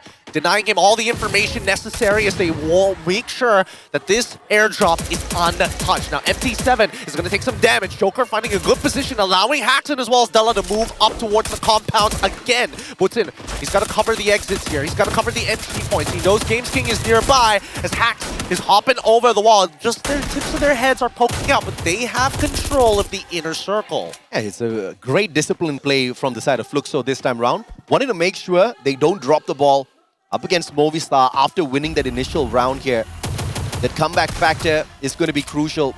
Santino comes back online. Bobs does not think twice to use it.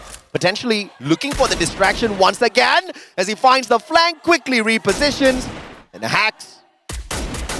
Oh, no, Games King, no!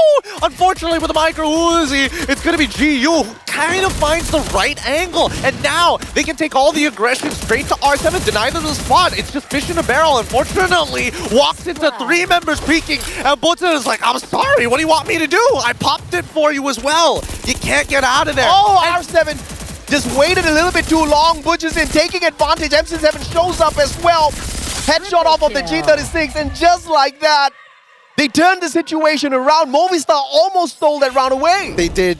He messed up big time. He's big time. He really thought, hey, I can tank through all the damage. 3 members peeking him. Say that again. Tell me it to my face one more time. But at least Woodson, he plays it really, really well, right? Comes back in, goes for the second peek, was able to tank enough shots to actually help with the chunk. Good comms coming in for Gio, how much damage he's actually pumping out. This is a little problematic now for Movistar R7.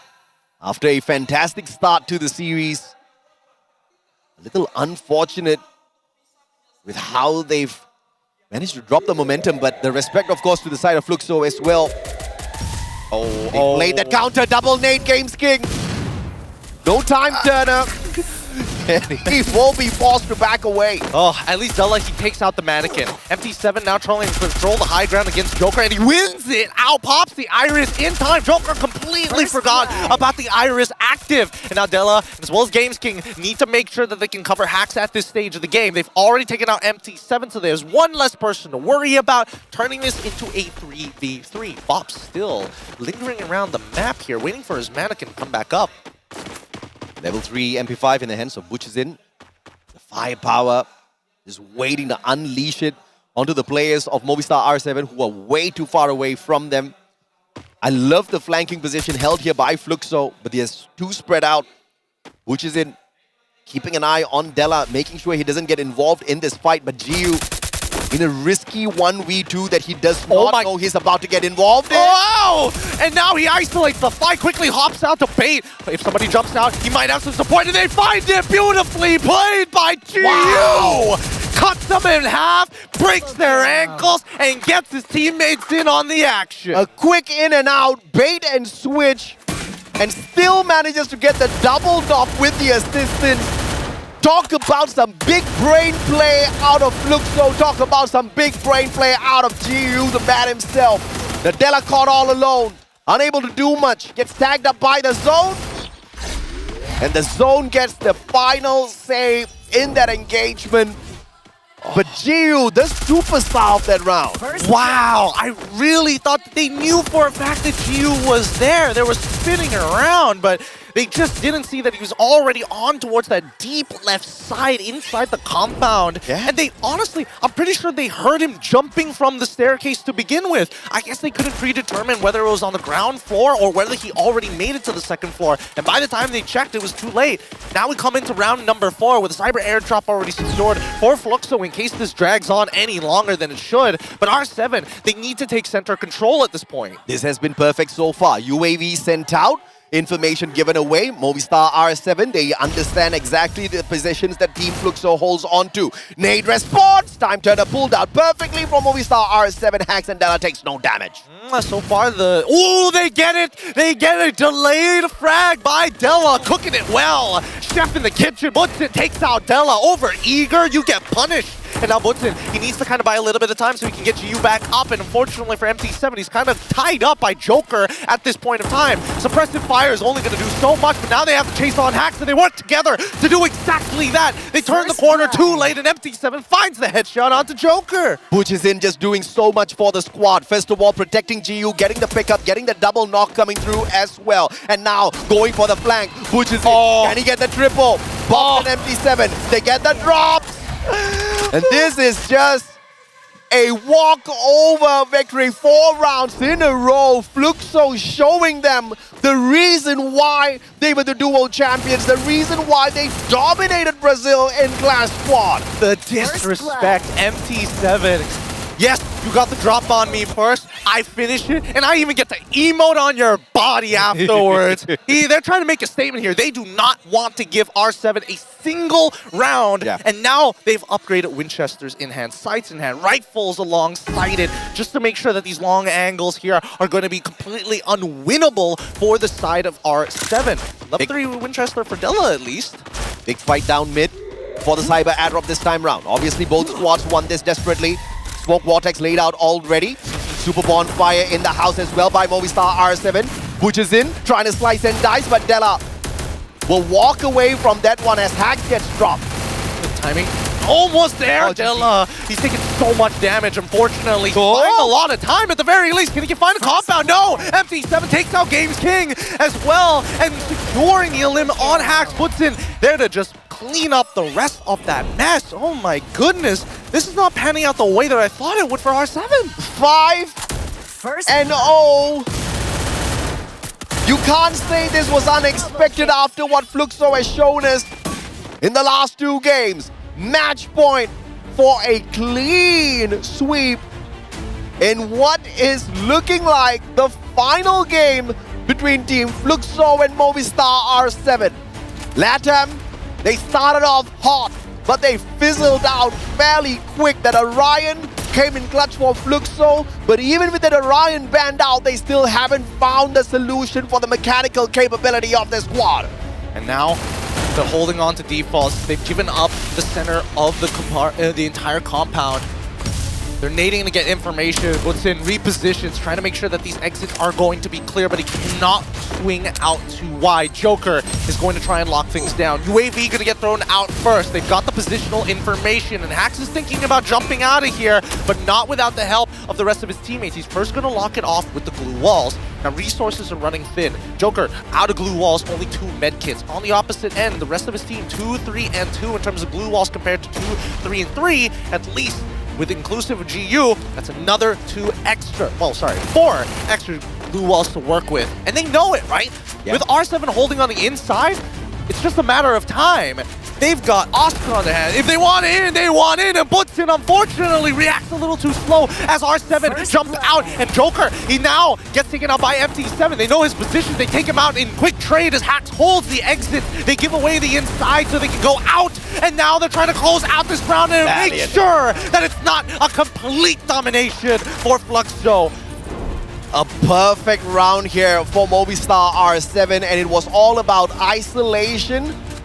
And it was all about ganging up together, keeping the formation tight on the side of Movistar R7, taking advantage of a team Fluxo who went rushing in a little bit overconfident. But still, a miracle is needed here, Gideon, for a comeback. They need 5 rounds in a row.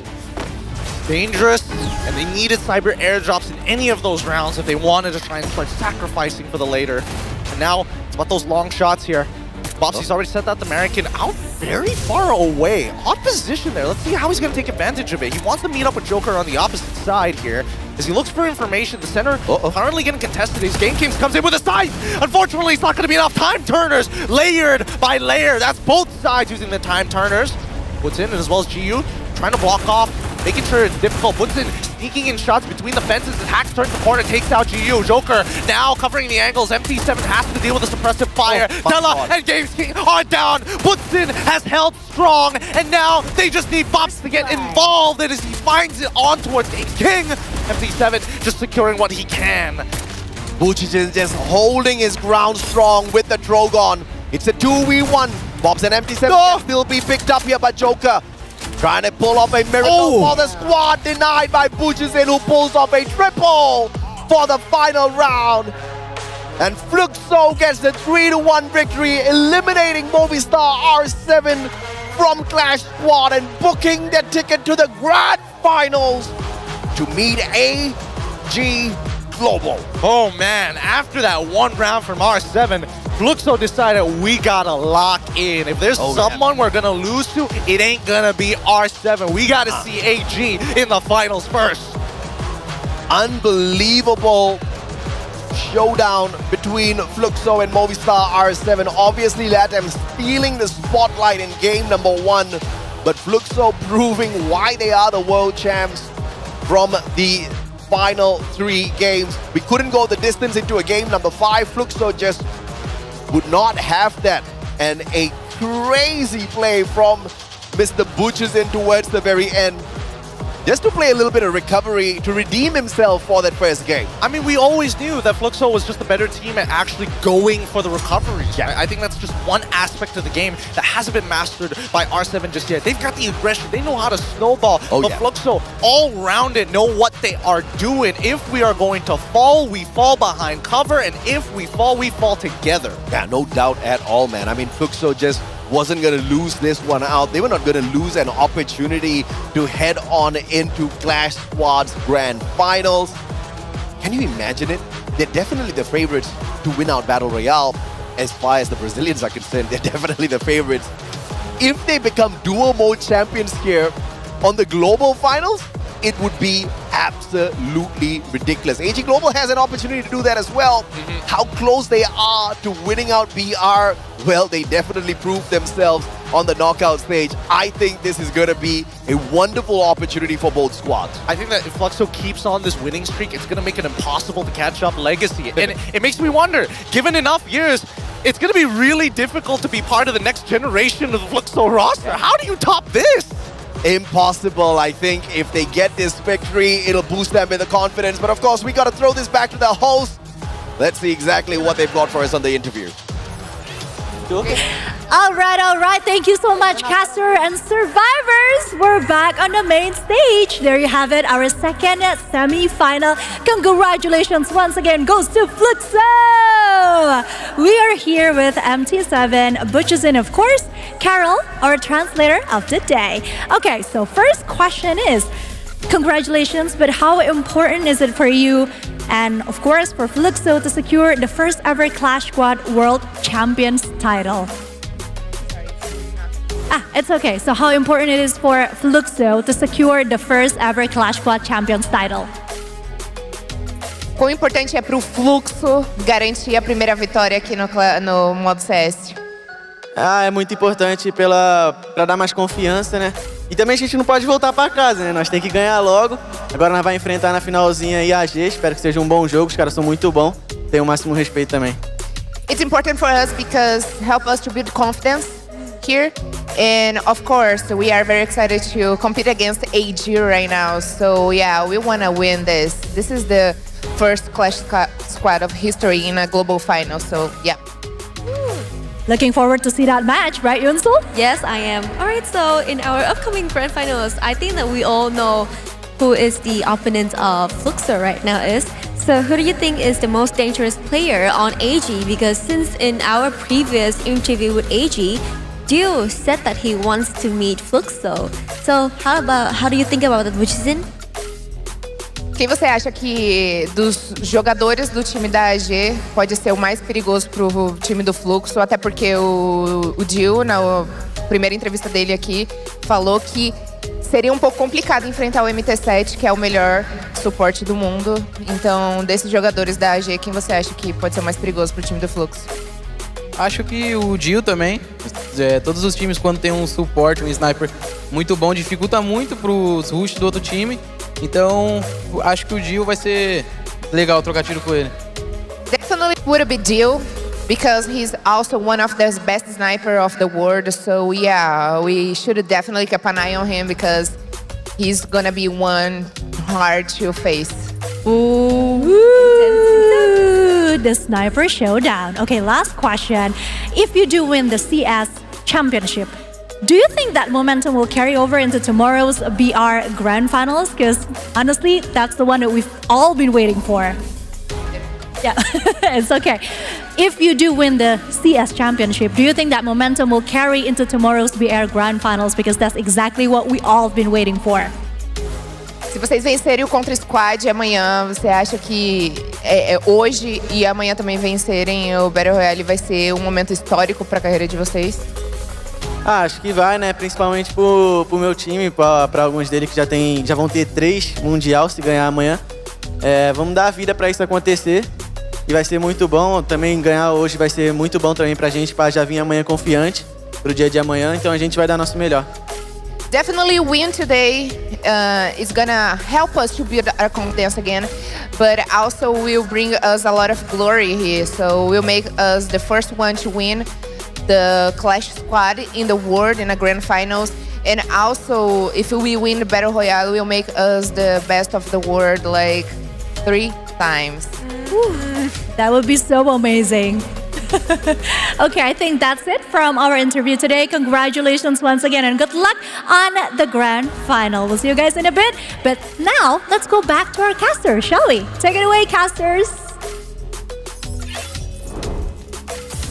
Let's take a look at the MVP, Mr. MT7, rocking it with the 7 eliminations, 14 assists, as well as the Rocky as he stayed chill, reducing the cool time of this Iris, and obviously it came in clutch for him indeed, as we saw a fair share of aggression from the side of Movistar R7 reduced through his snipes. Yep, I mean, considering how dominant they were in the overall rounds, chaining them together, he's coming up with 4,000 worth of damage with only 7 eliminations, which is like, all right, sure, he's done so much more already, but let's look in comparison to the rest of his squad, right? Yeah. Let's see how much he was able to pump out. And yeah, he's literally sucking the damage from the rest of his team. Yeah, absolutely, man. I mean, 7 eliminations in total, 14 assists, but Bob's he did not hold back as well, right? Getting involved in many of these engagements as well.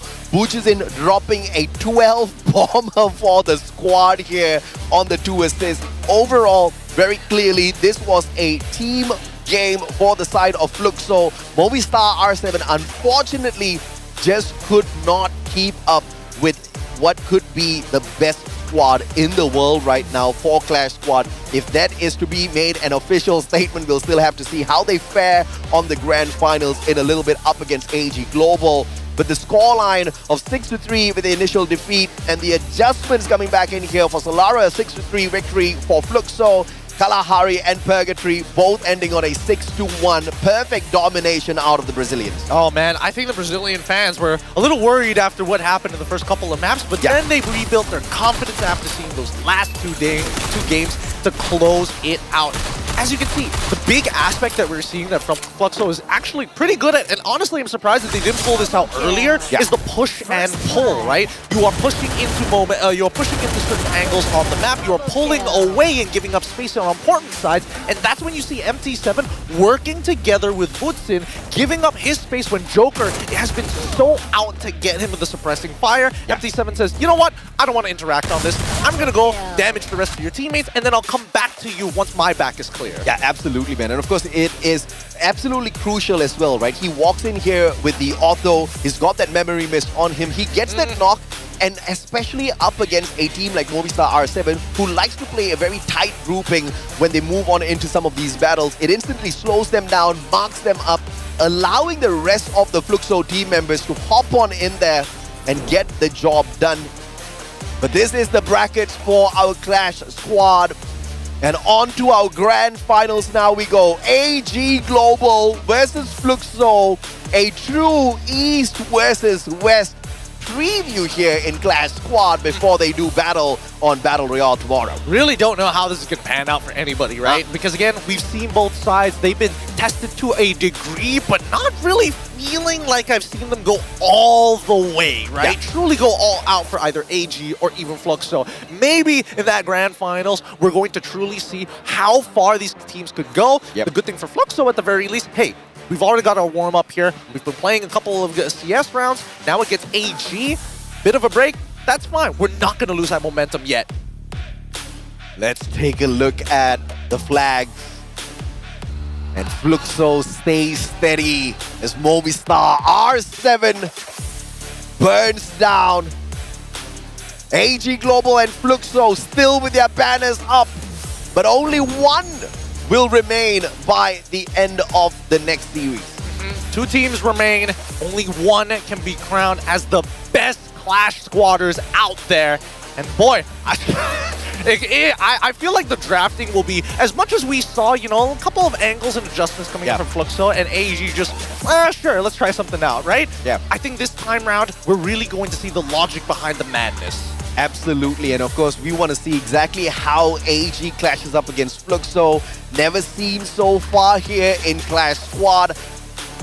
One side of me is a little happy that Movistar R7 did not make it through because we kind of know what that may look like already. One side of me is a little disappointed that Movistar R7 didn't get that perfect revenge up against AG Global in the grand finals. But of course, this one is a matchup that nobody should miss.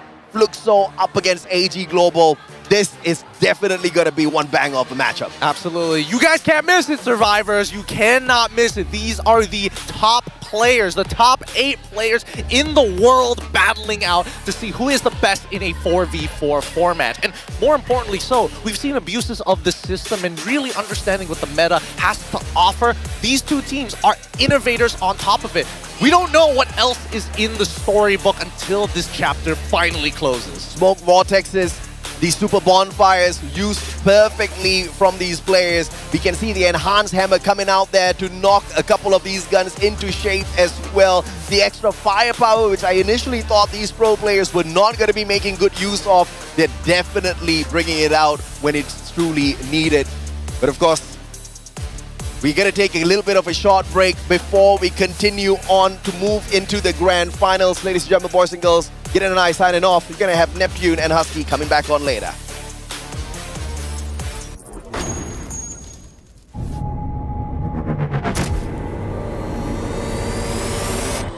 victoriously on Through Pro Eyes. Fluxo dominated. Movistar R7 rose up, while favorites like Buriram, Evos, and Falcons struggled.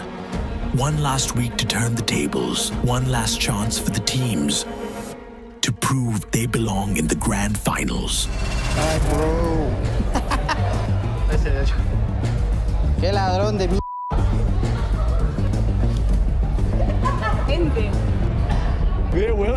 Esse aqui me salva. Hello, bro.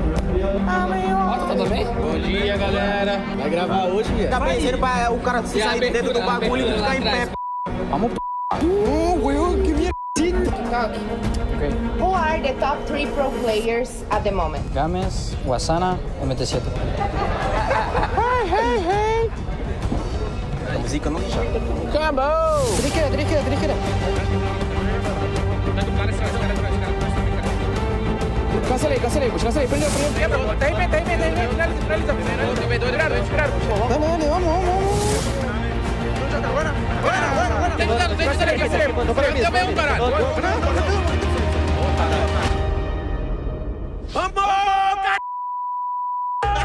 LATAM versus Brazil. Movistar R7 proved to us they can go head-to-head with the world champions, Fluxo. R7 showed us that they are the best team in LATAM history.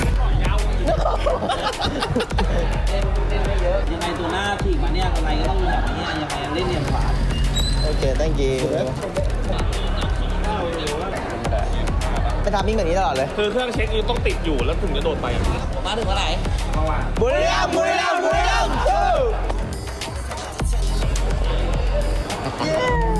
ใช่เหรอขวาไปเลยขวาได้อีกมาไ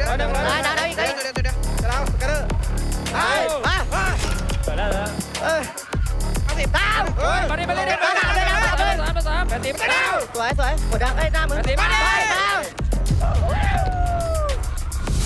เล่นรอเลยปะไม่ได้คิวได้เดี๋ยวเร็วทำมาเร็วตัวนึงกันนะเล่นกันจะแล้ว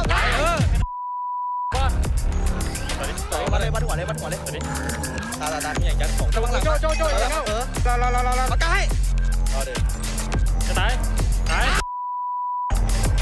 โจ Falcons and Buriram reached the safe zone with back-to-back booyahs. Meanwhile, Evos and Nova Legion are tied for points, fighting for the last grand finals ticket.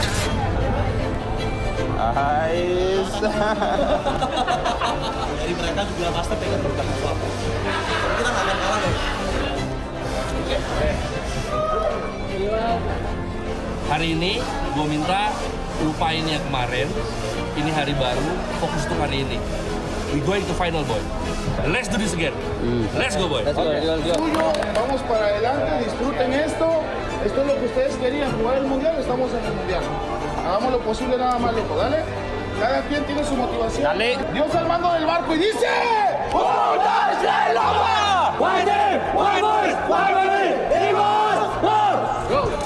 Ya, olvídate de la cámara, Yo.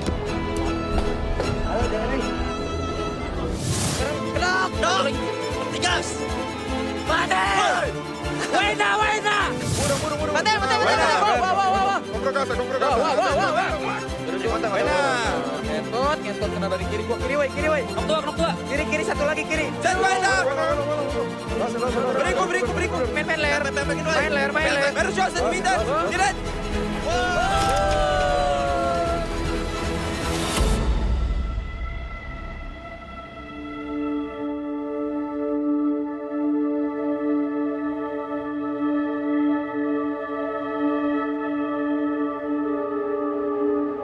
The knockout stage concludes.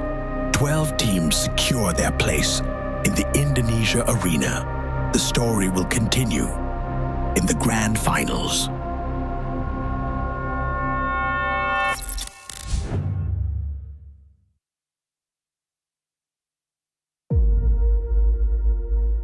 Once, doubt held me back. Now, I crush doubt before it even starts. Voltamos pro stage, agora não estou sozinho, estou com todo mundo.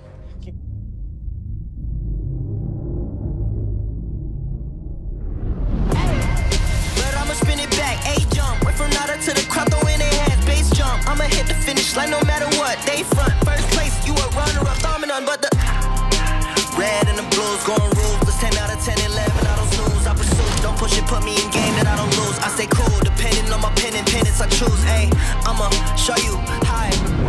Got it, now this. Wu-Tang, I'm a bird, love the competition. Hit it out of the park, so there's nothing to reverse. I can't entertain. Will you do the same? 'Cause I've been ready my whole life.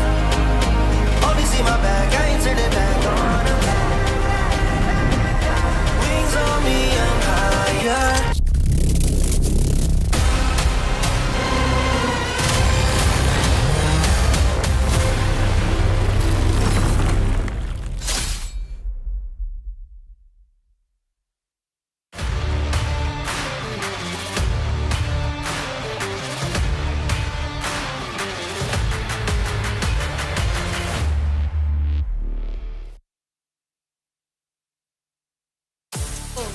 Go home.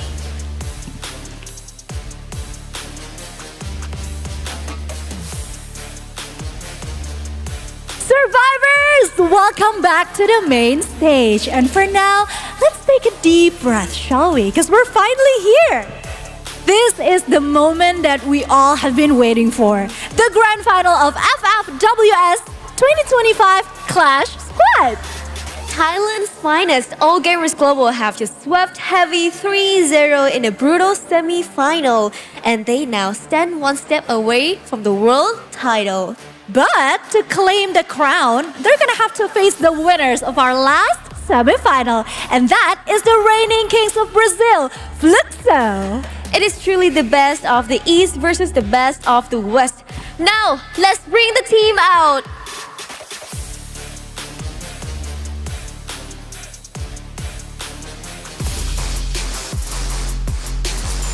From Thailand, precise, discipline, and ice cold under pressure. They have dominated the field all tournament long.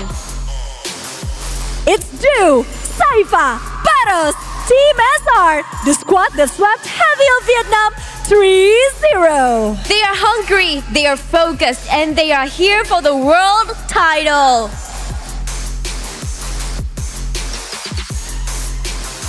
This is All Gamers Global!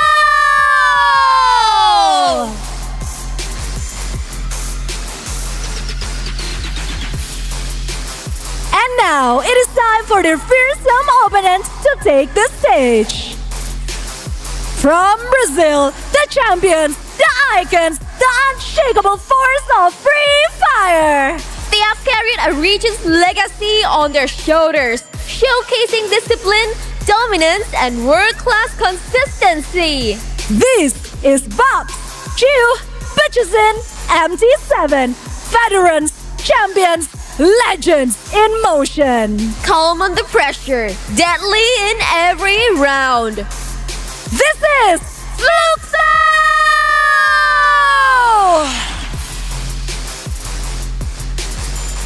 4 teams step forward, a moment of respect before the clash.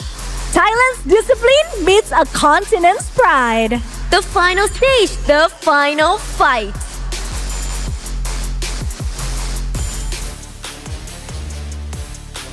Yunsul, only one can burn bright and only one will rise as the world champion. Survivors, this is the grand final of FFWS 2025 Clash Squad. Casters, take it away and good luck!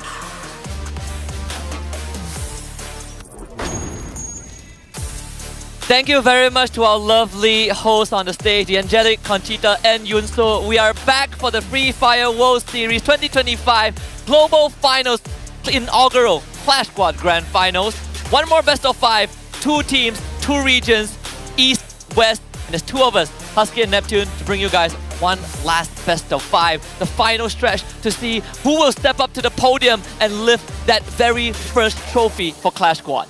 Really excited in what's going to happen right now after a 3-0 wipe that AG has brought in from the side of the East, and then a dominant win from Fluxo in here. Wherein, in fact, from the beginning of those series, seems like R7 has what it takes, but Fluxo is not backing down. They just wreck Movistar R7 in those games. Yeah, when they warmed up, there was no stopping the engine. Same for AG Global when they went up against Heavy, and this was what most of us have anticipated from the start. The grand finals that was written in the stars, AG Global against Fluxo, two very different paths that these teams have taken, but they are all here for just one goal, one final destination, and I think for AG Global is to finish what they've started years ago. For Fluxo is to continue what they have built. Yeah, let's see if those are the factors that would be determining formula for them to really beat the champions. But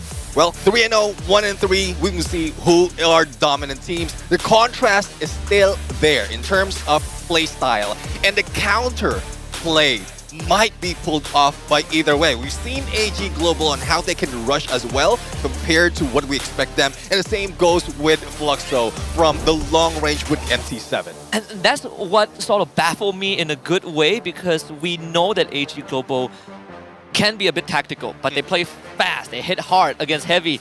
We thought Fluxo is going to be the one that's gonna be slightly tactical. Yeah. Compared to Movistar R7, Fluxo is definitely more of the aggressor, but I didn't expect them to hit that hard, right? Yeah. They sort of pulled the AG against R7. They ran at them. There was no respect given at all.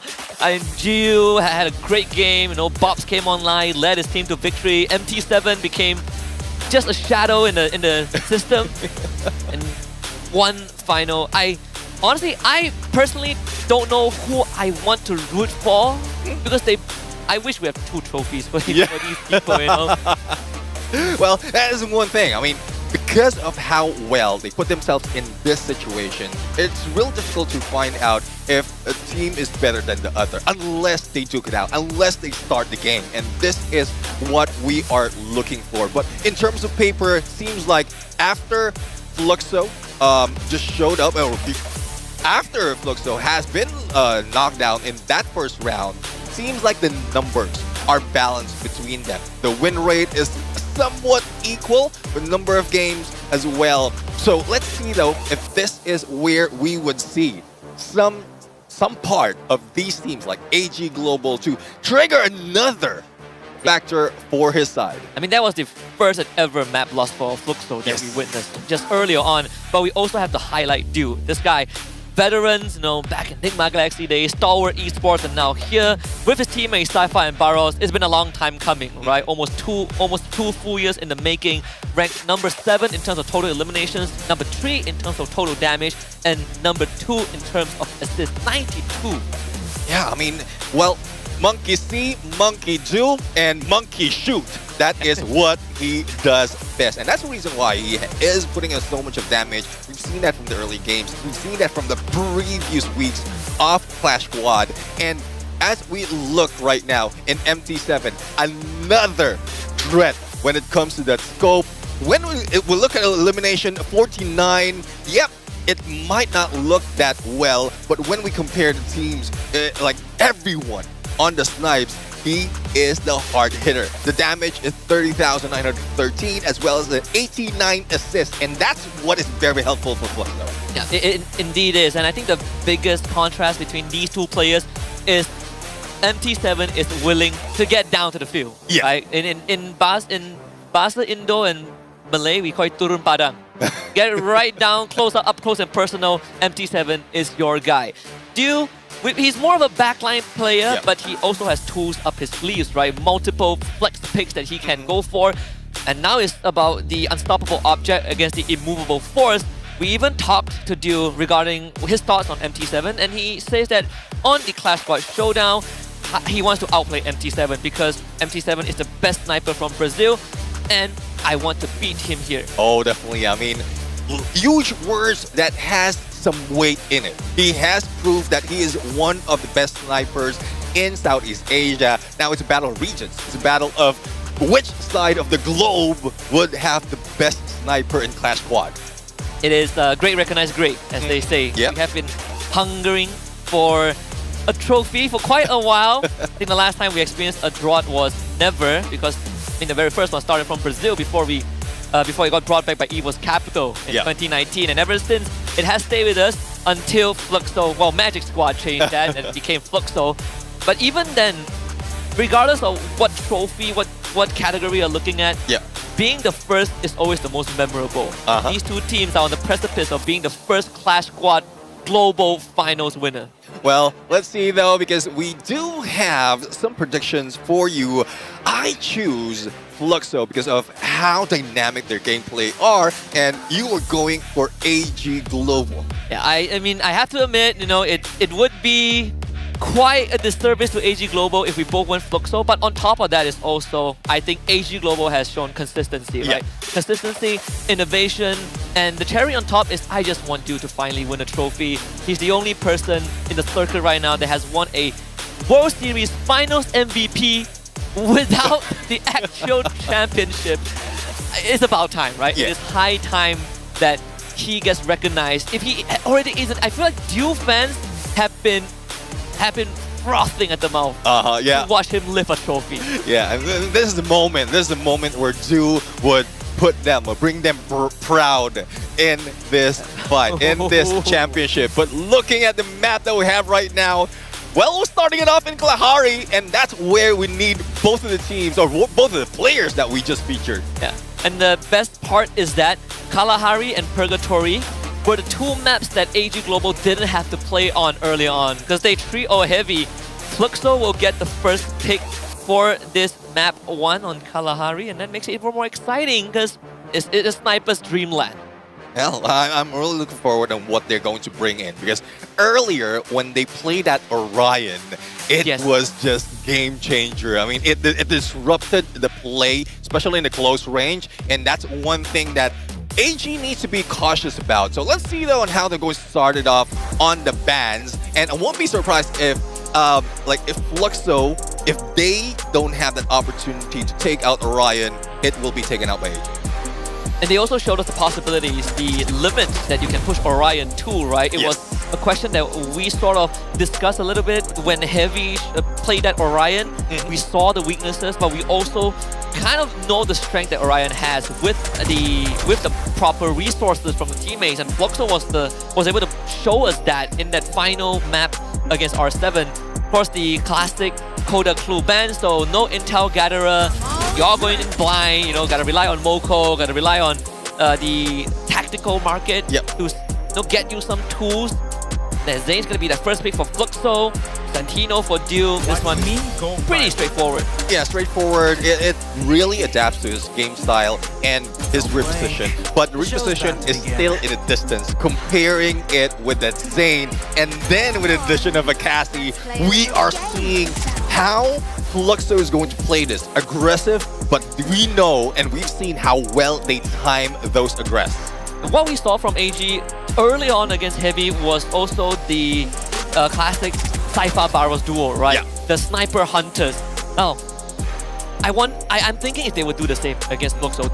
Will they test the waters first, or will they just kind of pull out that playbook, see if they can catch MT7 off guard like what they did with Bui?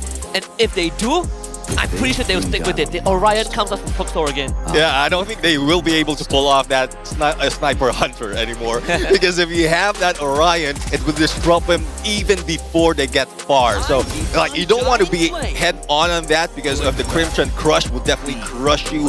And if MT7 has an opening, pulling that player of AG away from battlefield out in the open in the snipes of MT7, and that's it for the first blood.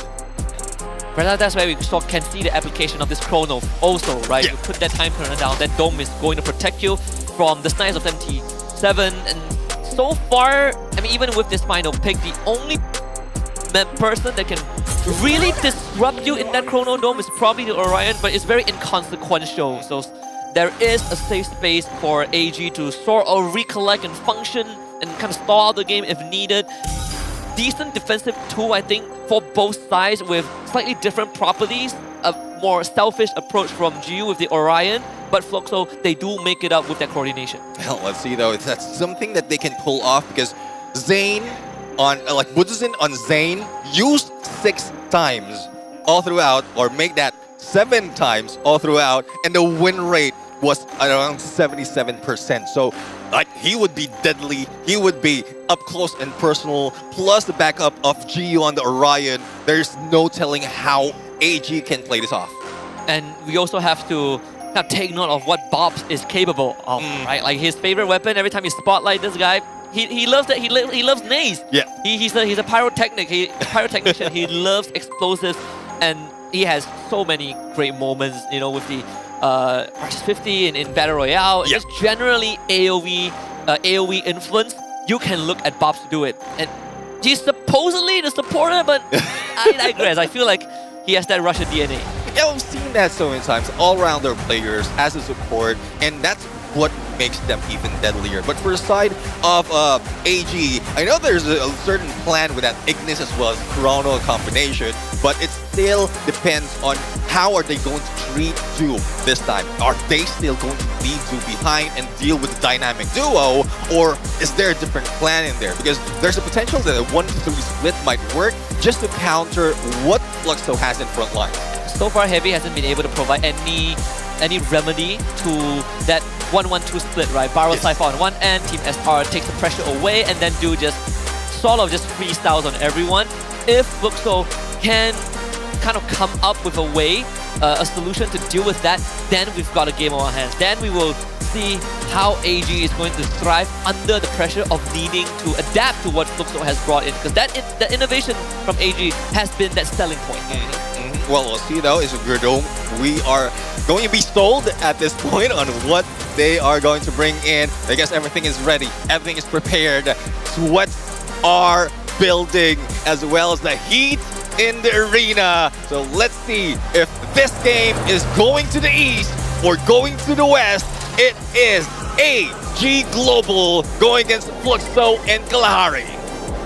Map 1 will commence right now, and both teams ready to kick up some dust.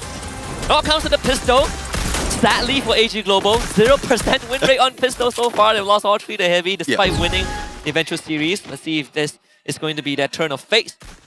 Well, I'm seeing for the side of AG, they're prioritizing more on the long range M500 from the hands of, if not 2 or 3 players. But it's only Team SR who managed to break through to the front lines. And let's see if this smoke would help him survive. I'm not seeing anything. He managed to steal it, that sight away and backed away as well.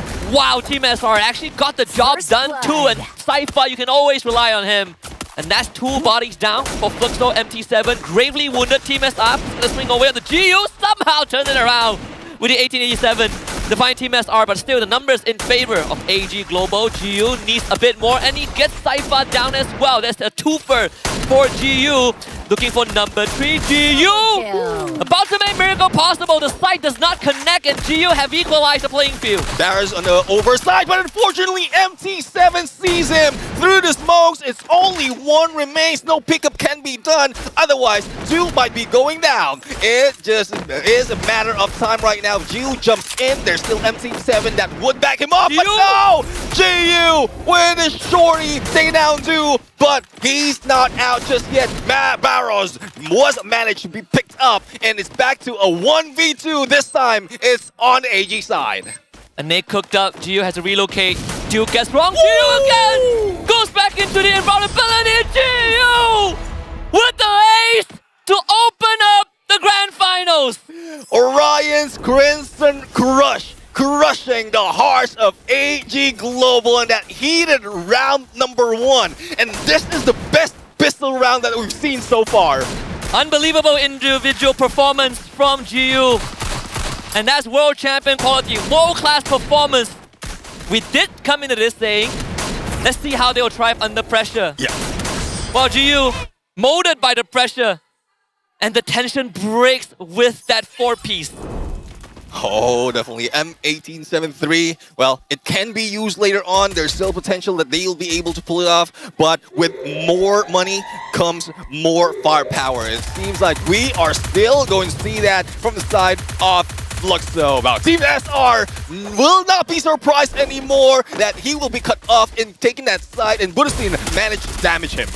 Cypher gets challenged by MT7 and wins that one, but Bobs with the backup pretty quickly. Oh, no. Duke wants to relocate, but has to basically phase out of that and switch spots. Butcherson taking a bit of heat from Team SR, and Barros, the dynamic duo from AG, losing out as he gets cut down. Barros now left to fend for himself, and GU needs to be able to participate, but through the gap, Barros with the mini Uzi will find Butcherson. And GU, he is the Orion, and so far he's the one that's been leading the charge to the win, and GU again with the conversion. Not so good in his timing for Du backing away. That could have been the one chance for him to take down GU and saving his team. But right now, it's still early, but it seems like the heat is on as Fluxo is just beating AG Global one at a time.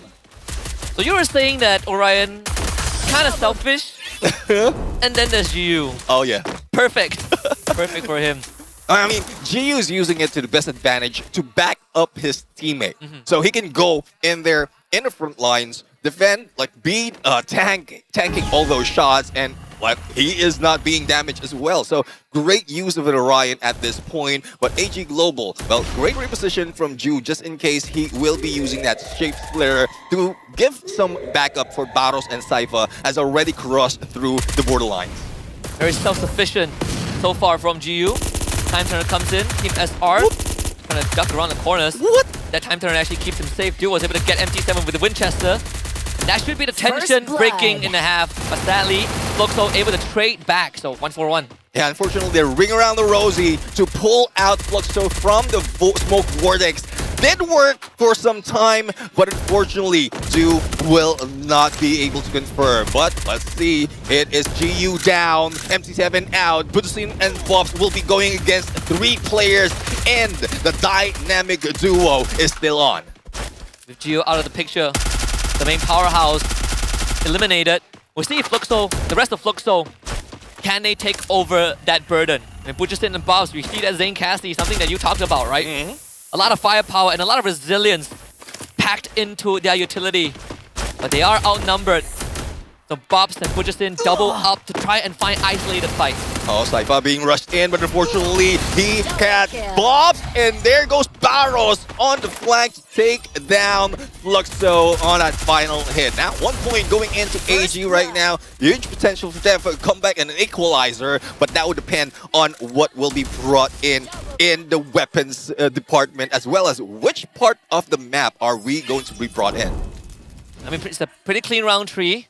GU was caught sleeping at the wheel, sadly, and caught from behind. The smoke vortex doesn't really cut off the line of sight that AG has on that high ground. We got a game on our hands, for sure. See that in Enhanced Hammer, Du, the level 3 Winchester, was the one who opened up round number 3 with that initial knock. And despite it being a 1-for-1 trade, AG able to catch out GU was sort of what turned that round in their favor. Let's see though, is that something that they can turn around? But too aggressive for Bobs right now. Crossing and making sure that 2 will be taken down. Shots after the shape splitter, but he'll be able to make that change. But if in case that replica, that clone will be taken down, so Du will need to flank together with the rest of the teams. But there's a little bit of confrontation in the middle as well, and GU and Budusin has been caught, but in that corner, they are still down. But MT7 also being taken out. Yeah, there's no way that Fluxo can get to their snipers, so they gotta play with it 3v4, well, 2v4. Team SR just found Bob. And Du, with a conversion of the GU, AG right back at it. I mean, I think the plan, especially on that part of the map, is to divide and conquer. Du, great oversight. He can see everyone after he repositioned earlier, being chased by Bobs, and that's one thing that you need to consider for AG Global. Given elevation, as well as chance to break through your defenses, then Fluxo will be falling down. It takes a while to warm up the gears because AG, they did have a slightly longer break than Fluxo. Still, doesn't take away what they have accomplished in the first 2 rounds. Again, as much as we say that, GU mechanically gifted and that Orion is just the icing on the cake, there are still limitations in what he can do individually.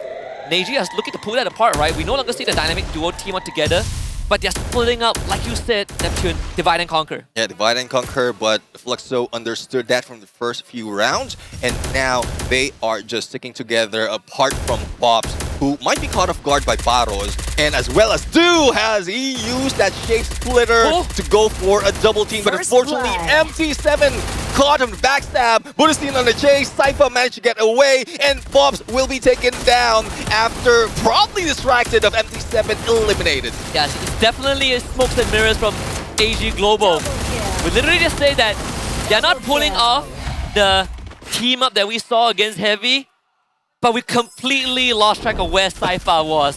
Snuck into the backline, takes out MT7, and then you just see the coordinator collapse onto Fluxo, right? They just pounce, and when Fluxo tried to respond to point A, Barros pops out because he never left the tent, the encampment, and really just the timing that AG brought in that round 5 caught Fluxo off guard. Yeah, let's see if that's something that they can pull off once again, because there's not so much of hiding space right now. It's more of elevation, and that spine would be crucial. AG already blocking out the way, and then, well, even without an Ignis, they can use that with a glue wall, but it's a little bit expensive of usage for the glue wall, and Do being tagged up, but it's a good thing that they managed to hide up, but GU missed a little bit, a few seconds with that shot, or a few meters with that shot, but I think Bobs will be able to land it.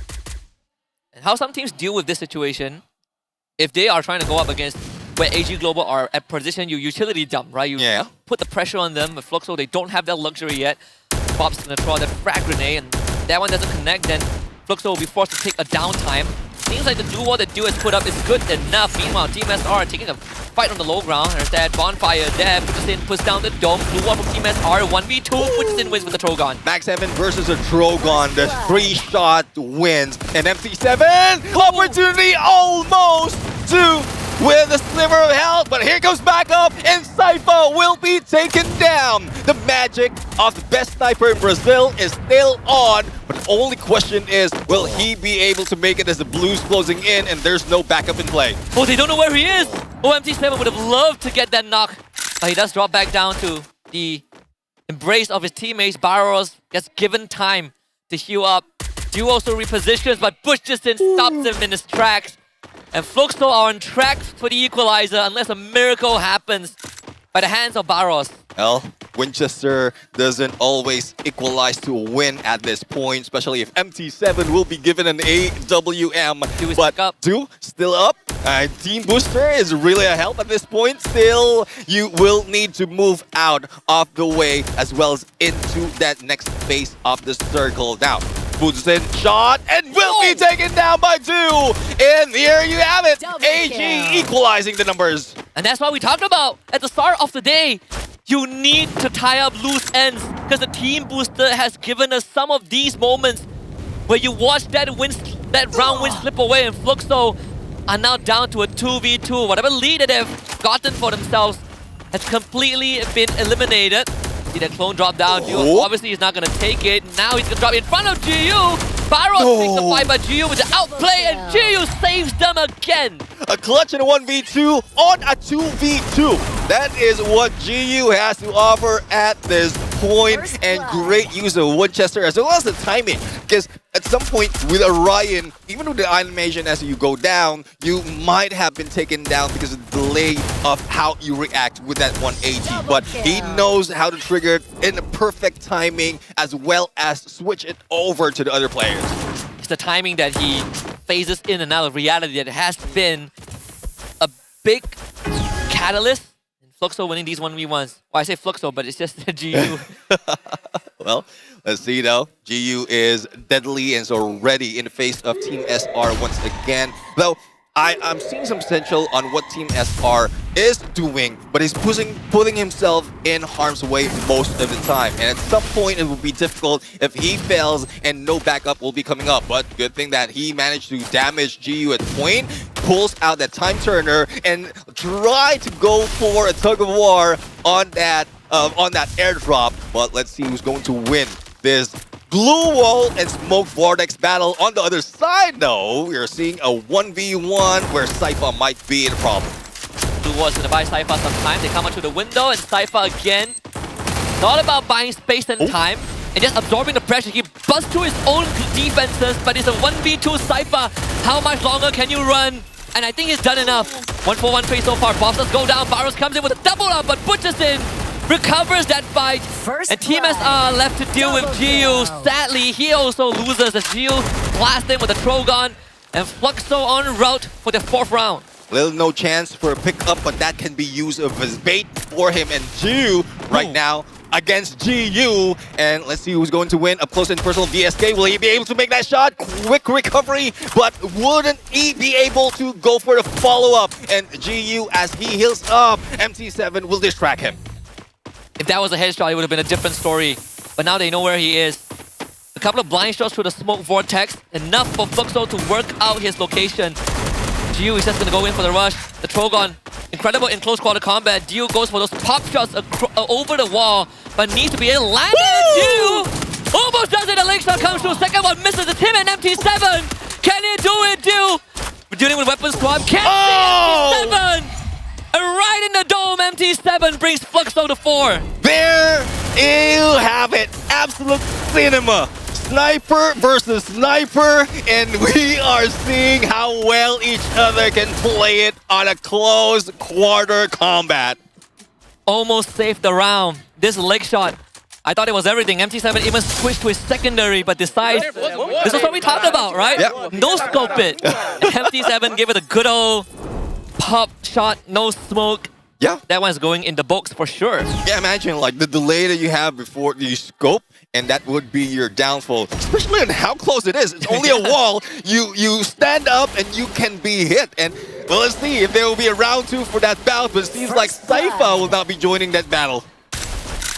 Just eliminated right off the bat. Now it's Butcherson and Bobs that gets the spring to action. Liberty to do what they want in a 4v3. Dio is also under immense pressure, so this rush can go on forever. Choke them out as Dio goes down. GU again, you stop him for a while, he comes back swinging twice as hard. As Team SR goes down, that's a 3-piece, and Fluxo up to 5. Yeah, it seems like the divide and conquer that is being used by AG is being turned around against them, and they're the ones who's falling down in Council Hall. So let's see how much Council they will be needing after this, because it seems like the pressure is building for AG side, despite of the rest that they have. But they also had an opportunity to see up front how well Fluxo went against Movistar 7, so that might have rattled them a little bit. It is a monstrous performance from Fluxo as a team, but as an individual, without question, is GU. 12 and 12 right now on that KD. Not to mention, Fluxo has already had 2 clutch moments in this map 1.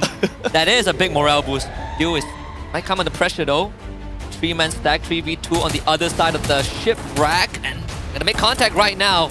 AG needs to win. They've isolated GU, but GU is the Orion. It's not the easiest to take down. Yeah, I guess that's the reason as well why you're targeting Orion or GU, but it still is slippery as ever. There you have it. 2 down already for side of Fluxo. So disruption as well as distraction being brought in by Duel, though he didn't survive, is very fruitful. It's a 2v3 situation, but they still have MT7 to play against, and Bob's getting too close, who might be able to make this hit. One goes for the pre-fire. They're gonna spot Saifa. If I was AG, I wouldn't be counting my chickens yet. Because Fluxo has gone against the odds a couple of times. 1v2, MT7, sniper in hand. Can he work magic again? The first shot was good, and Barros now needs to reconsider his options. Those glue wall will only buy a couple more precious seconds as MT7 watched the drop down. Can't recover Bob sadly, so he's left all on his own on an island. And Saifa is the next challenger. That shot from downtown, Saifa keeps AG in the map. Now, using that Valiant dash to perfection, he was just buying some time until it cools down, and MT7 has no way to respond on that. Well, 5-3 though, despite a match point in there for Fluxo, we are seeing some rise from AG Global, but hopefully the addition of resources as well as coins would help them. But the problem is, we're back in Mammoth. But back in Mammoth, that was the round that, you know, I gotta say AG almost kind of claw back. Well, with all things considered, it was Fluxo that won that 1v2 off the hand of GU. With all things, everything that's happened in the last Mammoth run we had. Depends, if you have an appetite for sudden death, then AG should be winning this one. See though, Saifa already in position. but no utilities being thrown, and he knows that Bobs and GU is there. MC7 though trying to make his way from the other side to spot out where AG is, but this standstill, this standoff is biting against the patience of Fluxo. And how long can they wait? How long can Dew wait to take that shot? Has been consistent so far. I mean, this battle between Dew and MT7 has been the highlight. Whether you like it or not, whether Dew is stealing the spotlight, you still have to look back at that long-range fight. Oh, yeah. Which is basically the core of Kalahari. Yeah, GU right now backing MT7 off just in case Dew lands that hit. At least there's a little backup in there. But Butchison, surprisingly, he's just in there waiting for an opportunity of someone to drop. But I guess with Dew regrouping with the rest, there's no need for Butchison to be there. But he can still be that X factor later on. So the wait is killing us right now because no one's making a move, a huge move, and the blue is closing in. You can hear a pin drop. There was a big shot earlier on, I believe, from Dew onto MT7. Oh. But you gotta confirm it, Dew! Starts it off with a knock onto GU, converts it on the bombs, and Dew will allow Barros to also rally. Sudden death is more about a guarantee. AG Global brings us to a literal match point, the full 11 rounds. Full 11, and that is because of patience. We talk about patience is a virtue, and there's no other virtue that both teams would be using at this point. But for Dew, snipes on Dew, on that spine, on that rib. Bro, that is something else. Brilliant. Brilliant stuff. And to say, if you have an appetite worked out for sudden death, we could go the whole night. That would be the only way to do justice to this finals. Let's see who claims Kalahari. A lot of people's money is probably on AG Global. It is an SDA special.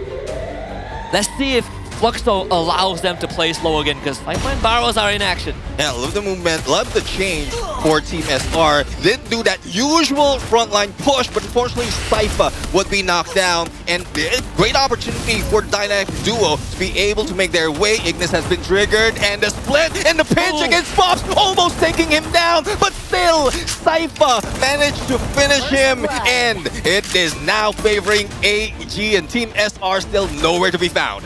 Man, Cypher and Barros, both of them bailing each other out and converts it onto the captain of Fluxo. Numbers, stats don't favor Fluxo at this point. All that way, all that work that they put in, the legwork that Gio had, and then MT7 with his own clutch moment, it all might be for naught if AG continues to pick them apart. Let's see though, Dew getting close. This is round number 2 if in case, but no, MC7 already down. Butchison going face to face. Orion being triggered. It is not that much of damage if you have that Orion, but with the Drogon, he might be able to pull it off, but no! AG Global getting the first map in this series on the Grand Finals. The Thai Giants run it back in game 1 after some heartbreaking close moments. Brilliance from Fluxo, moments of divination, of intervention from the Brazilian region, and yet AG Global with sheer willpower outlasted Diaz to take Kalahari, a map that they only had one chance of playing, and that was just now. What a great start to the reclamation of Southeast Asia. Well, let's see though if this is something that would bother the morale or the mindset of Fluxo. That's one map being taken, and you can see the smiles from the faces of AG Global. And not only that, a sigh of relief, because they almost lost it, and they managed to bring it back in a wonderful fashion. This is a final fight that we've seen. Wherein we still don't know who's going to win.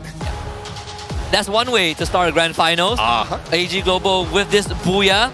Talk about having a morale boost. Oh yeah. But both teams came in no quarter, right? Remember that John Wick movie where it's just no quarter, you fight to the death, and AG Global was like, bring it on. They were ready to take on Fluxo, and Dew staying true to his name. Yeah, I mean, that standstill before that match point for AG was phenomenal. Like, Dew for the 2 knockdowns is already called for. They're going to win that game.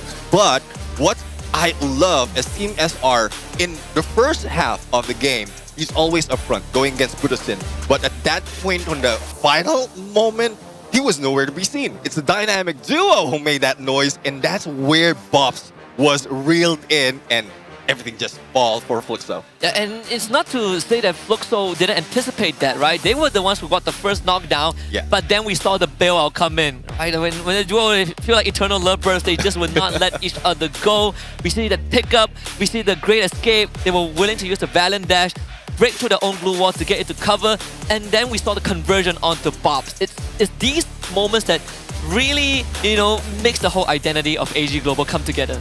Yeah, I mean, really loving this persona of AG Global this time around, and our MVP. It's none other than AG Do. 9 elimination, 5,801 in the damage, and 14 assists. Wearing that Sentino, Otho, Shiru, and Moko, and that Sensei Tig. And we've seen Sensei Tig being used so many times. It's because of the number of skills to get information, and that reduces the time that you are marked. And that is perfect for you, for players who want to play stealthy, especially for sniper players. They're really coming alive at the exact right time, right? It's not like the Avatar that we used to know, that he doesn't disappear, he shows up. It's more like a Superman, if anything. 6-5, full 11 rounds. The very first game of this best of 5. We could have asked for a better opener. Yeah, definitely. Won't be surprised if it will be the same or very close to this, because we've seen how both teams can really change the pace of the game. Like if they need to slow down, they have a plan for that. If they need to switch up their movements from either from a flank or just straight on from both teams, they can do it. And that's why every time we are being pulled into the surprise. I think there might be some questions to ask, right? Like, Fluxo, this is a very close defeat, in map 1 on Kalahari. But when you look back at the first few rounds, the openers where Gio was absolutely monstrous, it gets you wonder, right? If we take that out of the equation, how much left of Fluxo can go up against what AG has? It's something that I feel like they have to answer in Purgatory. Yeah, let's see if that's something, because this might save them from being taken into a limbo, and that's how it feels if you're down 2 points. 2 points in a series that in the grand finals like this. But look at the highlights. You did mention that it was a great start for Fluxo. The trade back happened until Fluxo just almost carried it to the end. They were very close. I think they had like a 3-round cushion to close out map 1. But then it's a battle of resilience, right? Like how much weight can you shoulder? AG says yes. Countless. That's one thing though. And we are seeing a pattern here wherein the most important player from both teams are the snipers. AD, Do being taken out, somewhat triggers the downfall of AG Global. Yes. And then MT7 being eliminated early goes the same way. You can sort of say the same for GU also, right? I think there's like a couple more switches that you can flip on Fluxo's side to kind of disrupt that rhythm, but I like to chalk up game 1 as just it's the warm-up, right? Yeah. It's like in the ring, you kind of touch gloves, just a couple of warm-up jabs. Now the grand final truly begins. When we go into map 2, we'll see if AG Global can carry that momentum. Or Fluxo can bring us to a map 3. No, I'm ready to go all night. Yeah, for the side of Fluxo, GU already pop off, but there's still Budasin.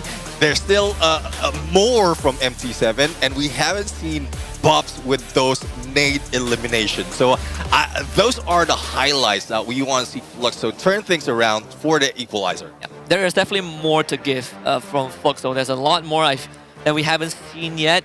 I don't know if it's standard that they set so far, but the expectation is set very high, right? You haven't sated the hunger of what Fluxo can provide, but for AG Global, even against Heavy early on, they showed their cards pretty early. Yeah. Right. I think both teams showed their cards pretty early in the semifinals, and yet they are willing to wear their hearts on the sleeves and just, make a declaration. This is what we're gonna play with. We will not change. We challenge you to beat us.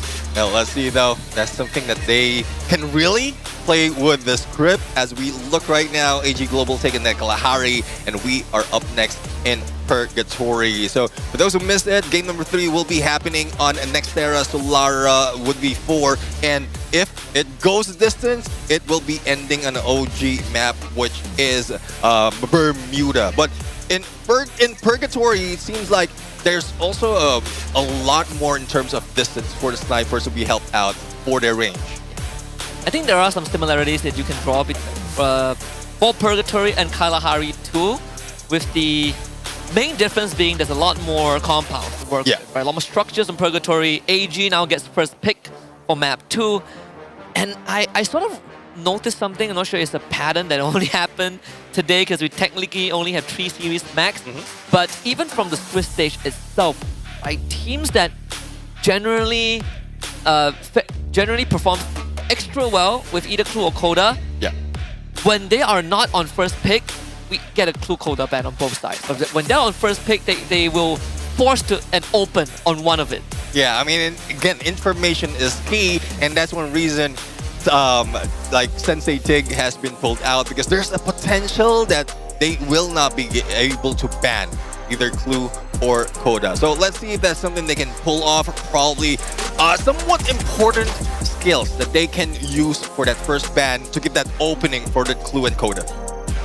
So do you bet? I feel like you have to. The Coda. So Oscar? Yeah, it looks like it. I mean, Oscar would be the best pick, especially from what we've seen them do. That counter that can be used, and there you have it. Oscar already in play. So Orion might be a good use for this, but if you're going for Valiant Dash, getting away, keeping that distance so that you're not connected on that Crimson Crush. So in that battle, there's still a leeway for Oscar to use it. I mean, we can almost conclude that Orion is going to be one of the extra focal point that we have to, put under a microscope every once in a while in this grand finals. But as much as we've gone through sort of the pros and cons, what encourages an Orion comp? Well, if you have a composition from the other side that would be very close and might be able to clutch it. So if AG has a Zane who might be able to bring that tankiness in the front line, then you bring that Orion so you don't fall down easily. You will have that even ground after that Crimson Crush. So we're looking at a neutralizing effect, right? In the previous game, Fluxo went for Zane Cassie, switch it up, take the Santino away. I think that it is a very understandable move. You still have Iris for Dio, but let's say this switch up, this change of flavor could be what Fluxo needs, because MT7 he's been under heat. Next to the dynamic duo, we go Iris Ignis for AG. Yeah, well, Ignis, one of the top picks coming from AG, 60% being taken in and 69% on the win rate. So I don't think they will be letting that go, despite of the failure of the other teams when they use that Ignis. It's given information after that damage, tag are partnered with a Moko, and it gives more chances for Du to take those snipes. But we'll have to see on what counter can be used. So not so much of information can be done, but I won't be surprised if Orion will be back into the mix right now, because AG was not taking it. I also feel like this AG draft discourages the Chrono too, and opens up Chrono for themselves. Nero, I mean, Cassie was the last member in the previous game, so we are not looking at Cassie. Are we looking at what? What was it again? Chrono. Nero, Skylar, but you already have a Santino, so it doesn't make sense. Well, let's see though on what they're going to pull off. So we have someone in a sniper already, and I believe that there's that healing factor needs to happen. Whether Skylar, surprising. So I don't know for a fact who's going to use this. Probably MT7 because of how familiar he is in Battle Royale, and then Santino can be used with that support, probably buffs if somewhat the frontliner needs some backup. AG ready to get the party going, keep the party going with this Alok. Second time we see it in today's matches. So yeah, it's MT7, Skylar, Bob's on the Santino. But this sort of also shows the hands of Fluxo where this draft is very timing based, right? Yeah. Press your abilities at the right moment and you strike when the iron is hot. It's a very small window of effectiveness before it fizzles out. Yeah, and from side of AG Global, it seems like more of a defensive type active skill setup that they have, because you have that Ignis to cover approach, probably Team SR to help him out as he cross that boundary. And since it's always going solo in front lines, he needs that drop that beat to be able to at least be a little bit more tanky going against Butosin on that Sane. So smart move from Team SR to use that Alok. The only question is, will you be able to use that in the perfect timing, similar as to what we are seeing from Fluxo? So what timing has been everything on top of the individual prowess that we have witnessed from these players. AG Global, sure, you go back to the standard topic of they won round one, they have the momentum, but this is sort of a different ball game, right? It's not just the trophy, the championship at stake, but you're also looking at Fluxo, who has bounced back so many times. The fact that they brought it to 11 rounds means that the opponents are no slouches. Well, definitely, there's no slouching at this point. This is the grand finals after all, so they will be bringing everything. And I really love to see how this competition is going to work. I know from the beginning of the game, after pistol round, there will be a little bit of scrappiness, because it's seldom that we've seen this kind of composition, especially for the side of AG Global. And if they manage to pull off something, then they can plan a different approach towards mid and end of the game. Yeah. So the coaches are ready for another fist bump as we, prep ourselves mentally to get into game 2. Players gotta lock in for this. We are heading to Purgatory. It'll be a first for AG Global. They've so far had a pretty erroneous record pistol rounds. 0 out of 4 so far. Yep. But they've won all those maps. I couldn't agree more. I mean, pistol rounds is something that you can give up, because that's not so much that you will be wasting, especially with what the opponents are getting, unless they really have that enhanced hammer already brought in. So despite of that added firepower, that you will have some trouble. But here we have it. Neither heaven or hell can save anyone who would be sleeping and not giving their all in this map. This is Purgatory, and the battle continues between AG Global and Fluxo. The night is still young, ladies and gentlemen. So if you are not prepared with some popcorn, it's a good time to go and grab some before this pistol round concludes, because so far, things have been moving pretty quickly. Right? There's barely any time to catch your breath. 3-man stack on both sides. We see Boss with that mannequin ready to reposition. Now on the expedition, Team SR catching flag. We're able to somehow dip back into the shadows. Yeah, I mean, the timing, that smoke just on the edge of that airdrop disrupted what Team SR could have pulled up, and Buddhason just beat him to the side. So at that point, since they don't have the airdrop, they pull away. But on the other side, Sypha takes down Bobs, but unfortunately, backup is there. There should be a secure on the Sypha too. Buddhason looking for his target. Barros in and out of smoke vortex, and Buddhason gives up on the chase, switches back to the pistol. GU will be able to clip Do. Barros needs to heal out first, but GU can go aggressive with the Orion. Barros is back up with Dew as well, but Team SR needs rescuing, and Dew only has 1 health to work with. Barros trying to play distraction, doesn't work out. And AG Global drops another pistol. And Orion wins it again. And well, unfortunately, that could have been a chance for AG to grab at least 1 pistol round, but I'm loving how the opportunity that is being taken by AG Global at that point. It just so happened that airdrop just dropped on Team SR. If not, he would be running around with his sight. Yeah. Just some uncanny timing, but man, this Orion is a piece of work. Triple takedown for GU just off of the pistol. Got an ace on the first map. Yeah. 3 on map 2. Definitely not a fluke. Definitely on form.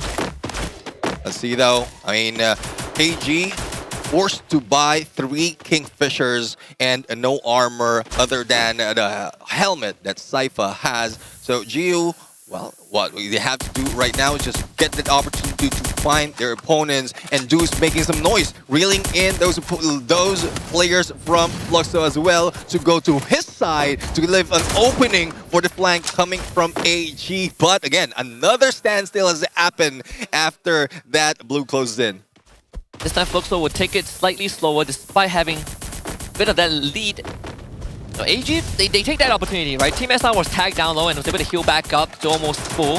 Back to square one it is. Dew pretty deep, close to enemy lines. This corner could be deadly. Information given. Sees GU pushes in with the sight. Just misses by a pixel of that vision. Dew might not notice. He pops out and sees 2 more Fluxo members and decides to back off. Surprise! That's what Fluxo said. The moment that he saw him, he backs away. Now, sticking on those smoke vortex. And it's a good play as well because you'll be able to see whoever is approaching you. But if they manage to get close already, then it would be difficult to fight back. But great flank being done by Fluxo at this point. And no one's letting go of formation. For AG, they spread around already trying to catch Fluxo out. But there's no opening being given. There's a double stack on the eastern front.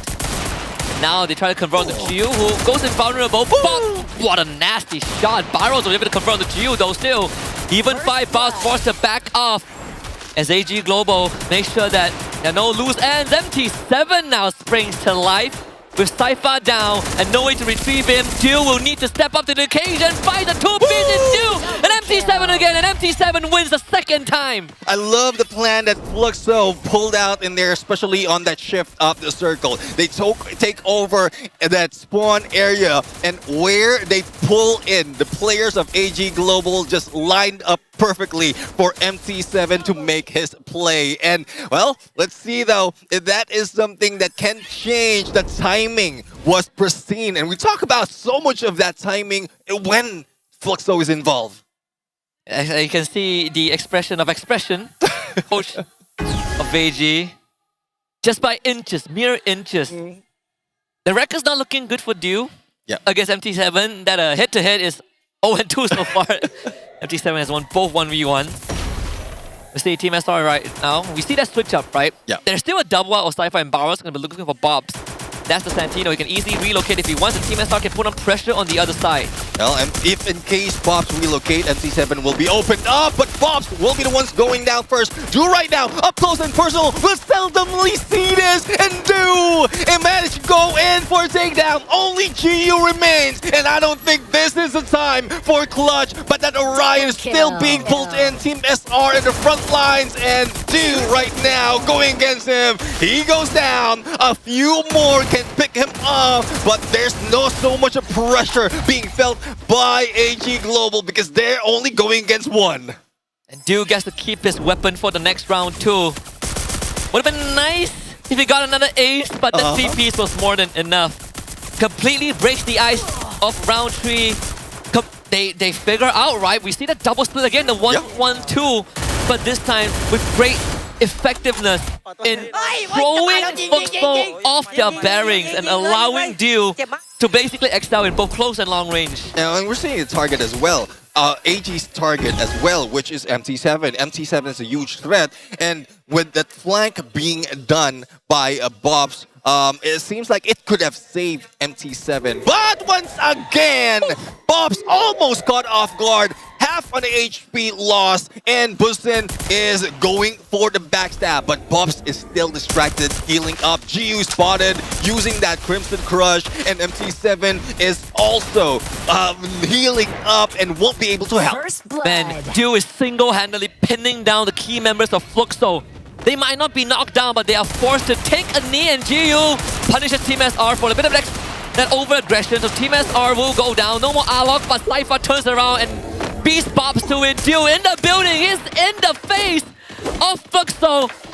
Pulls out the side. Is this Gio left is alright? Got no cigar this round. AG Global with the equalizer. Equalizer to 2, and this is a different version of AG Global. The aggressive do, up close and personal. We seldomly see this, and I guess it's a play that would work well if MT7 is just getting position. You would not expect that the rest of the teams are all grouped up, and like the frontliners, GU, Buddhiston would be taken out a little bit early, and with the dynamic duo on that long flank, always targeting Bobs. And then I think to add insult to injury, even though Bobs has a free get out of Joe card with the Santino, even if he escapes with his life, he gives up space to AG Global. So you still sort of lose out. And not to mention that with Dew now in his Gear 5 form, he'll be able to do a lot more damage. Team SR holding this smoke vortex, taking some chip damage left, right, and center. But as long as he's alive with the Chrono helping him out, it's going to be tough for Fluxo to take control of that area. And these Team SR relocation is starting to really get onto Fluxo's nerve. He is still alive. Oh yeah, definitely. I mean, with that alloc that can be used in play, as well as that Chrono that can be taken from the market, they managed to outwit and outplay Fluxo, Buddhiston and GU down, and just like that, AG is now in the lead. And where was this version of AG before? Because seems like the adaptation, they are getting it from what they've seen from Fluxo. The coach rejoices that they win the 3rd round in a row. Oh yeah. So far they haven't had the need to pump on the brakes yet. The Fluxo can force it out of their hands. Gotta try a bit harder. Yeah, I mean, just to add on what you've just brought out, I think AG right now, they are definitely they've gotten a 2nd win. You were asking where was this AG? Been all along, I feel. Diamonds are made under pressure. Well, let's see though if they will be shining bright at this point. Cypher on long flank, very long flank, with a good position as well to take.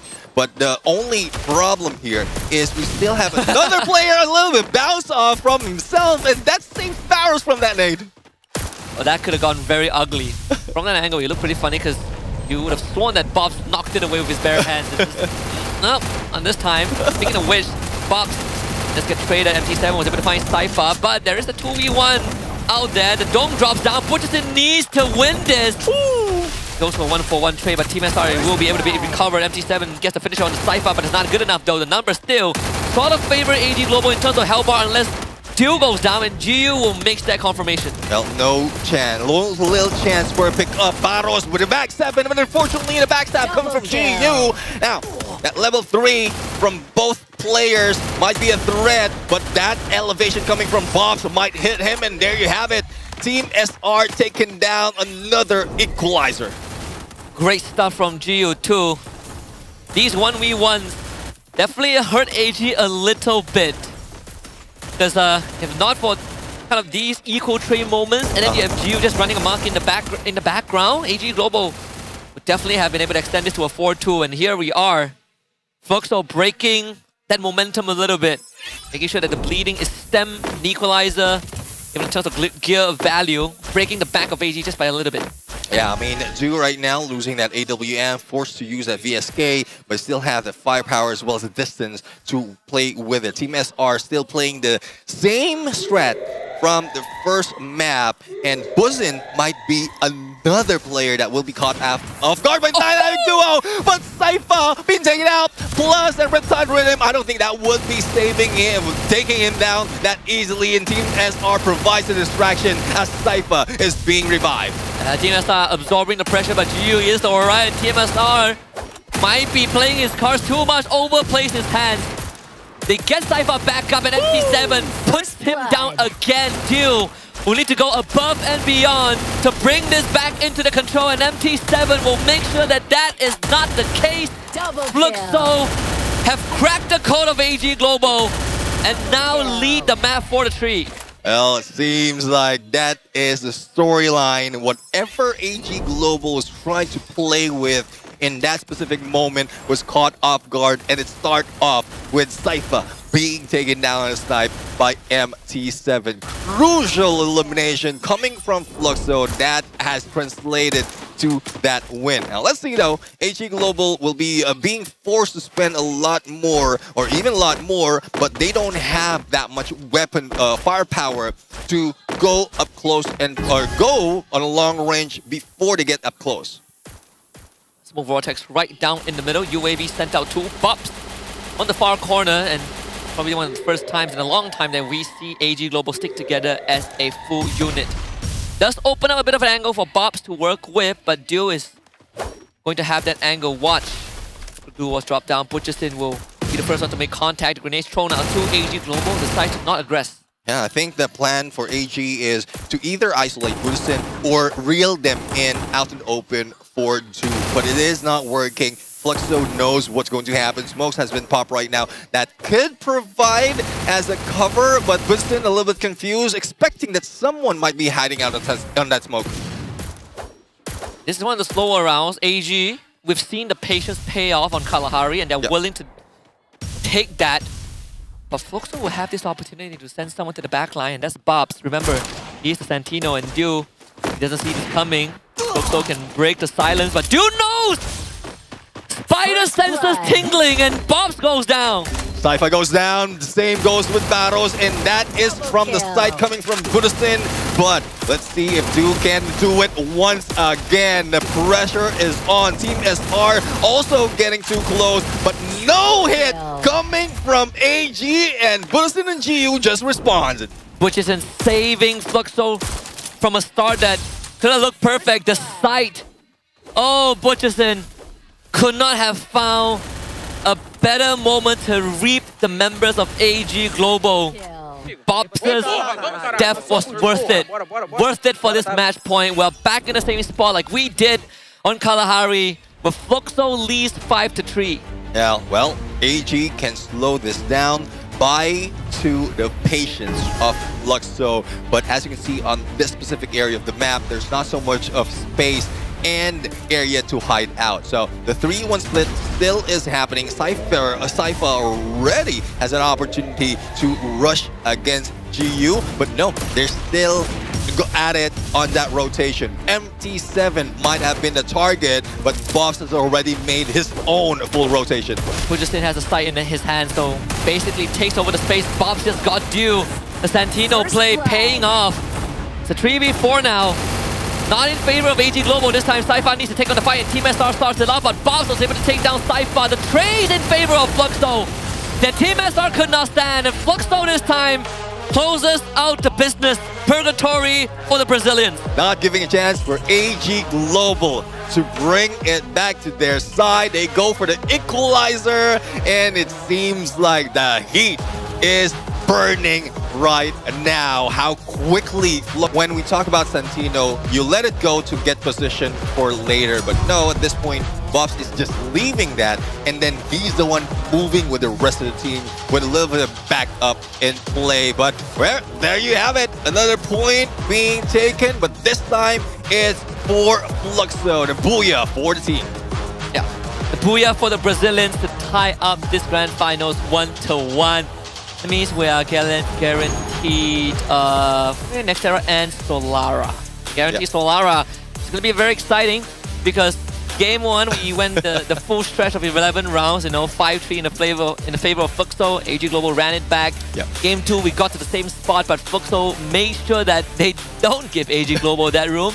And with the possibility of this Orion showing up both games in a row, and now the Santino being played by Bobs, that also opened up a lot of different angles for Fluxo to attack AG Global.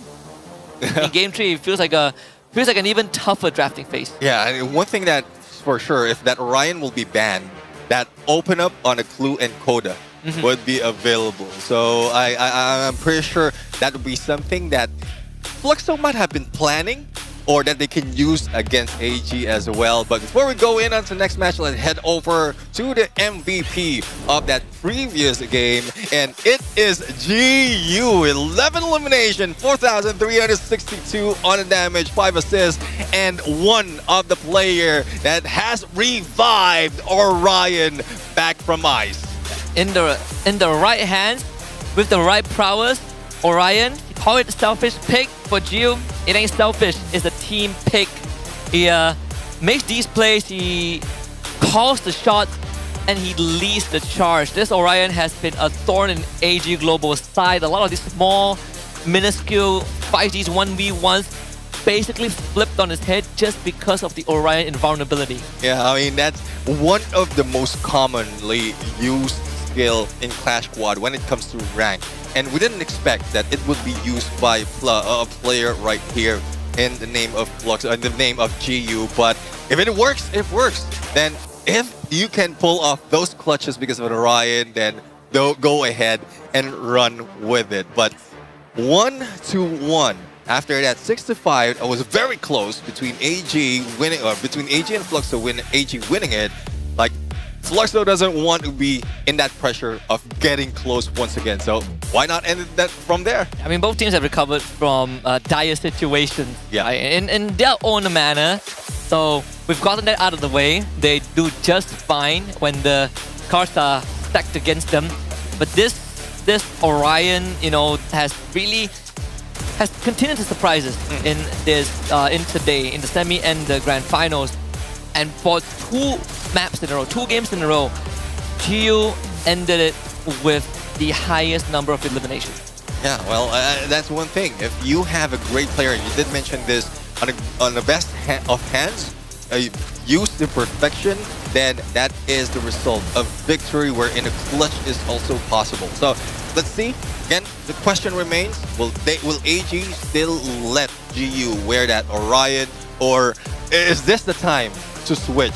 As well as for AG to switch the gameplay, because Team SR has been in their front line trying different approach, but on the second chance, he was not given that opportunity. Yeah, and it's just a battle of adaptation, right? We're watching two teams of chess grandmaster going at it. But to answer your question, I don't know if it's worth banning. Yeah. But I don't know if AG would steal it either. I don't think so, because how GU is playing it could have been pulled off by Saifa, but he doesn't go solo. He doesn't go solo compared to GU. It's more of that, like the duo composition that AG has in play, and I don't think that would be stolen. It might be given away, but that would be a risk that they have to take if they ban it. I mean, unless you tell me that Team SR takes it, right? he has been taking on the role of just being in front, so I can't see that as a possibility. But we have a this or that coming up for you guys. And the question is very straightforward. Which one do you prefer for a shotgun? Is it A, the M1887, or is it B, the MOP, M590? MOP. Well, Clash Squad, I would say the M1887 would be a much viable weapon. 2 shots potential that one would hit the head. For M590, timing is needed, but damage, it brings that. It's like what we called for both Do as well as MC7. It would bring somewhat similar damage on that hipfire. Yeah, I mean, if you like some really high caliber slug rounds, then M590. If you like to be humiliated for following the majority, M590. I'm just saying, it's too good of a weapon. I remember the players in one of the side piece, they were talking about how busted it actually is. But hey, gotta work with the tools you're given. Here's the refresher on the map order. We are done with Kalahari and Purgatory. AG Global won Game 1 on Kalahari. Fluxo won Purgatory on Game 2. We're now 1-1, and Nextera is coming up. Well, Nextera, this is where Fluxo has more of the win. 60% on the win for 5 matches that they played it, and Fluxo will still be given a chance to lead our draft as they will be the first pick. So far, it has been Coda Clue for both games. I'm just looking to see who breaks first. Like, who gives way and says, we're not going to do those 2 bans. It's like one of the first few times we saw it, at least in recent matches, was RRQ, because they were the Coda Clue team. Yeah. Well, it's difficult to say, because right now, so Fluxo would be the first ban, first pick, and definitely if they they play the same script, then yes, they will be given that chance. But on the other side for AG, again, the risk is there, but they play the same script, then yes, they will be given that chance. But on the other side for AG, again, the risk is there, but I guess they don't want to let it go. They don't want to let it go. They don't want to remove Orion from that list. That is true. If the first pick, that also means that if you are first pick and you don't ban either or, the second pick probably would also let it through. Yeah. Right. It's a trade. I guess you won't be seeing these two for this finals, and I'm fine with it. Right. It's more of a, there bare knuckles, brute force, brute brawl. Yeah. Down in the battlefield. Zane, first pick for Fluxo. So far, still the same. There's a Santino angle for this game tree. Yeah, let's see though. I mean, somewhat similar for that first pick for GU, or for Fluxo, and it seems like prioritization at this point, most of the time, for AG Global would be the sniper. So Iris would be pulled out right here. Okay. What follows then, the Oscar, would be... It was used very well, but let's see, they took away that Cassie, so Oscar can still be used unless Fluxo uses it. I literally just asked, right? I wonder which team would bend first. And AG, they're gonna take a different direction. Santino is open. Oscar is open. Chrono is open. It's a buffet for Fluxo now. There's also Orion. Yeah. I feel like Fluxo might have came to the conclusion that Orion is not in the cards for AG Global, so there's really no rush in prioritizing it. And that opens up a lot more possibility for Fluxo in that draft. Yeah, I guess the trigger would be those bans. Because if those bans continue, they will be opening up. But, well, it took away that Ignis. So it's either, for side of AG, they take that Orion back just to make sure it's a counter play, or they choose a different active skill. And if it's, say, Barros, it might be that Raiden. We'll have to see, because Oscar, not quite sure if Fluxo has their eyes on that Oscar, because they already have that Zane in play. Yeah, I think that makes a lot of sense. So AG goes for the Oscar. Cassie Oscar in the front. Who needs some utility though? I think that Raiden is a good fallback. They did play it once in, I guess, Heavy. Yes. The opening game, and they did win that one. But if you're up against Fluxo and then there's a Santino, and you now know that the Santino isn't necessarily in the sniper, or you also have the Orion that you want to deal with, it can be very pesky. I can see the application of the spider. Yeah, but the thing is, the moment that you get caught by the spider trap, the Orion can be triggered and it will just go to waste. So, but it's wasting it for both sides. But even if on the front line, you have that Orion already, you can move around freely without receiving any damage. So, at that point on that 1v1, it still favors Fluxo. That I agree. Fluxo, they already have a formula. I feel like if we are going to see major changes in the draft, it's probably going to be coming from AG Global. Yeah. Because Fluxo have found that niche, right? Like that Orion is such a core part of the composition. It's a centerpiece. And AG has proven 2 games in a row that really isn't any direct answer to GU's Orion unless you win him 1v1. And that doesn't come by often. Yeah, and that's one thing as well, because GU is using Miguel as a passive with that Orion. So the Crazy Slayer gains 200 EP for knocking down an opponent. So imagine you use that Orion, you go for a knockdown, you recover your EP, and you're back in play. So that's one reason as well why we've seen that Crimson Crush being used several times, and that makes GU unstoppable. I mean, basically gives you the Tatsuya treatment, right? You get that refresh on it. Yeah.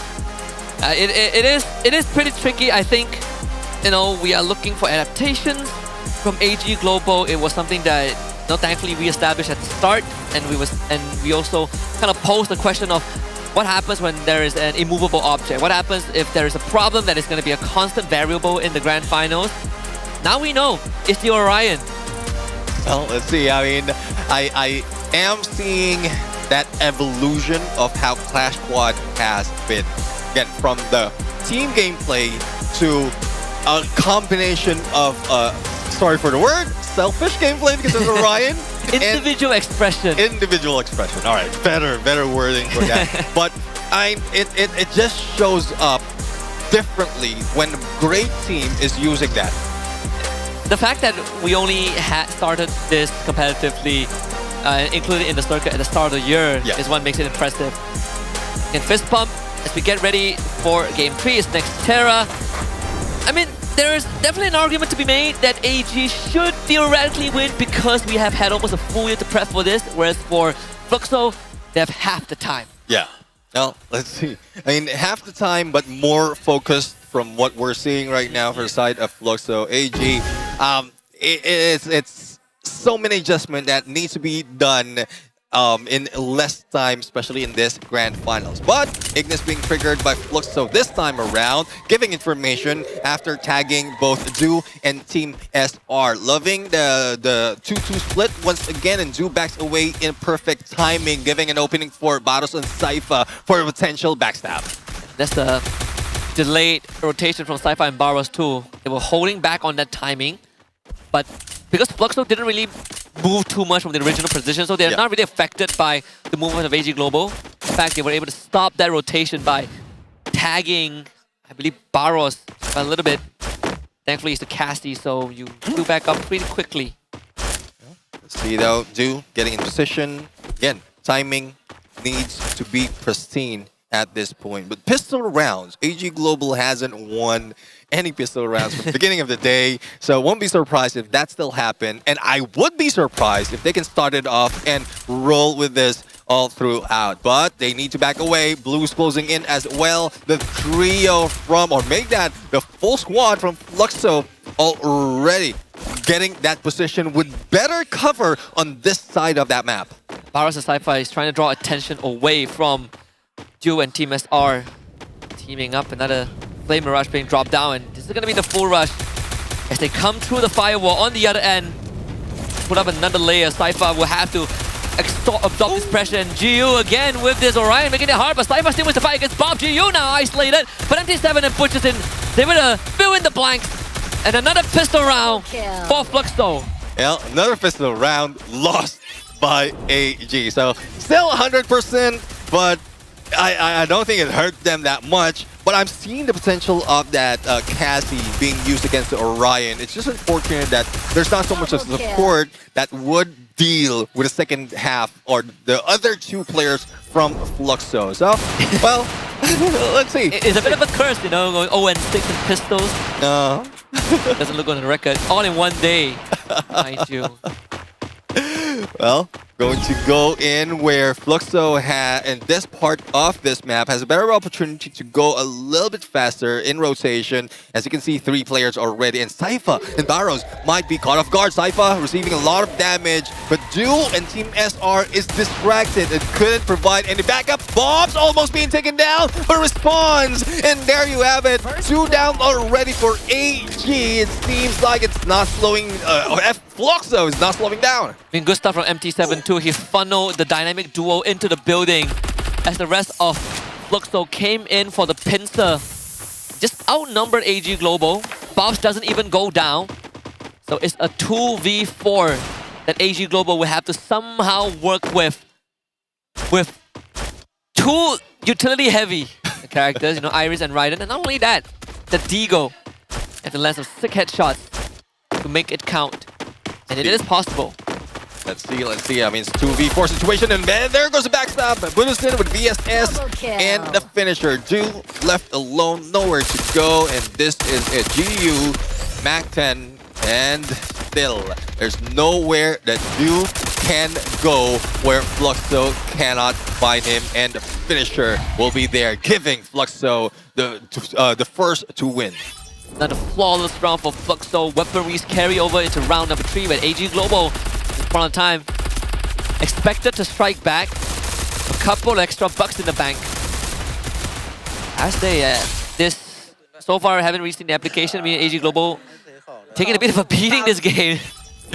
Well, let's see though. Hopefully the pressure is not going on them. VSS on this store is crazy. We've seen this happen earlier when AG was going against Heavy, and the fire rate was just so much that even on an SMG, seems like it is hitting like a truck. But Bobs right now, dealing with Team SR, GU in there, still in the front lines, but Bobs was reeled out, and do manage to deal with him. Yeah, and they found Butcherson too. He's gonna try and gun for Dew, so Dew needs to be able to win this 1v1 self-sufficient. There's a sight of Butcherson's hands, and Dew knows this. Butcherson now trying to buy time and distraction, but Dew on the case, making sure that he doesn't get fooled. And now up close and personal, Dew wins that 1v1, not a problem. Barros does get taken down, but Dew has got the legwork done. Dew and Team SR down in the middle, MT7 the back in. Team SR absorbing pressure, and Cypher comes in as the savior. AG will find the first round on this map. Yeah, first round, also a chance to get all those guns away from Fluxo. Now, let's see if that plan would work on the next area, on the next game, because it seems like it's way too perfect of a plan against Fluxo, and that first hit against Bobs was the trigger. That first hit against Bobs in the front line was the trigger, given the opening for Team SR to play with Butson. Our lovely translator, Bun, pretty stressed out, and more stressed out than the coach himself back in the AG camp. But that was a good round. Yeah. Again, just great timing from AG Global, and the awareness. I think Dew's awareness is something that we cannot understate. Yeah. He's really on point with some of these hard reads. Still, this area, this specific map, still has a lot of openings because of the elevation, and all the moving parts need to be used in the best timing, into perfection. And, well, a little bit of damage being received by Butterson. Let's see if he will be confirmed. A94 in his hand. Well, it does bring in a few more firepower if you get an angle to take it. And they know exactly where MT7 is, thanks to Cypher too. They saw him swap place with the mannequin. Barros has info on Bobs. All these crucial areas taken away by AG Global, and now we're looking for a conversion. MT7 under a lot of pressure now. Barros opens fire, but he also is drawing the attention of the rest of Fluxo. Yeah, seems like he would be the ones in the target that would be giving Dew that opportunity to sneak in. MT7 is already down. Another trigger activated by AG. Next up would be GU. And there you have it. The steamroll is happening. And AG Global equalizing this game. What a perfect round. Flawless execution from AG Global. I think the kicker is also MT7. He had no idea that there was more than one member of AG who knew where he was. In fact, 3 members. Cypher spotted him, Dew knew where he was, Barros drew his attention away, and then they just snapped the cord. AG keeps all of their weapon. We see the level 3 on Cypher too. See the upgrade. MT7 now investing in the AWM to try and hit back. Yeah, this is one thing that he needs right now. The moment that they cross without cover on that platform, on that ledge, that would give an opening for MT7. But there it goes, that shape splitter being used to get a better angle, probably to reposition to go in from on the left side. Now, Buddhism, GU damaged by that defreeze, and that right and hold plus that nades. Well, it doesn't do that much of damage, and it is Cypher who will be receiving it. Butcherson was able to flush him out, and now Dew needs to take on the responsibility because they did get GU down. Team SR is out of the picture. MT7 dangerously low is now Barros and Cypher. The dynamic duo somehow making magic happen. In that chaos, AG Global thrives, and now they take the lead. Well, one thing that we're seeing right now is if Fluxo can be pulled into one corner or one specific area, AG just managed to either go for a flank or pinch them, and that's the key of the game from the last 2 rounds. So if they can pull it off right here in this map, then it might seem like AG will be running away from this with this. The electrotherapy definitely did a big part in that chaos. Oh yeah. Because Cypher's health bar was teetering, on the 10% threshold. But Barros was there to back him up. And speaking of Barros, let's take a big hit off his health bar. It is Graph Labs. It's gonna be could be that tempo breaker. the reprieve that Fluxo needs. Not if Cypher puts pressure on the GU, blocks him off. Not fully though. GU able to slip through the cracks. Well, it's a good thing that GU was able to pull away, and I was worried about that as well because there's no backup, there's no connection with that electrotherapy, but it is a trade. A 1-2 trade against AG, and GU is looking to take this. Buddhism will be able to reposition that quickly, especially with the gravity being taken out in this game, and Bobs will be picked up as well. And Cypher looking for MT7, but if he is found, there's not so much of firepower to bring him down that easily.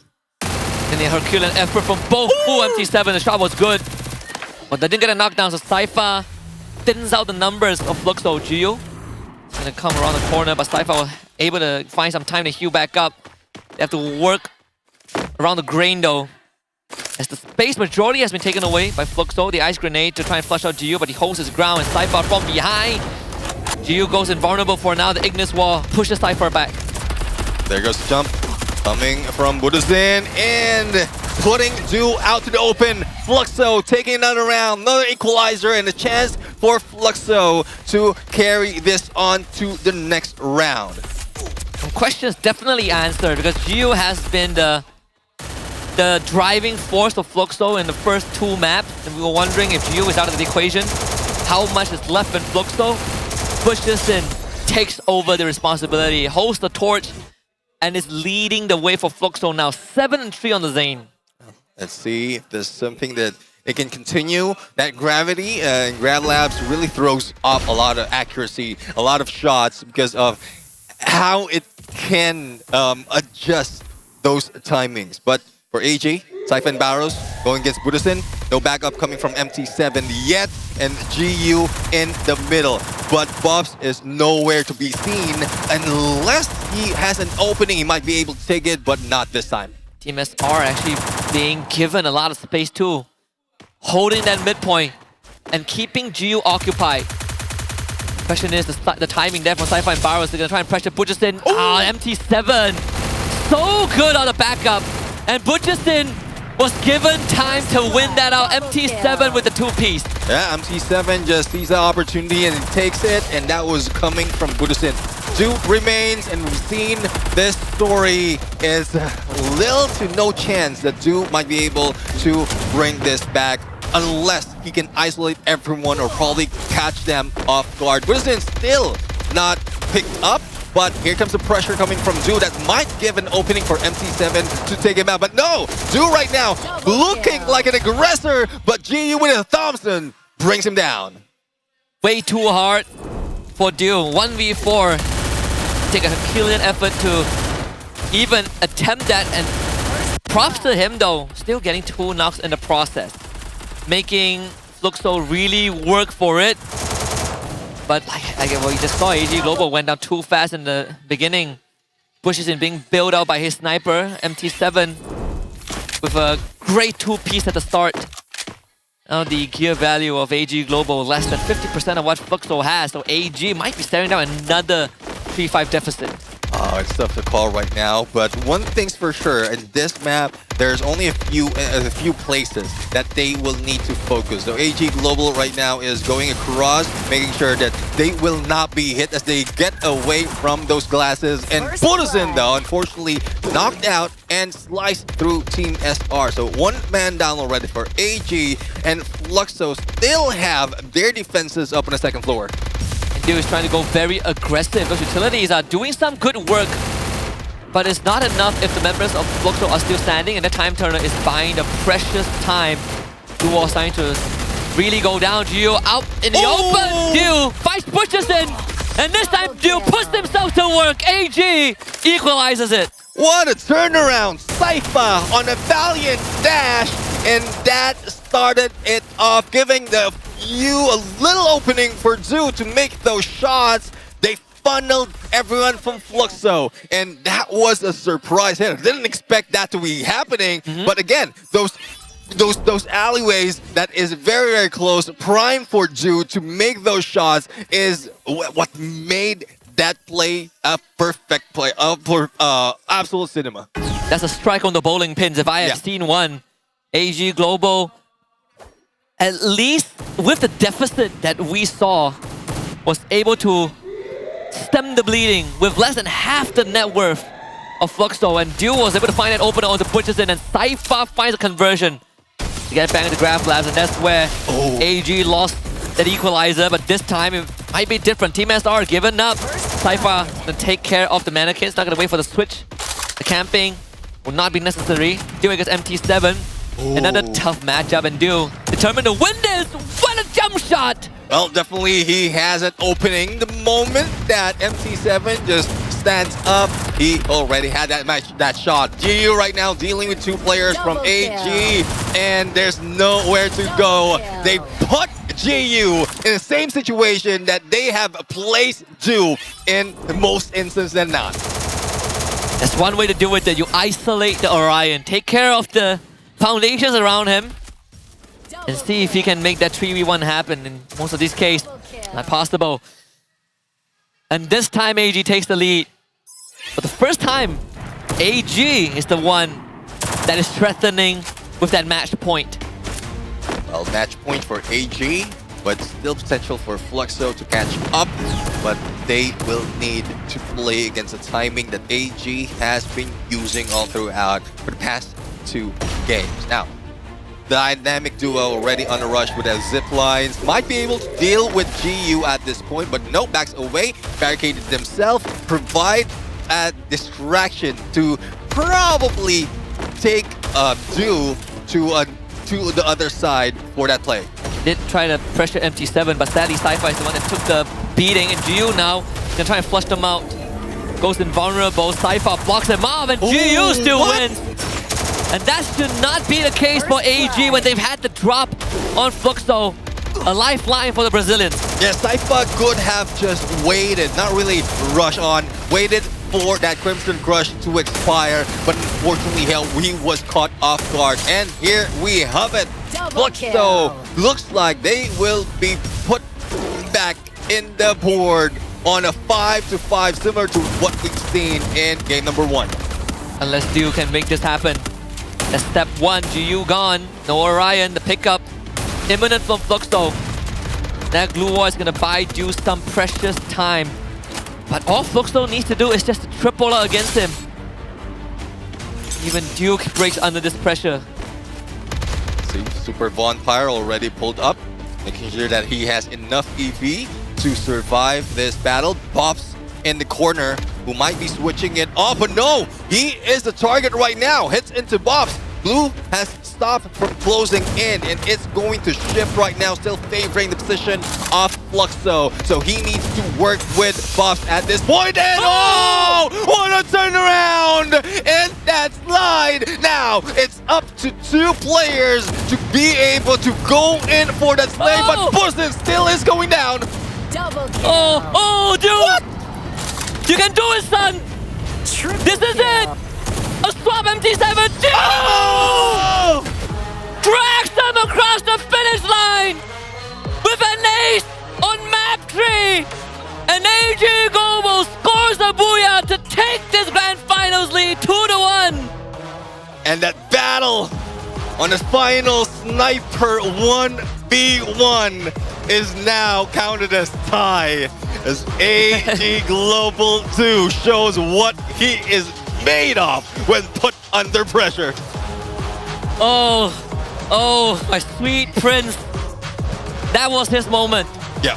That is going into the history books. Doubtless be denied. Definitely living up to the motto of this Global Finals. Crushed out, burned bright, and definitely broke some of the Fluxo spirit that we have seen early on. That was an unlosable round. We literally say, triple up, pressure him, but they gave him too much respect. Yeah. And Duo loves it when the odds are stacked against him. Yeah, I mean, using that zip line, turning a 180 against Bobs, lining them up on that stairs, not giving them an opportunity to move. Even a team booster is not enough to help them up and bring Duo down. But it was left to that 1v1. That 1v1 round number 2 between him and MC7. I mean, that has to be player of the tournament, right? Yeah. That has to be player of the tournament. That's going to his resumes forever. The Hall of Fame, the history books of competitive Free Fire. I don't think we'll ever see anything like that ever again. Once more staking his name in the history books. And now AG Global are the ones who are one run away from fulfilling destiny. Well, this is something that they have been waiting for a long time. A trophy for their side. Do has just showed them, gave motivation for the entire team to grab this. I think we have a candidate for Finals MVP if they win this.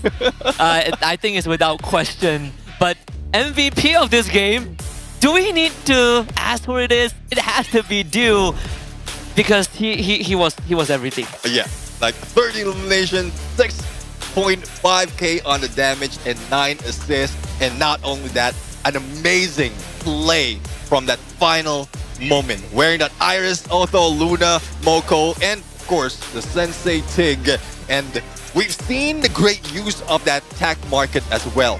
Even under pressure, he was still shopping.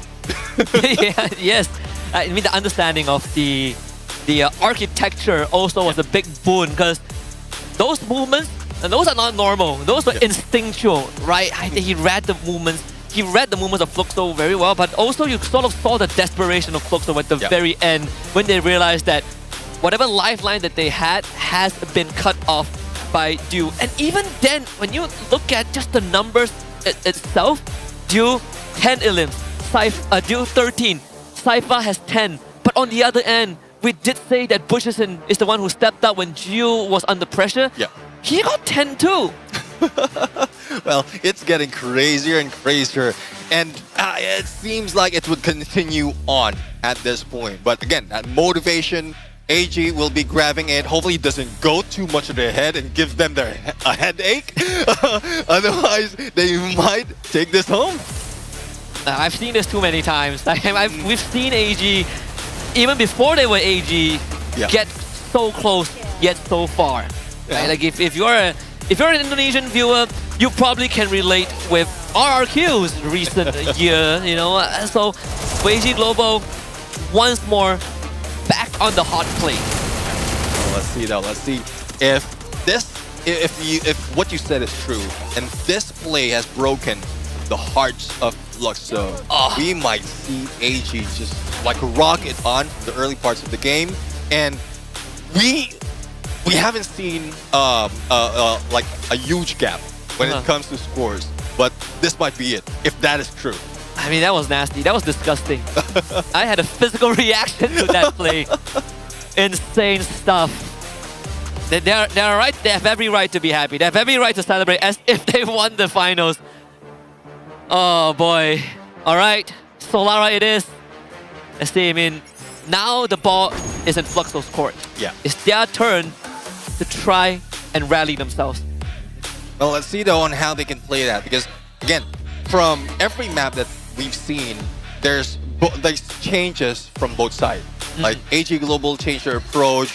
They baited them on that initial run, Team SR in the front, and then the changes in approach. Same goes with Fluxo, with Bob's using that Santino and then MC7. But I think if given the Santino, he'll just leave it for Bob's. Will we still see Orion? I mean, I don't want to say that AG have broken the code, right? Yeah. Orion, we can still see the function. But are you willing to give it another go if you're Fluxo? Tough question. That's a huge risk right now. But this is a good play for AG. If Fluxo has something in store for that Orion to be banned, there's a huge risk already, because you know the scoreboard's already 2-1. You don't want that to be taken out of you. That little advantage of an Orion taken away from you. Has that become a liability now, like that Orion for Fluxo? I mean, you can feel the tension. You can feel the pressure, right? For headings on Fluxo's end. And that's the brutal thing about at least Clash Squad, regardless of whether it's the Grand Finals or Swiss stage. Yeah. You only get so much time in between to recollect your thoughts, right? And moving on isn't easy. Yeah. We've seen them shut out the previous losses and they come back stronger. But then there are certain thresholds, right? When you're put in a certain situation where we saw that, like, do you want to win a 1v4 in an unwinnable situation? Those are the moments where it crosses your threshold, and most players break under that. Now let's see though, and there you have it. First ban, Orion. I'm not quite sure if this is something that was part of the plan by AG all along, wherein they got Fluxo, got comfortable with it, beat them to it, and then take out that stronger character. It could be a genius move, right? Add salt to injury. You kick them while they're down, you know, you make sure that they're trying to get back up, give a bit of a gut kick, make sure that they stay down. This is a guarantee clue. Yeah. Well, a guaranteed clue that would give I don't think it would be used by Duke at this point. So clue that would risk AG to lose out on some of that mobile characters. I think Oscar first pick still makes a lot of sense. Yeah. But it poses the question to Fluxo. If you don't take the clue, it's going over to AG. Yeah. If you do, Cassie is up too. Well, let's see though. Bobs would be a great player to use that clue. Just giving that information to MT7, to the rest of the teams, to get in position, throw off the plan of what AG has. But let's see. If this is not, if clue is not taken here, AG might take it, or AG can just go for the comfort pick, what they've used so far. But there you have it. Wilson making sure that they don't grab it. I feel it's more of a forced pick for Fluxo, right? There's too big of a risk factor to let go of the clue. And even then, I was thinking of the Ignis too. Ignis, Cassie, Santino. I mean, Iris is not too bad an option, right? I'm now leaning into the Iris a lot more for AG Global. Hell, they could leave it last, but too, if they want to. Chrono is also another option, but AG Global have already solved the Chrono problem with the Oscar and Ignis. Oh, they want to do the freestyle, and there's the Santino. Alright, Santino in. It might look like Fluxo has an open for that Iris. And let's see though. Iris and Chrono probably just to make sure that the front line is a little bit more stronger. But we've seen the numbers early. It has been used so many times, but the win rate was a beast mode. It's a night prior to the start of today. 19 picks, like 26% win rate. Not even a passing grade. We'll talk about a triple down. Wow. All right. So this is what it's come to. Yeah. I guess for Fluxo side, you take away our Orion. Going to take that Cassie because that's the counter that they used, that AG used against Orion. And there goes the Chrono. So there counter after counters, but I think at this point, AG Global, given that Santino, makes him even more deadlier. No, Orion, forced to play fair. Let's have the Tatsuya in his hand. So we did say that with the passive that he took on Orion, right? It does give you the Tatsuya effect. Wow. Oh, you have Tatsuya. Get a refresh on the Rebel Rush. No invulnerability though, something that you need to keep in mind. Yeah, let's think though. I mean, there's no connection, but there's still a potential for that dynamic duo in play. So, Sypha, Barrows, like just take out all those visuals and then go in for the flank.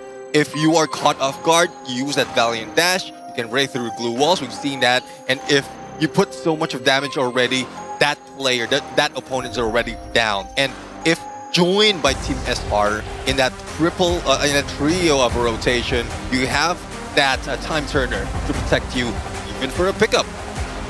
And we have reached the climax, the crescendo of this grand finals. And this could possibly be the final map for this grand finals, for this best of 5. So, of course, we do hope for it to go the distance, go all the way to Bermuda. That's how we close out some of the best, competitions we've seen. But now the ball is in Fluxo's court. How much can they bring it back? If there's one time, if there's a moment that they really need Bob this is it. Yeah, let's see. I mean, Bobs is one of the crucial factors from the previous win, and this is where he is needed the most. So let's see. There goes. Not a fist bump, more of a handshake, and this might be it. This might be the last game for the grand finals unless Fluxo turn things around. Respect has been given and earned, but for both teams, they yearn for more. So far, 0-6 for AG on pistols. If you want to sign or if you are into turrets, maybe them winning pistols would give us a good glimpse into the future of what the results might be. I don't know. I think that is a lucky charm for AG Global. Losing those pistols has made them win the battle afterwards. Team SR managed to weave through the two players of Fluxo and get that side. So pushing Butsin away. That might give an opening for Saifa, and there you have it. Saifa just jumped in, knowing that Barrows is also in play, and that Santino will be taken out, but I don't think it gives us so much of a change, but Du will be eliminated as well. Bobs was able to hunt him down, regroups with GU. The rest of AG Global also reconvene with one another. MT7 trying to play zigzag around the corner. Makes it to safety, so now we get a bit of that silence. There was a standoff in Solara, and Saifa has been spotted already. Now, let's see though, you don't have that long-range weapon if in case it happened, but there goes Time Turner, hack and slash, and it doesn't do the deed. Finally, onto GU, the most important elimination. This could be their first pistol round win, and it is finally AG Global kicks off a map with a win. Pistol round. Again, if the story goes from what you said, this would be the determining factor that AG is reading it, that they will be the champions. Or could have been the cursed as well, that can turn things around. So let's see. Either way, this is getting exciting. G36 being pulled out from both sides, but as you can see, the winners get more firepower. I mean, it's either they've activated, you know, sort of the winning ritual, or they just open these sarcophagus of a mummy. There's only one way to find out, right? And see if, I mean, if AG was able to get the second round, then it looks a lot more possible. And that's what they have already gained for themselves over time. The hope of all the faith and belief pushes in, gunned down by Team SR. I mean, great push being done by AG Global from the name of Du, wherein he reeled him in, but unfortunately Du is still down. Great spray, Mini Uzi. Now it is Fluxo. Bobs, the only one remaining, and not so much can be done. Damage has been dealt, connection is still there, and there goes the takedown with a Mini Uzi. And it seems like this is looking like AG in momentum. And Team SR doing all the work and ace on the second round with the Mini Uzi. Talk about gaining momentum and snowballing what seems to be just a bit of a minor head start into an avalanche. And they're starting to wave. The high fives that come in AG Global can feel it 4 more rounds away to a trophy lift. Yeah, I mean, for their first 2 rounds, and as well as how Fluxo looked after that game, it seems like that morale has been broken. And I'm still looking forward for that to build up. Probably 1 round of a win, or probably 2 rounds of a win, just for the equalizers, then trigger the energy back for the side of Fluxo. Buzin left alone, dynamic trio at this point, or terrible trio surrounding him, but Buzin still managed to survive into the smoke, onto the glue walls, and a sliver of health, and then T7 helped him. Oh, that electrotherapy bought so much time, but at least AG Global found the finisher. They picked Team SR back up, down to a 3v3. Gio now rushing to join his team, and Saifa knows where MT7 and Bobs are at. This timing is going to be pretty scary. Barrows in this vortex. Yeah, I mean, it's more of a timing. Barrows already have that Ignis Flame Mirage activated. And there you have it, a takedown after the shot. MT7, I don't think that he'll be able to manage a clutch? And GU is more of has that clutch DNA. And there you have it, another one in the books in Fluxo side. GU to the rescue with the Rebel Rush reset. But it was a snowball effect set up by Butcherson surviving for way longer than he should have. That had to be the electrotherapy working wonders as Butcherson, by the skin of his teeth, the life force that he gives, allowing Fluxo to draw it out, to drag out the fight. Well, see now, it's 2-1. That is one step of getting the motivation for side of Fluxo. Buddhism back in play in the middle, dealing with Team SR, and let's see if he'll be able to slash away the lives and the HP of AG. But with that glue wall, play Mirage, Buddhism will be spotted against 3, but still, Buddhism is not letting go, still have that aggression to play. GU with suppressing fire too, pinning down Barros. This is a tight spot. AG might not have enough space to wriggle out of this. Then Fluxo tightens their grip around, and Dill still able to pull through alongside Cypher, and Dill does it all on his own. Yeah, it seems like they don't want to give anything to Fluxo right now. No momentum, no motivation. They are dragging them to the ground with this play, and AG is getting closer and closer to get that victory as well as potentially be the champions. First ever champions for Global Finals Clash Squad 2. Oh, it's within touching distance now. Trophy placed on the center of the stage, right beside the player booth. But the finishing line is always the hardest to cross. It will take more than just wits and guts. It takes courage for AG Global to take that step. See, Team SR, Buddhism duel continues, but the pressure is more being brought in by AG Global because of the utility that they have. But backup is still there. All they have to do is find out who's backing up Buddhism, and this might be a great play, a better play than that we've seen. Cypher, Valiant Dash, even with MT7, didn't back down. Oh, MT7 just was not ready for that. How could you be prepared when there is no room to react at all? AG Global might have just cracked the code. MT7 will have to pull off what Dill did in a 1v4, but MT7 just has not been able to conjure that magic, and AG Global are 2 rounds away.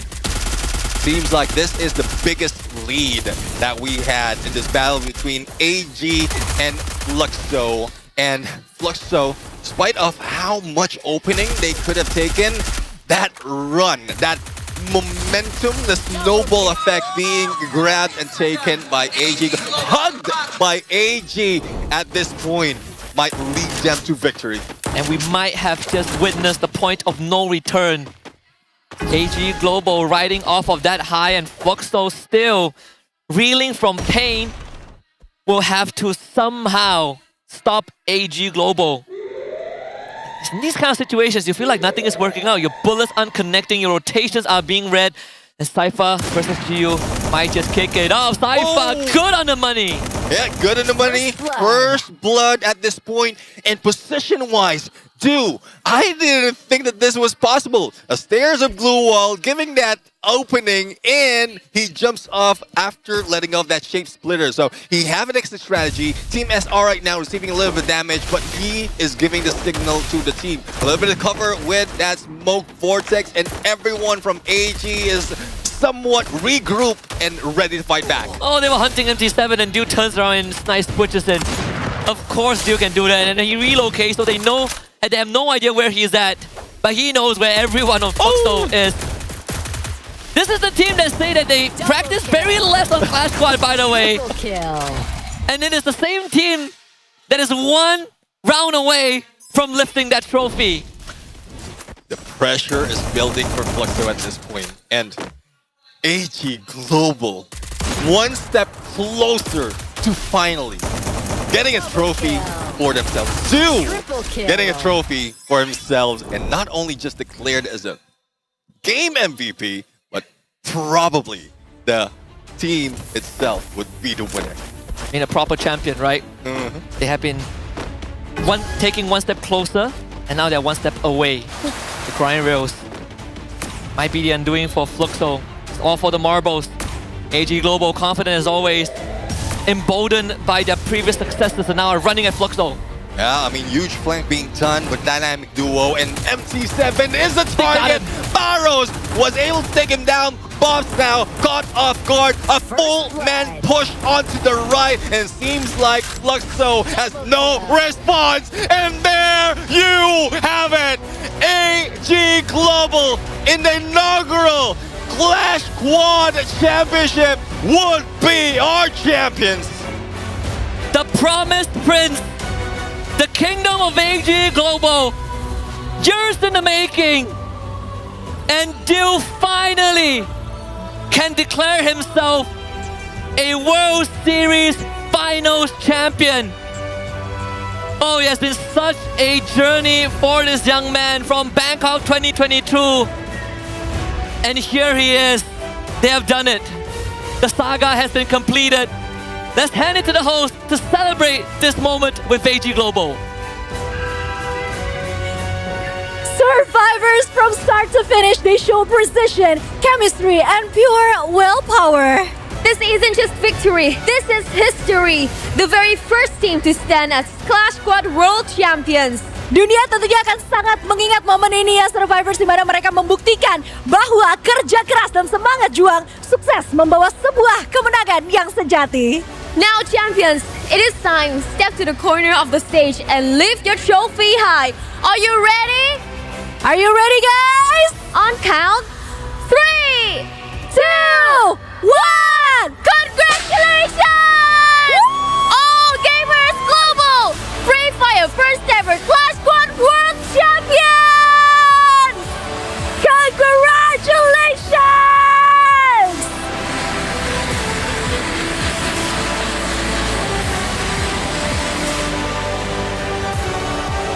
Wow, that is amazing! Beautiful. Woo! Alright, that was amazing, right, Yunsel? Yes, I agree. What a match, what a match, what a match. And of course, what a moment for the history books. But before the celebration continues, I think it's time to make this win official.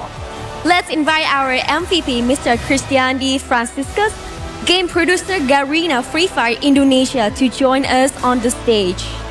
Kami turut mengundang Bapak Christian D. Franciscus, game producer Garena Free Fire Indonesia, untuk memberikan giant mock check kepada pemenang kita hari ini.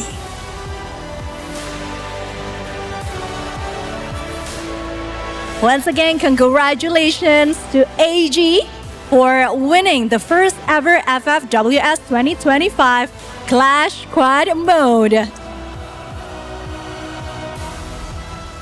And of course, now we honor one player whose impact defined this grand finals.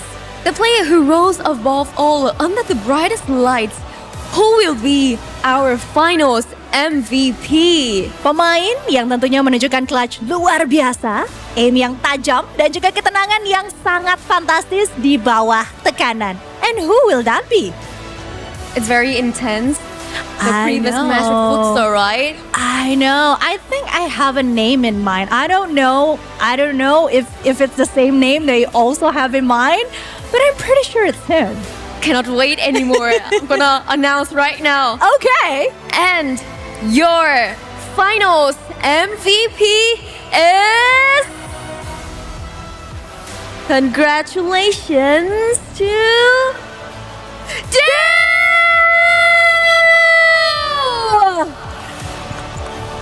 Congratulations! Tonight you have proven that pressure doesn't break you. Instead, you burn bright! Every clutch, every round, and every call, you were the difference maker. And now the world knows your name. Sekali lagi selamat untuk sang FFVP, please! Give a round of applause for Dew! What an amazing work. My heart is beating really fast right now, Yunsol. I agree, because I am the same as well. This match is very cool, very fantastic of AG, especially for Southeast Asia, for all of us here. Exactly.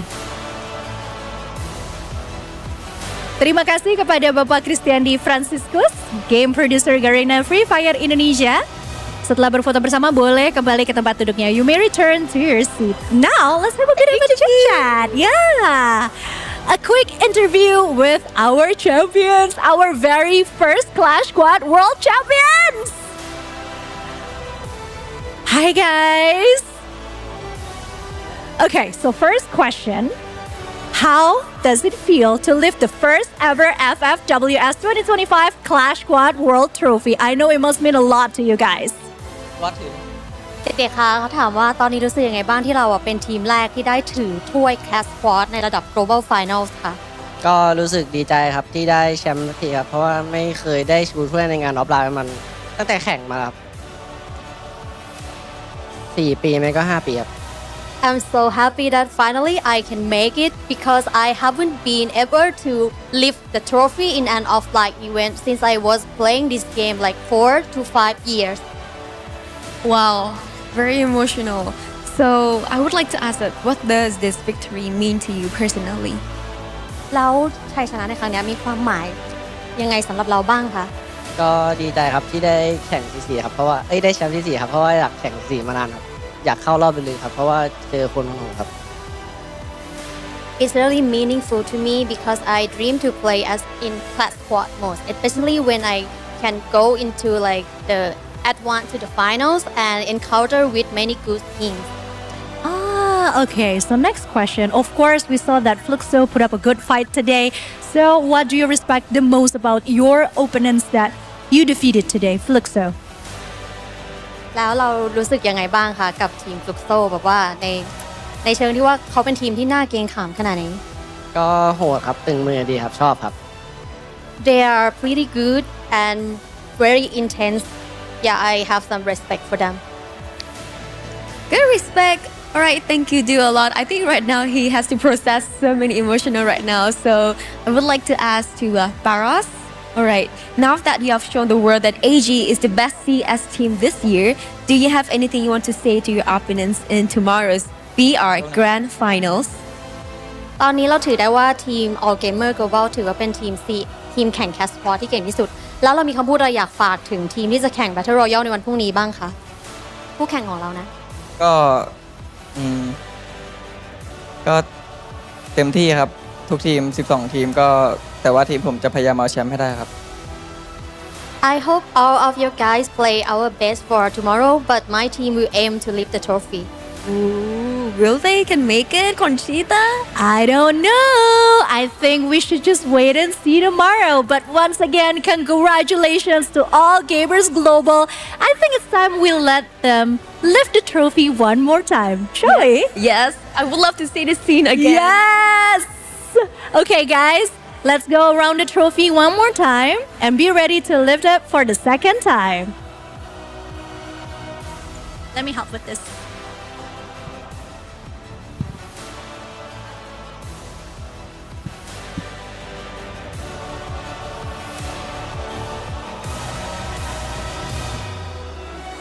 On our count. 3, 2, 1. Congratulations, all Gamers Global! From start to finish, this has been a night to remember. The birth of a new legacy. Sebuah sejarah baru telah tercipta untuk pertama kalinya kita memiliki juara dunia Clash Squad. Congratulations once again to all Gamers Global, your FFWS Clash Squad 2025 World Champions. Terima kasih Jakarta, terima kasih dunia, dan sampai jumpa di panggung berikutnya. This is Free Fire World Series 2025 Clash Squad Grand Finals. See you tomorrow at the Battle Royale Grand Finals. Bye!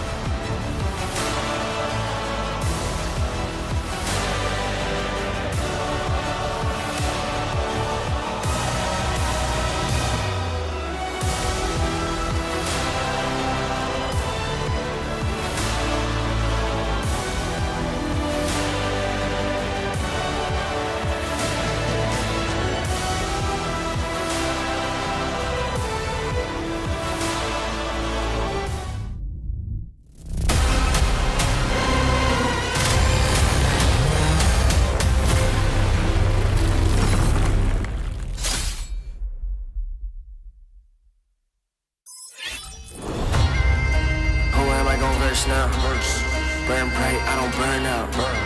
Crush your doubts, look at me now, huh? I can never go reverse now.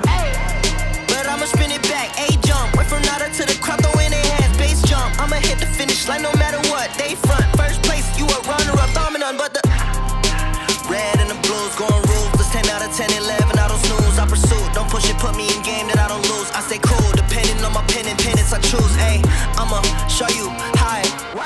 Got it, now the loudest. Wu-Tang, I'm a bird, love the competition. Told you only way is up, I don't go reverse. I can't entertain. Will you do the same? Cause I've been ready my whole life. Only see my back, I ain't turning back on them. Wings on me, I'm higher.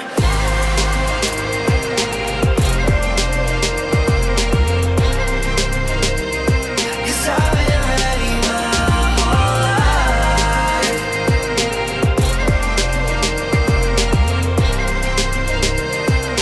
Wings on me, I'm higher. Who am I gon' verse now? Who am I gon' verse now? Show me what it's worth now. I pull up in the can't imagine. All these people wanna follow, missing in action. Paper planes, I'm a condos, made it from rapping, and I met role models. Thinking I'ma pass all the monogram on my body, the shit, shout out to Virgil. Know that I'm gon' beat them like the shit that I put words to. Mama and the internet, two things that I just learned through. Hit it out of the park, so there's nothing to reverse to. I can't entertain. Will you do the same? Cause I've been ready my whole life. Only see my back, I ain't turning back on them. Wings on me, I'm higher.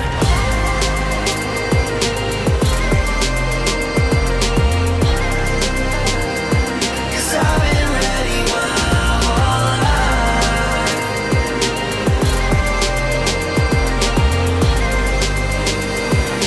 Wings on me, I'm higher.